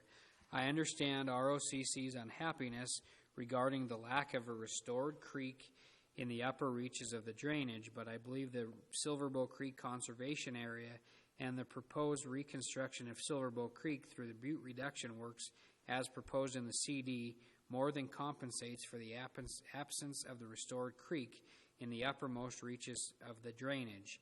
This area has some logical, legal, and technological complexities that might be difficult to overcome. Even so, the work proposed there does represent a potential amenity, even if it isn't the, quote, restored, unquote, creek had envisioned.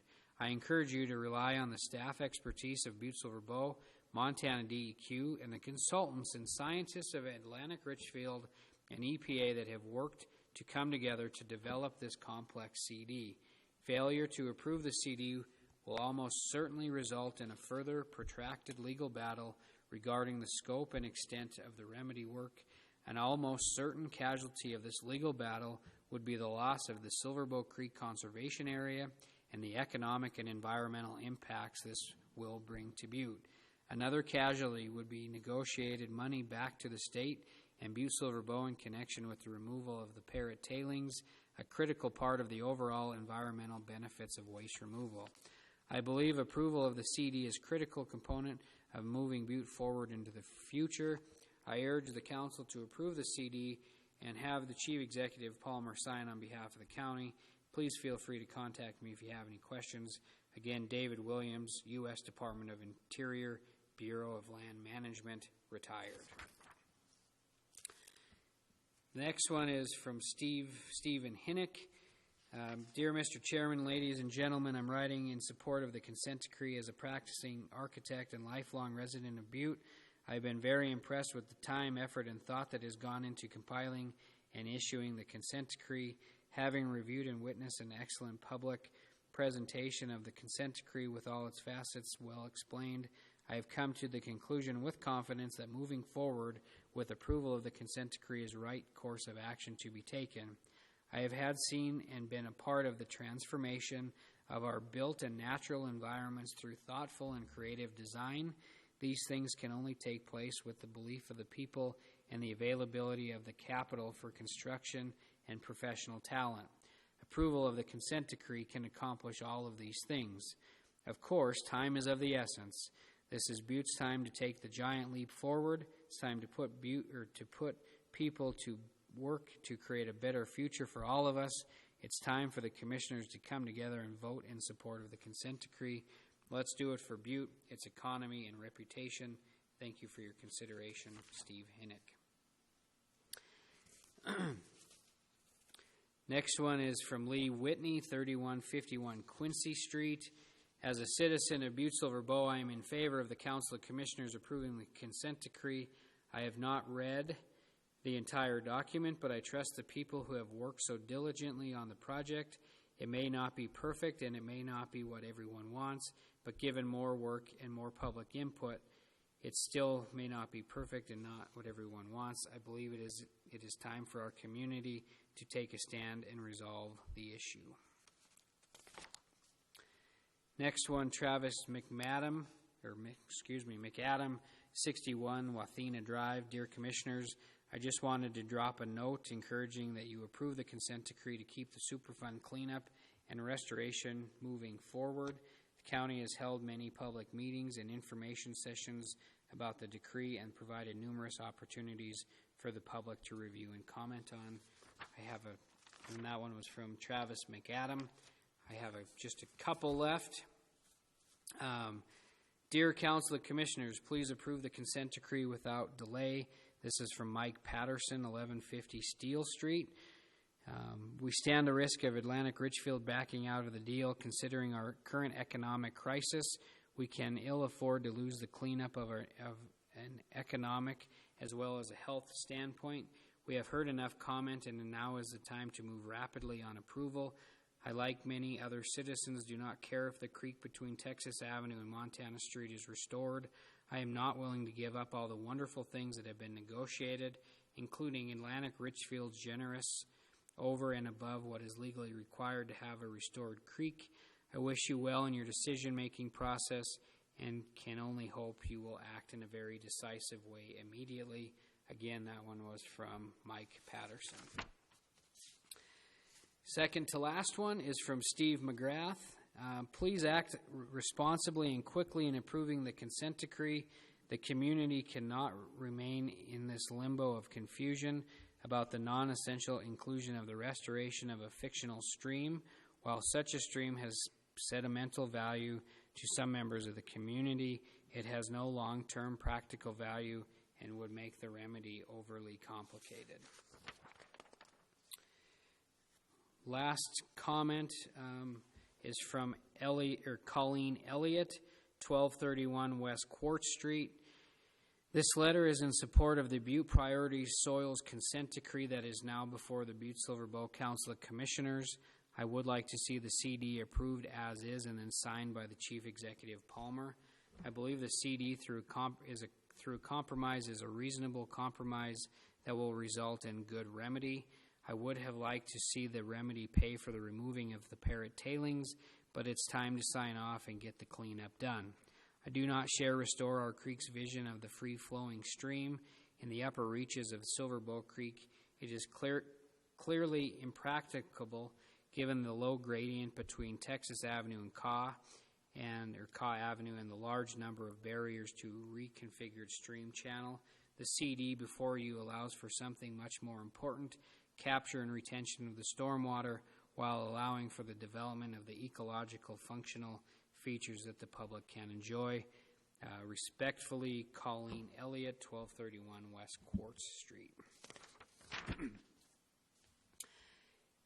Thank you, Mr. Chief Executive. At this time, that is all the comments that I have received. I do want to reiterate there was a couple notes or mentions that we forward all this communications to Judge Haddon if this consent decree does get approved. And I've found out that they will develop their own mechanism of receiving public input, and so commissioners or the public would be required to submit their own communications through their mechanism. So, thank you. Okay, thank you, Commissioner Morgan. What's the pleasure of the council on this communication? So, Mr. Chief Executive, if I may, just to remind all the commissioners, as you note, there goes my pen, my original motion was to hold these public meetings and allow for input to be received on April 15th and May 6th, and then at that point this council would reassess. And so, as you just said, we're here. We've read all the comment that we received as of 5 o'clock today, and thank you. Commissioner Callahan, do you have your hand up? Yes. Thank you, Chief Executive Palmer. Chairman Morgan, I would like to make a motion, and I would like to note and place on file communication 2020-152. Second. We have a motion made and seconded. Communication 2020-152. Place it on file. Is there anything on the question? Don't see anything, so will everyone please vote? We'll just have to wait just for a second for the vote. Can't see that.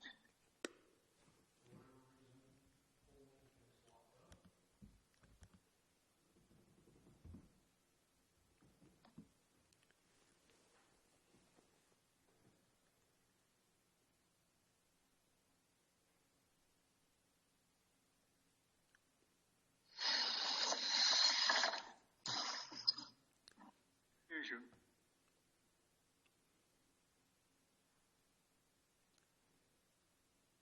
Mr. Chief Executive.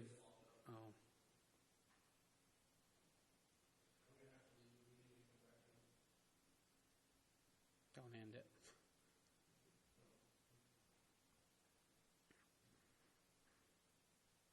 Now I'm the host.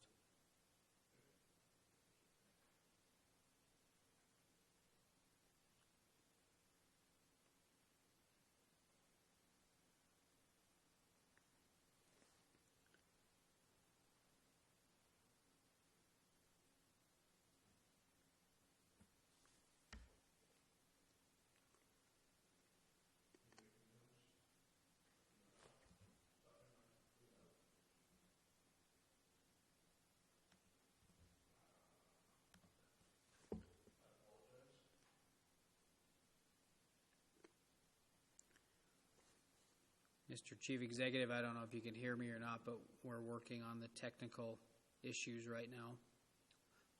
Almost back online, as well as my throat.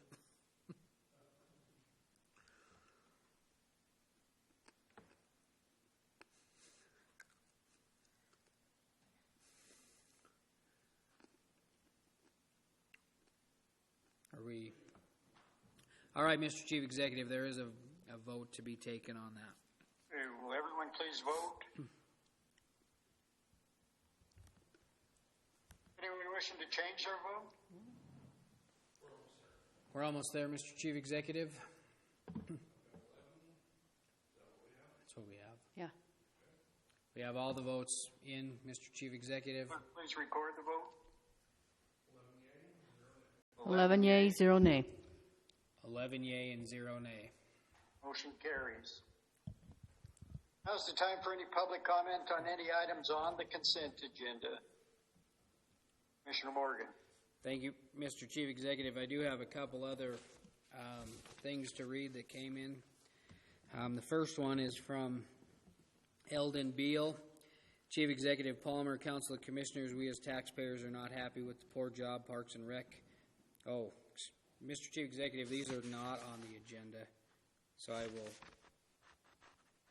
will hold off until the end of the meeting for these. Sorry about that. Okay. Any other public comment on any items on the consent agenda? The phone line's open, John? Let me check.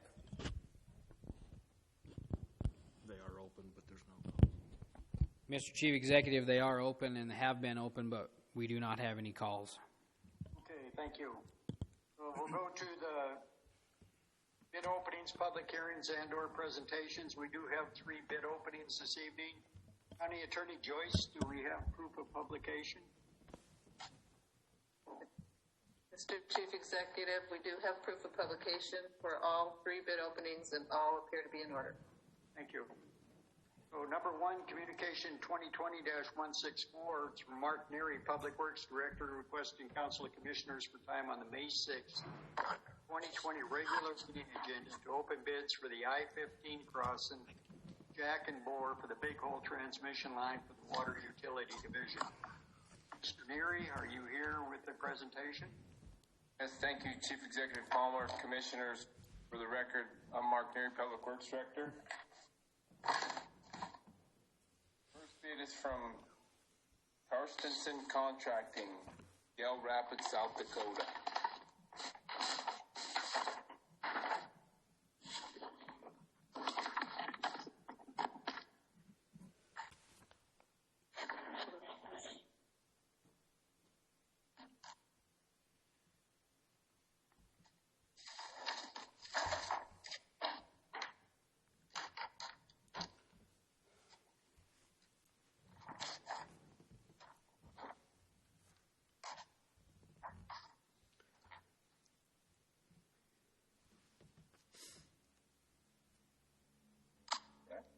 Mr. Chief Executive, there is a bid bond in the amount of 10% from a licensed surety company that appears to be in order. Thank you.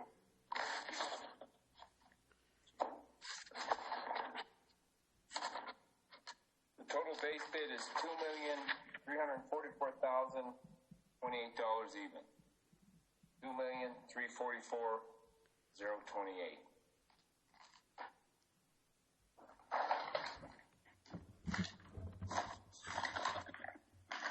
Mr. Neary, can you repeat that? I was having a microphone malfunction.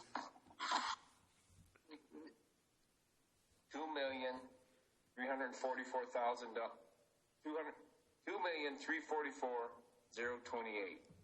Thank you.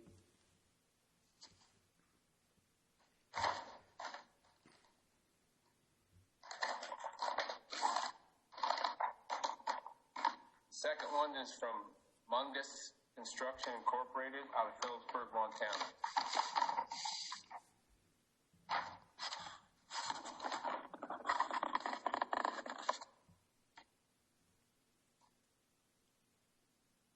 Mr. Chief Executive, there is a bid bond in the amount of 10% from a licensed surety company that appears to be in order.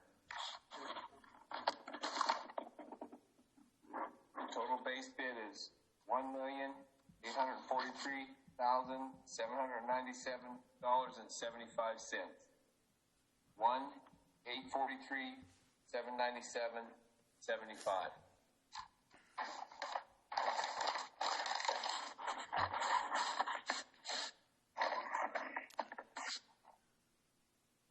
That's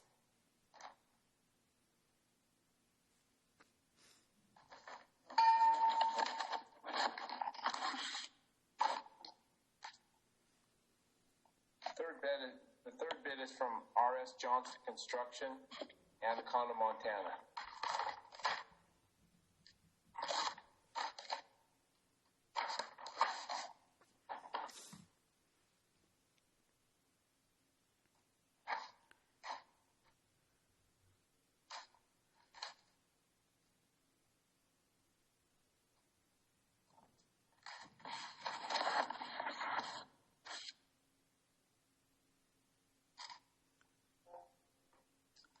Mr. Chief Executive, there is a bid bond in the amount of 10% from a licensed surety company that appears to be in order. The total base bid is $1,607,290.90. $1,607,290.90. Mark, what was the engineer's estimate on this? That's right at the bottom of that.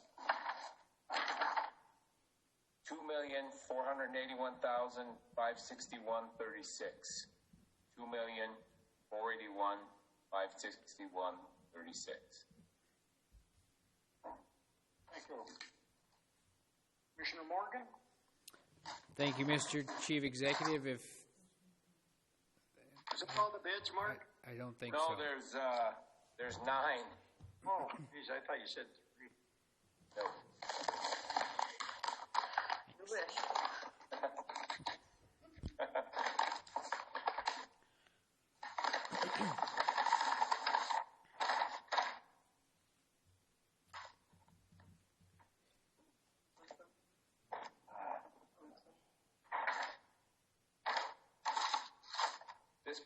This bid is from Johnson Excavating Incorporated out of Bozeman, Montana. Mr. Chief Executive, there is a bid bond in the amount of 10% from a licensed surety company that appears to be in order. Thank you. You guys get the award for the loudest. I don't know how else I can do it quieter. The total base bid is $1,526,740 even. $1,526,740.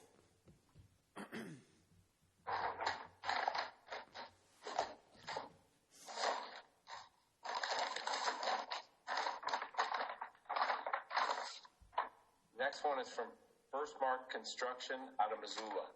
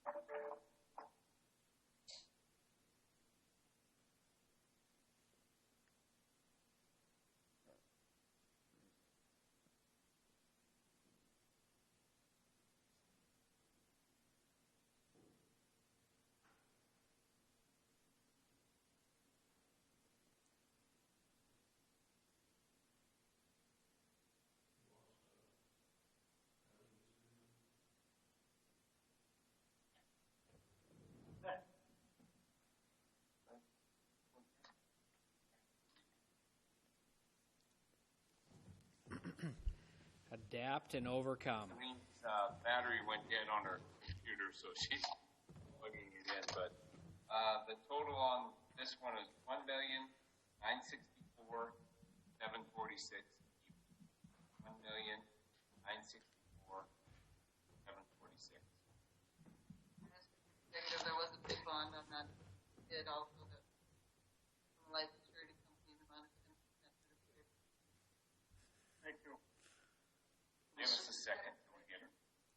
save Mark some trouble if the county attorney would just tell us what the check was for. I'm dating myself, but they used to do that.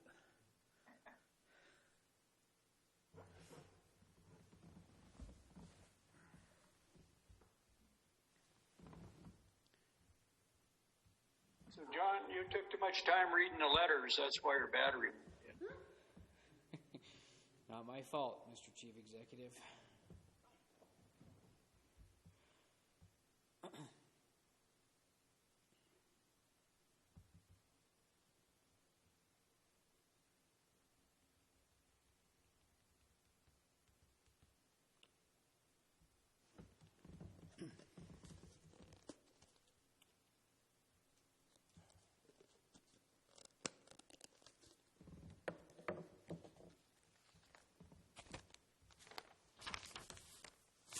We're going on to the graveyard shifts here in a few minutes.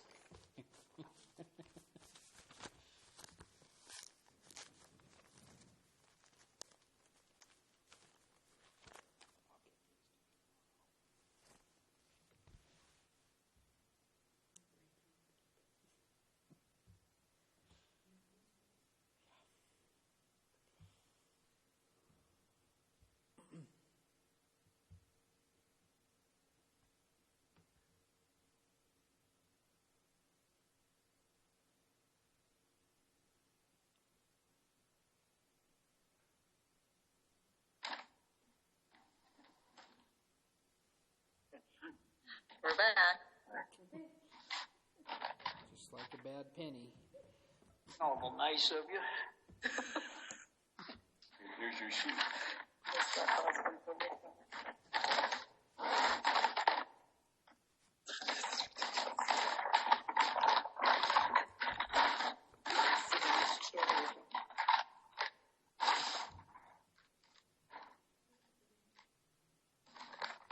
Next one is from Blue Sky Construction out of Meridian, Idaho.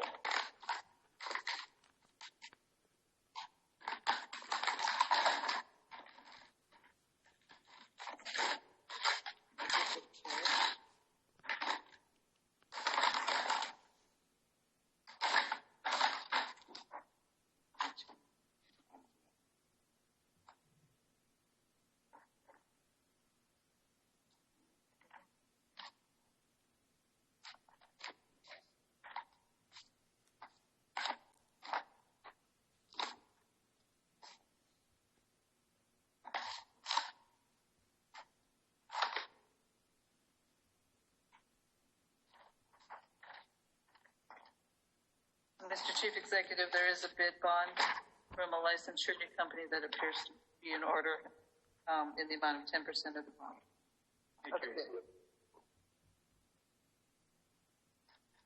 Total base bid price is $2,171,842.49. $2,171,842.49.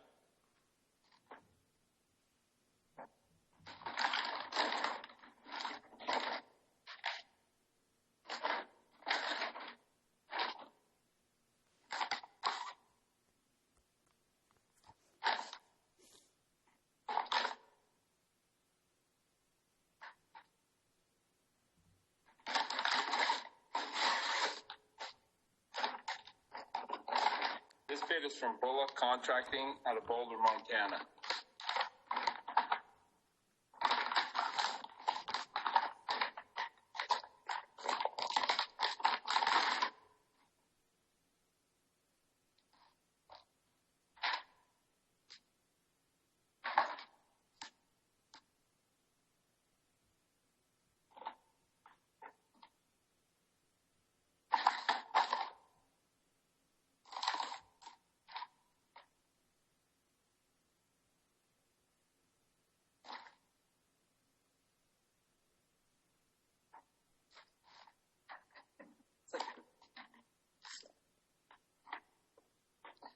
Mr. Chief Executive, there is a bid bond in the amount of 10% from a licensed surety company that appears to be in order.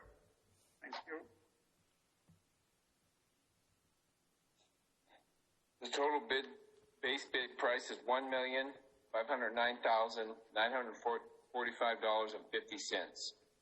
$1,509,945.50.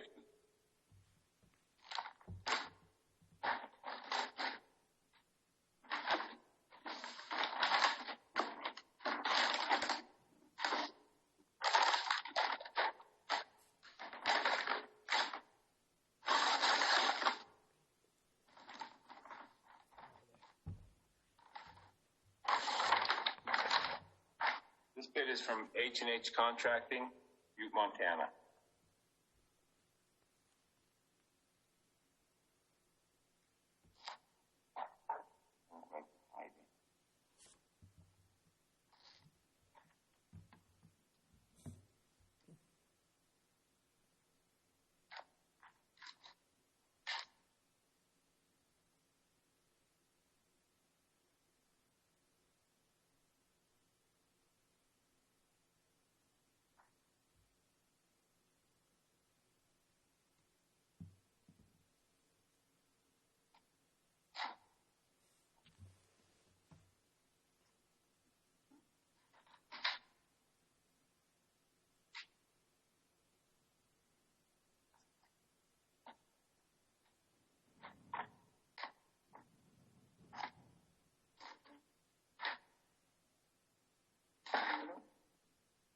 That's it.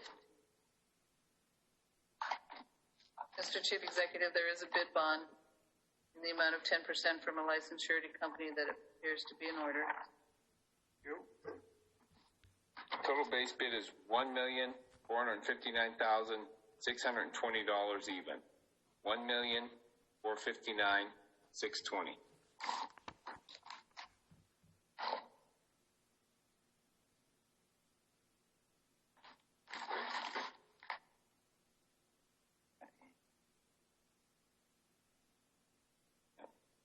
The final bid on this one is White Civil Contracting out of Kalispell.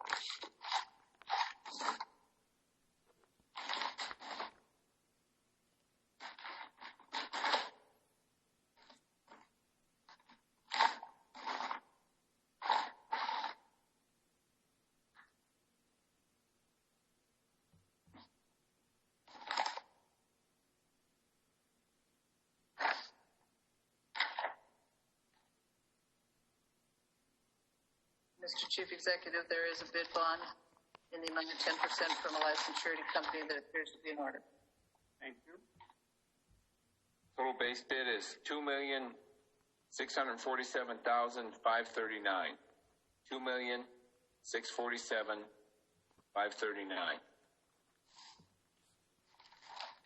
Is that the last one? That's the last one for the big hole, yes. Okay, thank you. Commissioner Morgan. Thank you, Mr. Chief Executive. I make a motion that we refer the bids to the Public Works Department and wait for their approval. Second. We have a motion made and seconded to refer the bids to the Public Works Department for a report back to the council. Is there anything on the question? Will everyone please vote?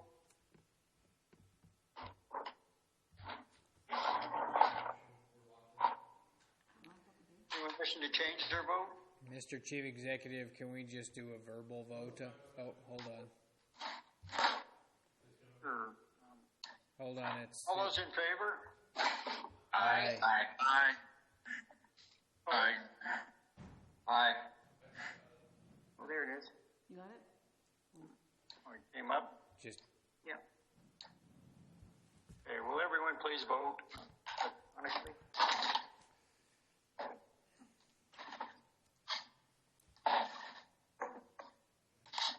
All right, Mr. Chief Executive, we have all of them. 11 yea, 0 nay. 11 yea, 0 nay. Motion carries. Next, we'll go to communication number 2020-165. Mark Neary, Public Works Director, requesting Council of Commissioners for the time on the May 6, 2020 regular meeting agenda to open the bids for chip sealing roads 2020 season. Mr. Thank you, Chief Executive Palmer, Commissioners. We have 4 bids for the chip seal. The first one is from Pavement Maintenance Solutions. Where they're from.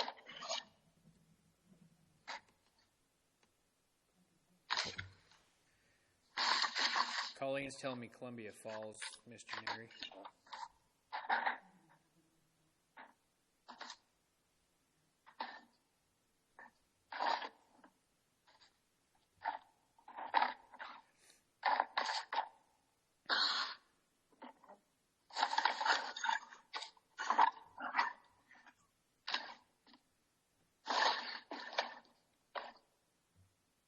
Mr. Chief Executive, there is a bid bond in the amount of 10% from a licensed surety company that appears to be in order.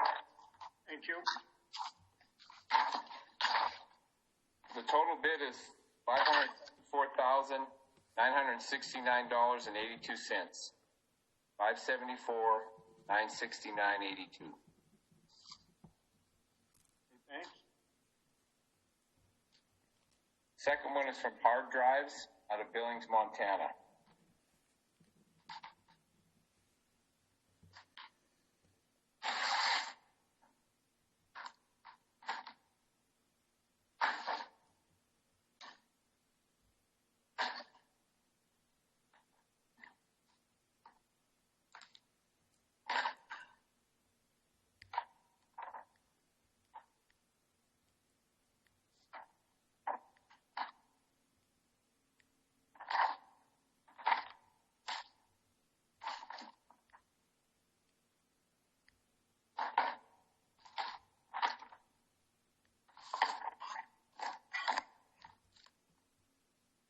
Mr. Chief Executive, there is a bid bond in the amount of 10% from a licensed surety company that appears to be in order. Thank you. Total price is $654,894.90. $54,894.90.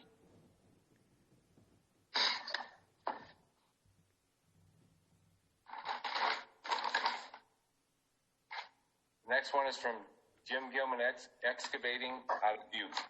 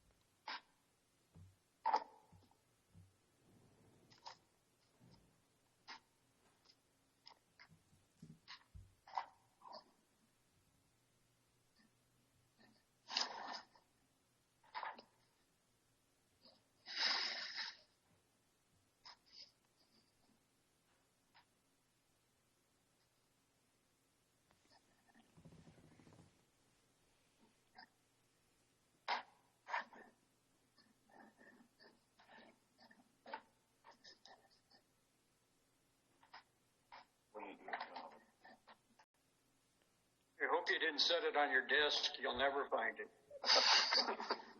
Be nice.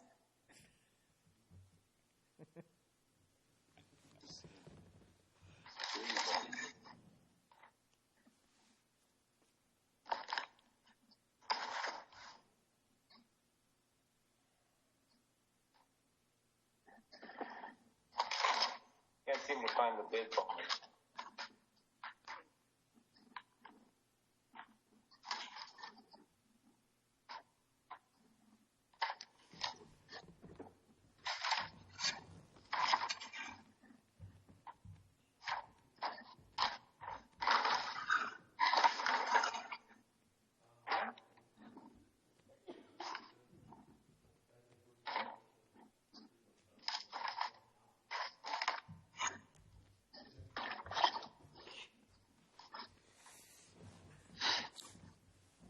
Got it.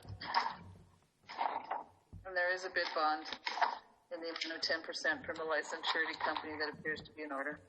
Thank you. The total bid price is $533,924.80. $533,924.80.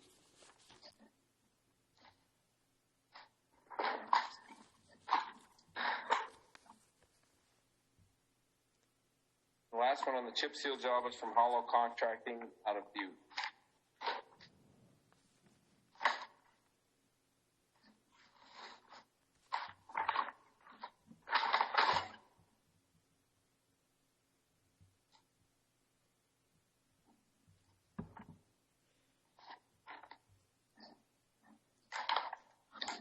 Mr. Chief Executive, there is a bid bond in the amount of 10% from a licensed surety company that appears to be in order. Thank you. Total price is $495,965.90. $495,965.90.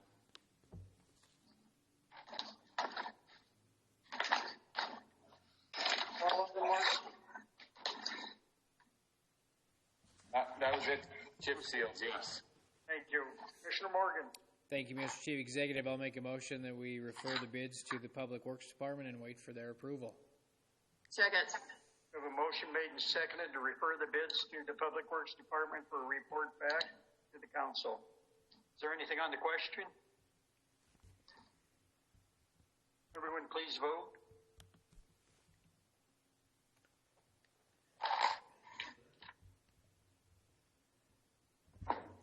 Anyone wishing to change it? Or record the vote? 11 yea, 0 nay. Motion carries. Next, we'll go to Communication 2020-166. Mark Neary, Public Works Director, requesting Council of Commissioners for time on the May 6, 2020 regular meeting agenda to open bids for asphalt mix supply for the 2020 season. Mark. Thank you, Chief Executive Palmer. We have 3 bids. First one is from Copper City Asphalt in Butte.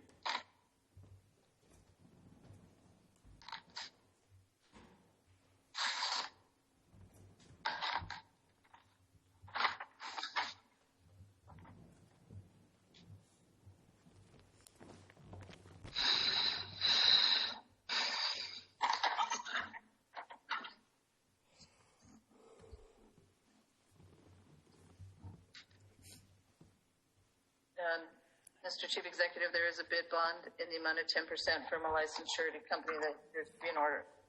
Thank you.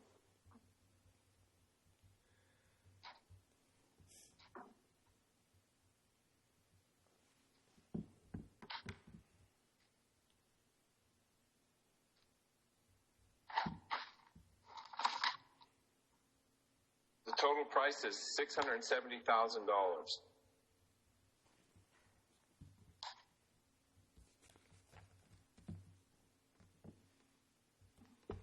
Next one is from Hoffman's R&M Services and Excavation out of Butte.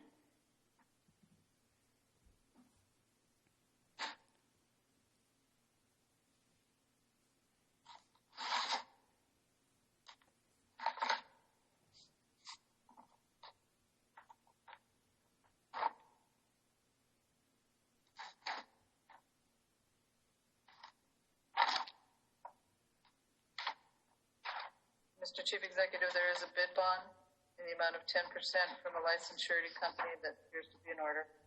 Thank you. Total price is $697,500. $697,500.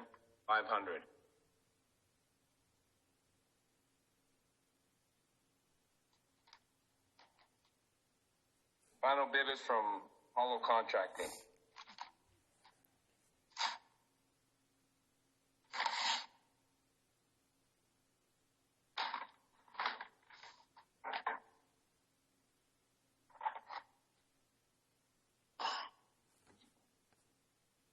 And Mr. Chief Executive, there is a bid bond in the amount of 10% from a licensed surety company that appears to be in order. Thank you.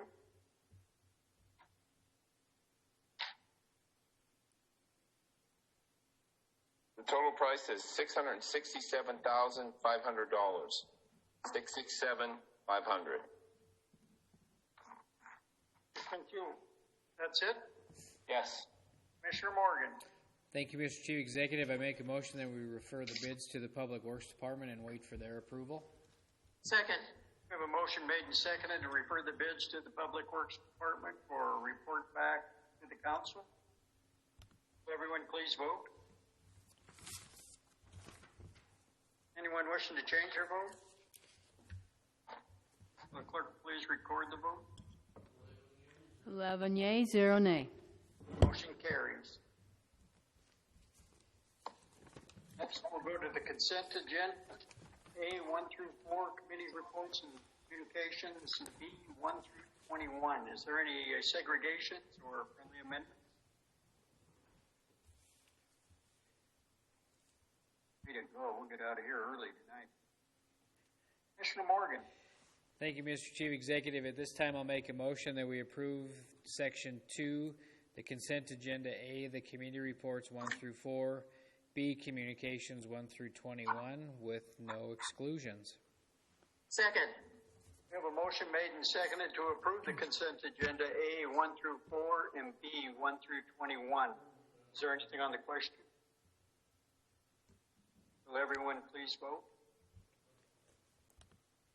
Anyone wishing to change their vote? Will the clerk please record the vote?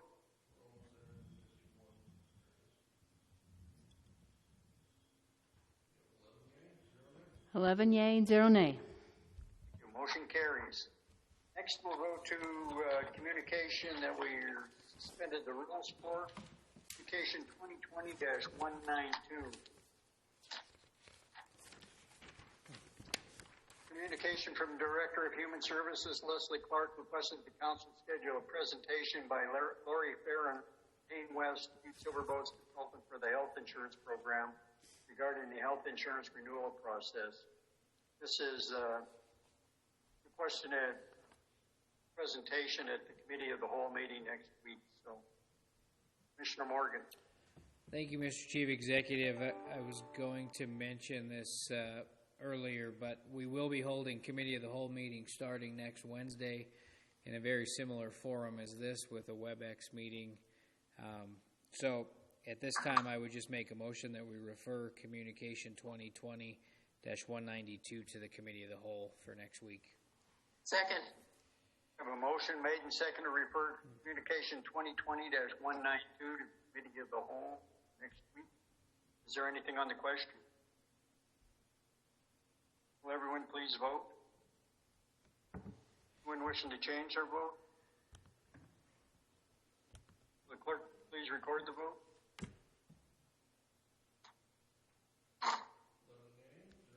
Eleven yea and 0 nay. Motion carries.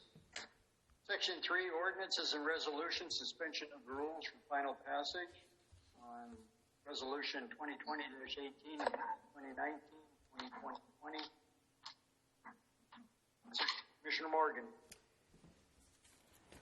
Thank you, Mr. Chief Executive.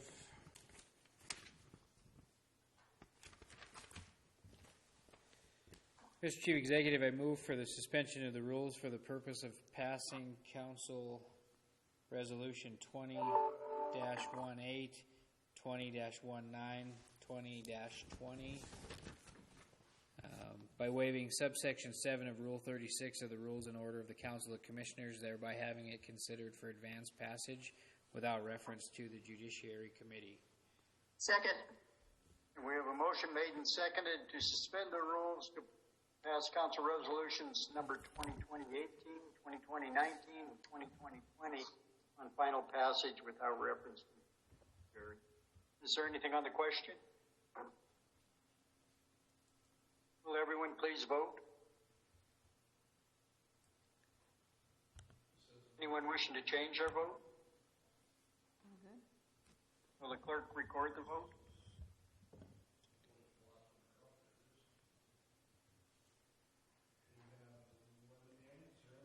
Eleven yea and 0 nay.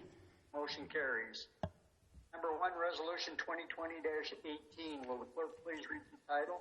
Mr. Chief Executive, it's probably easier if I just do with the microphones that we have set up here. So, Okay, Commissioner Morgan, would you read the title, please? Resolution 2020-18, a resolution amending the budget during the fiscal year in accordance with Section 7-64032, Montana Code Annotated MCA, providing for an emergency budget appropriation, appropriating unanticipated revenue to the Butte-Silver Bow Office of the Clerk and Recorder from the State of Montana Department of Administration for the postage expenditures on return ballots through the United States Postal System and providing for an effective date herein.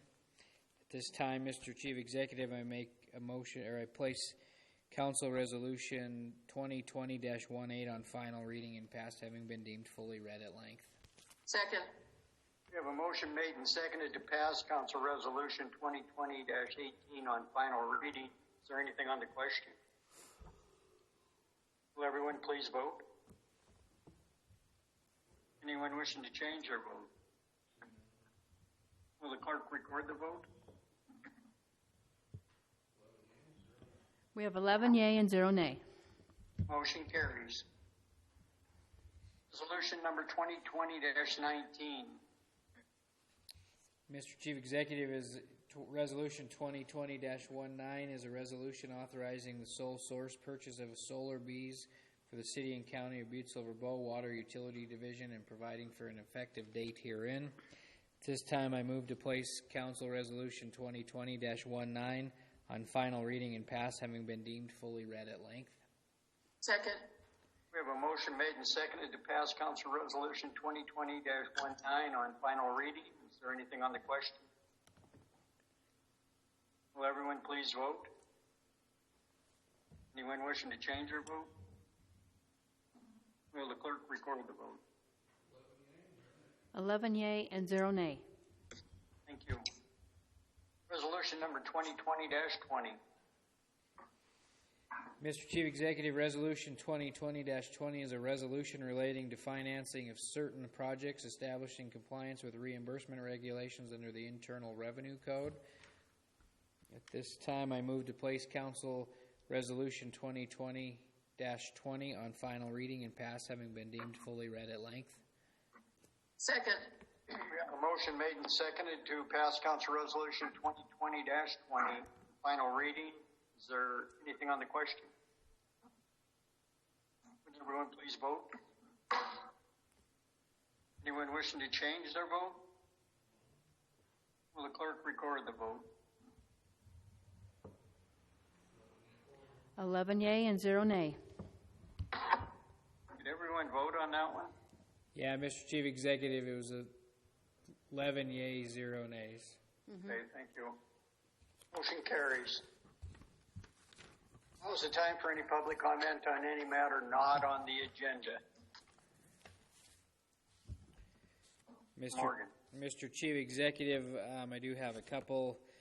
This one is from Eldon Beal. Chief Executive Palmer, Council of Commissioners, we as taxpayers are not happy with the poor job Parks and Recreation has done with the small dogs, no dogs in Emma Park, and only posting 2 signs on the northeast and southeast corners of the park. Myself and my neighbors have seen a very high number of dogs there each day, along with more transients drinking, people passed out and sleeping in the park.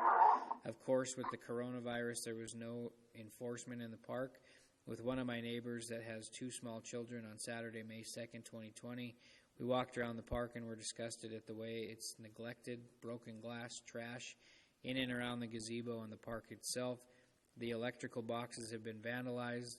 The lights need to be replaced and stronger boxes for the electrical. Recently, someone had driven a vehicle from the west side of the park from Porphyry Street to Silver Street, since certain departments seem to think complaints and driven by complaints is the answer to get things done in Butte, which is ridiculous, whether it's one complaint or 100, and if it takes 100, we know they're not listening. We also want a 15-mile-an-hour speed limit signs like most of the actual parks in our actual parks. It's our taxpayer money, and it's included in the long list of property taxes. On another note, we want the BSB ordinance 10.52.090, parking for purpose of sale, repair, or storage. Also 10.68.050, unattended licensed vehicle deemed abandoned to be enforced by the appropriate departments. This pertains to the property at 105 West Porphyry, which is county-owned, and at which the previous owner himself and let his acquaintances tear these cars apart on the street and sometimes sits for days. It's not a street auto repair shop. And last but not least, the continual driving on and over the sidewalk, parking on the sidewalk and blocking the corner of the sidewalk so as it blocks to block it from people walking on the sidewalk, as well as blocking for the wheelchair or handicap scooter, etc. Thank you, Eldon Beal, 315 South Dakota Street. The other one is from Elizabeth Wasson, 723 North Henry Avenue. This message, I'm so discouraged by the chief executive's idea to go ahead with the fireworks display on July 3rd. With a limit of 10 people per residence, there could be 100 people on my block alone. This doesn't count the people walking and driving to my neighborhood below the M. Fireworks brings hundreds of people from all over my doorstep with their spitting, eating, drinking, urinating, and garbage left behind. I enjoy the fireworks too, but going ahead with the display at this time is imprudent and, well, as unfamiliar all the people who have been working so hard to minimize the impact of the pandemic.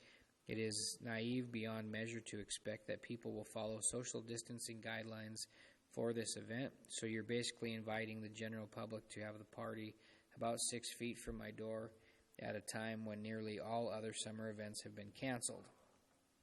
While I understand the need for distraction now, this is simply inappropriate. Why not explore options like doing the display at the empty mall parking lot, the racetrack, drive-in theater, or any place that doesn't involve cramming hundreds of people into one neighborhood? Otherwise, you'd better be here marking off 6-foot increments and hosing down the sidewalks and streets. By the way, it was your plan for that, besides making recommendations that will be completely ignored. Canceling this event was the right thing to do. Flip-flopping around on policy is feeble leadership in a time of crisis.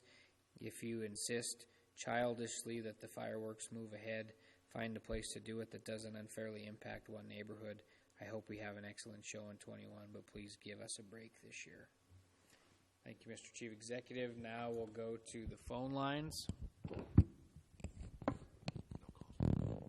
And Mr. Chief Executive, there's no phone calls. Okay, thank you. So we will have the committee of the whole meeting next week, same venue. It won't last that long, but thank everybody for hanging in there tonight. Have a motion to adjourn. Commissioner Morgan. Thank you, Mr. Chief Executive. I make a motion that we adjourn. Second. Motion made and seconded to adjourn. Anything on the question? Are we going to have any regular committee meetings or just committee of the whole? Mr. Chief Executive, we're just going to have committee of the whole for right now. Commissioner Fisher. Thank you. Due to Anything logistics. else on the question? All those in favor? Aye. Aye. Aye. Opposed? Aye. Motion carries. Thanks, everyone. Good night, Thanks. everyone. Good evening. Good night. Good night. Should be good morning.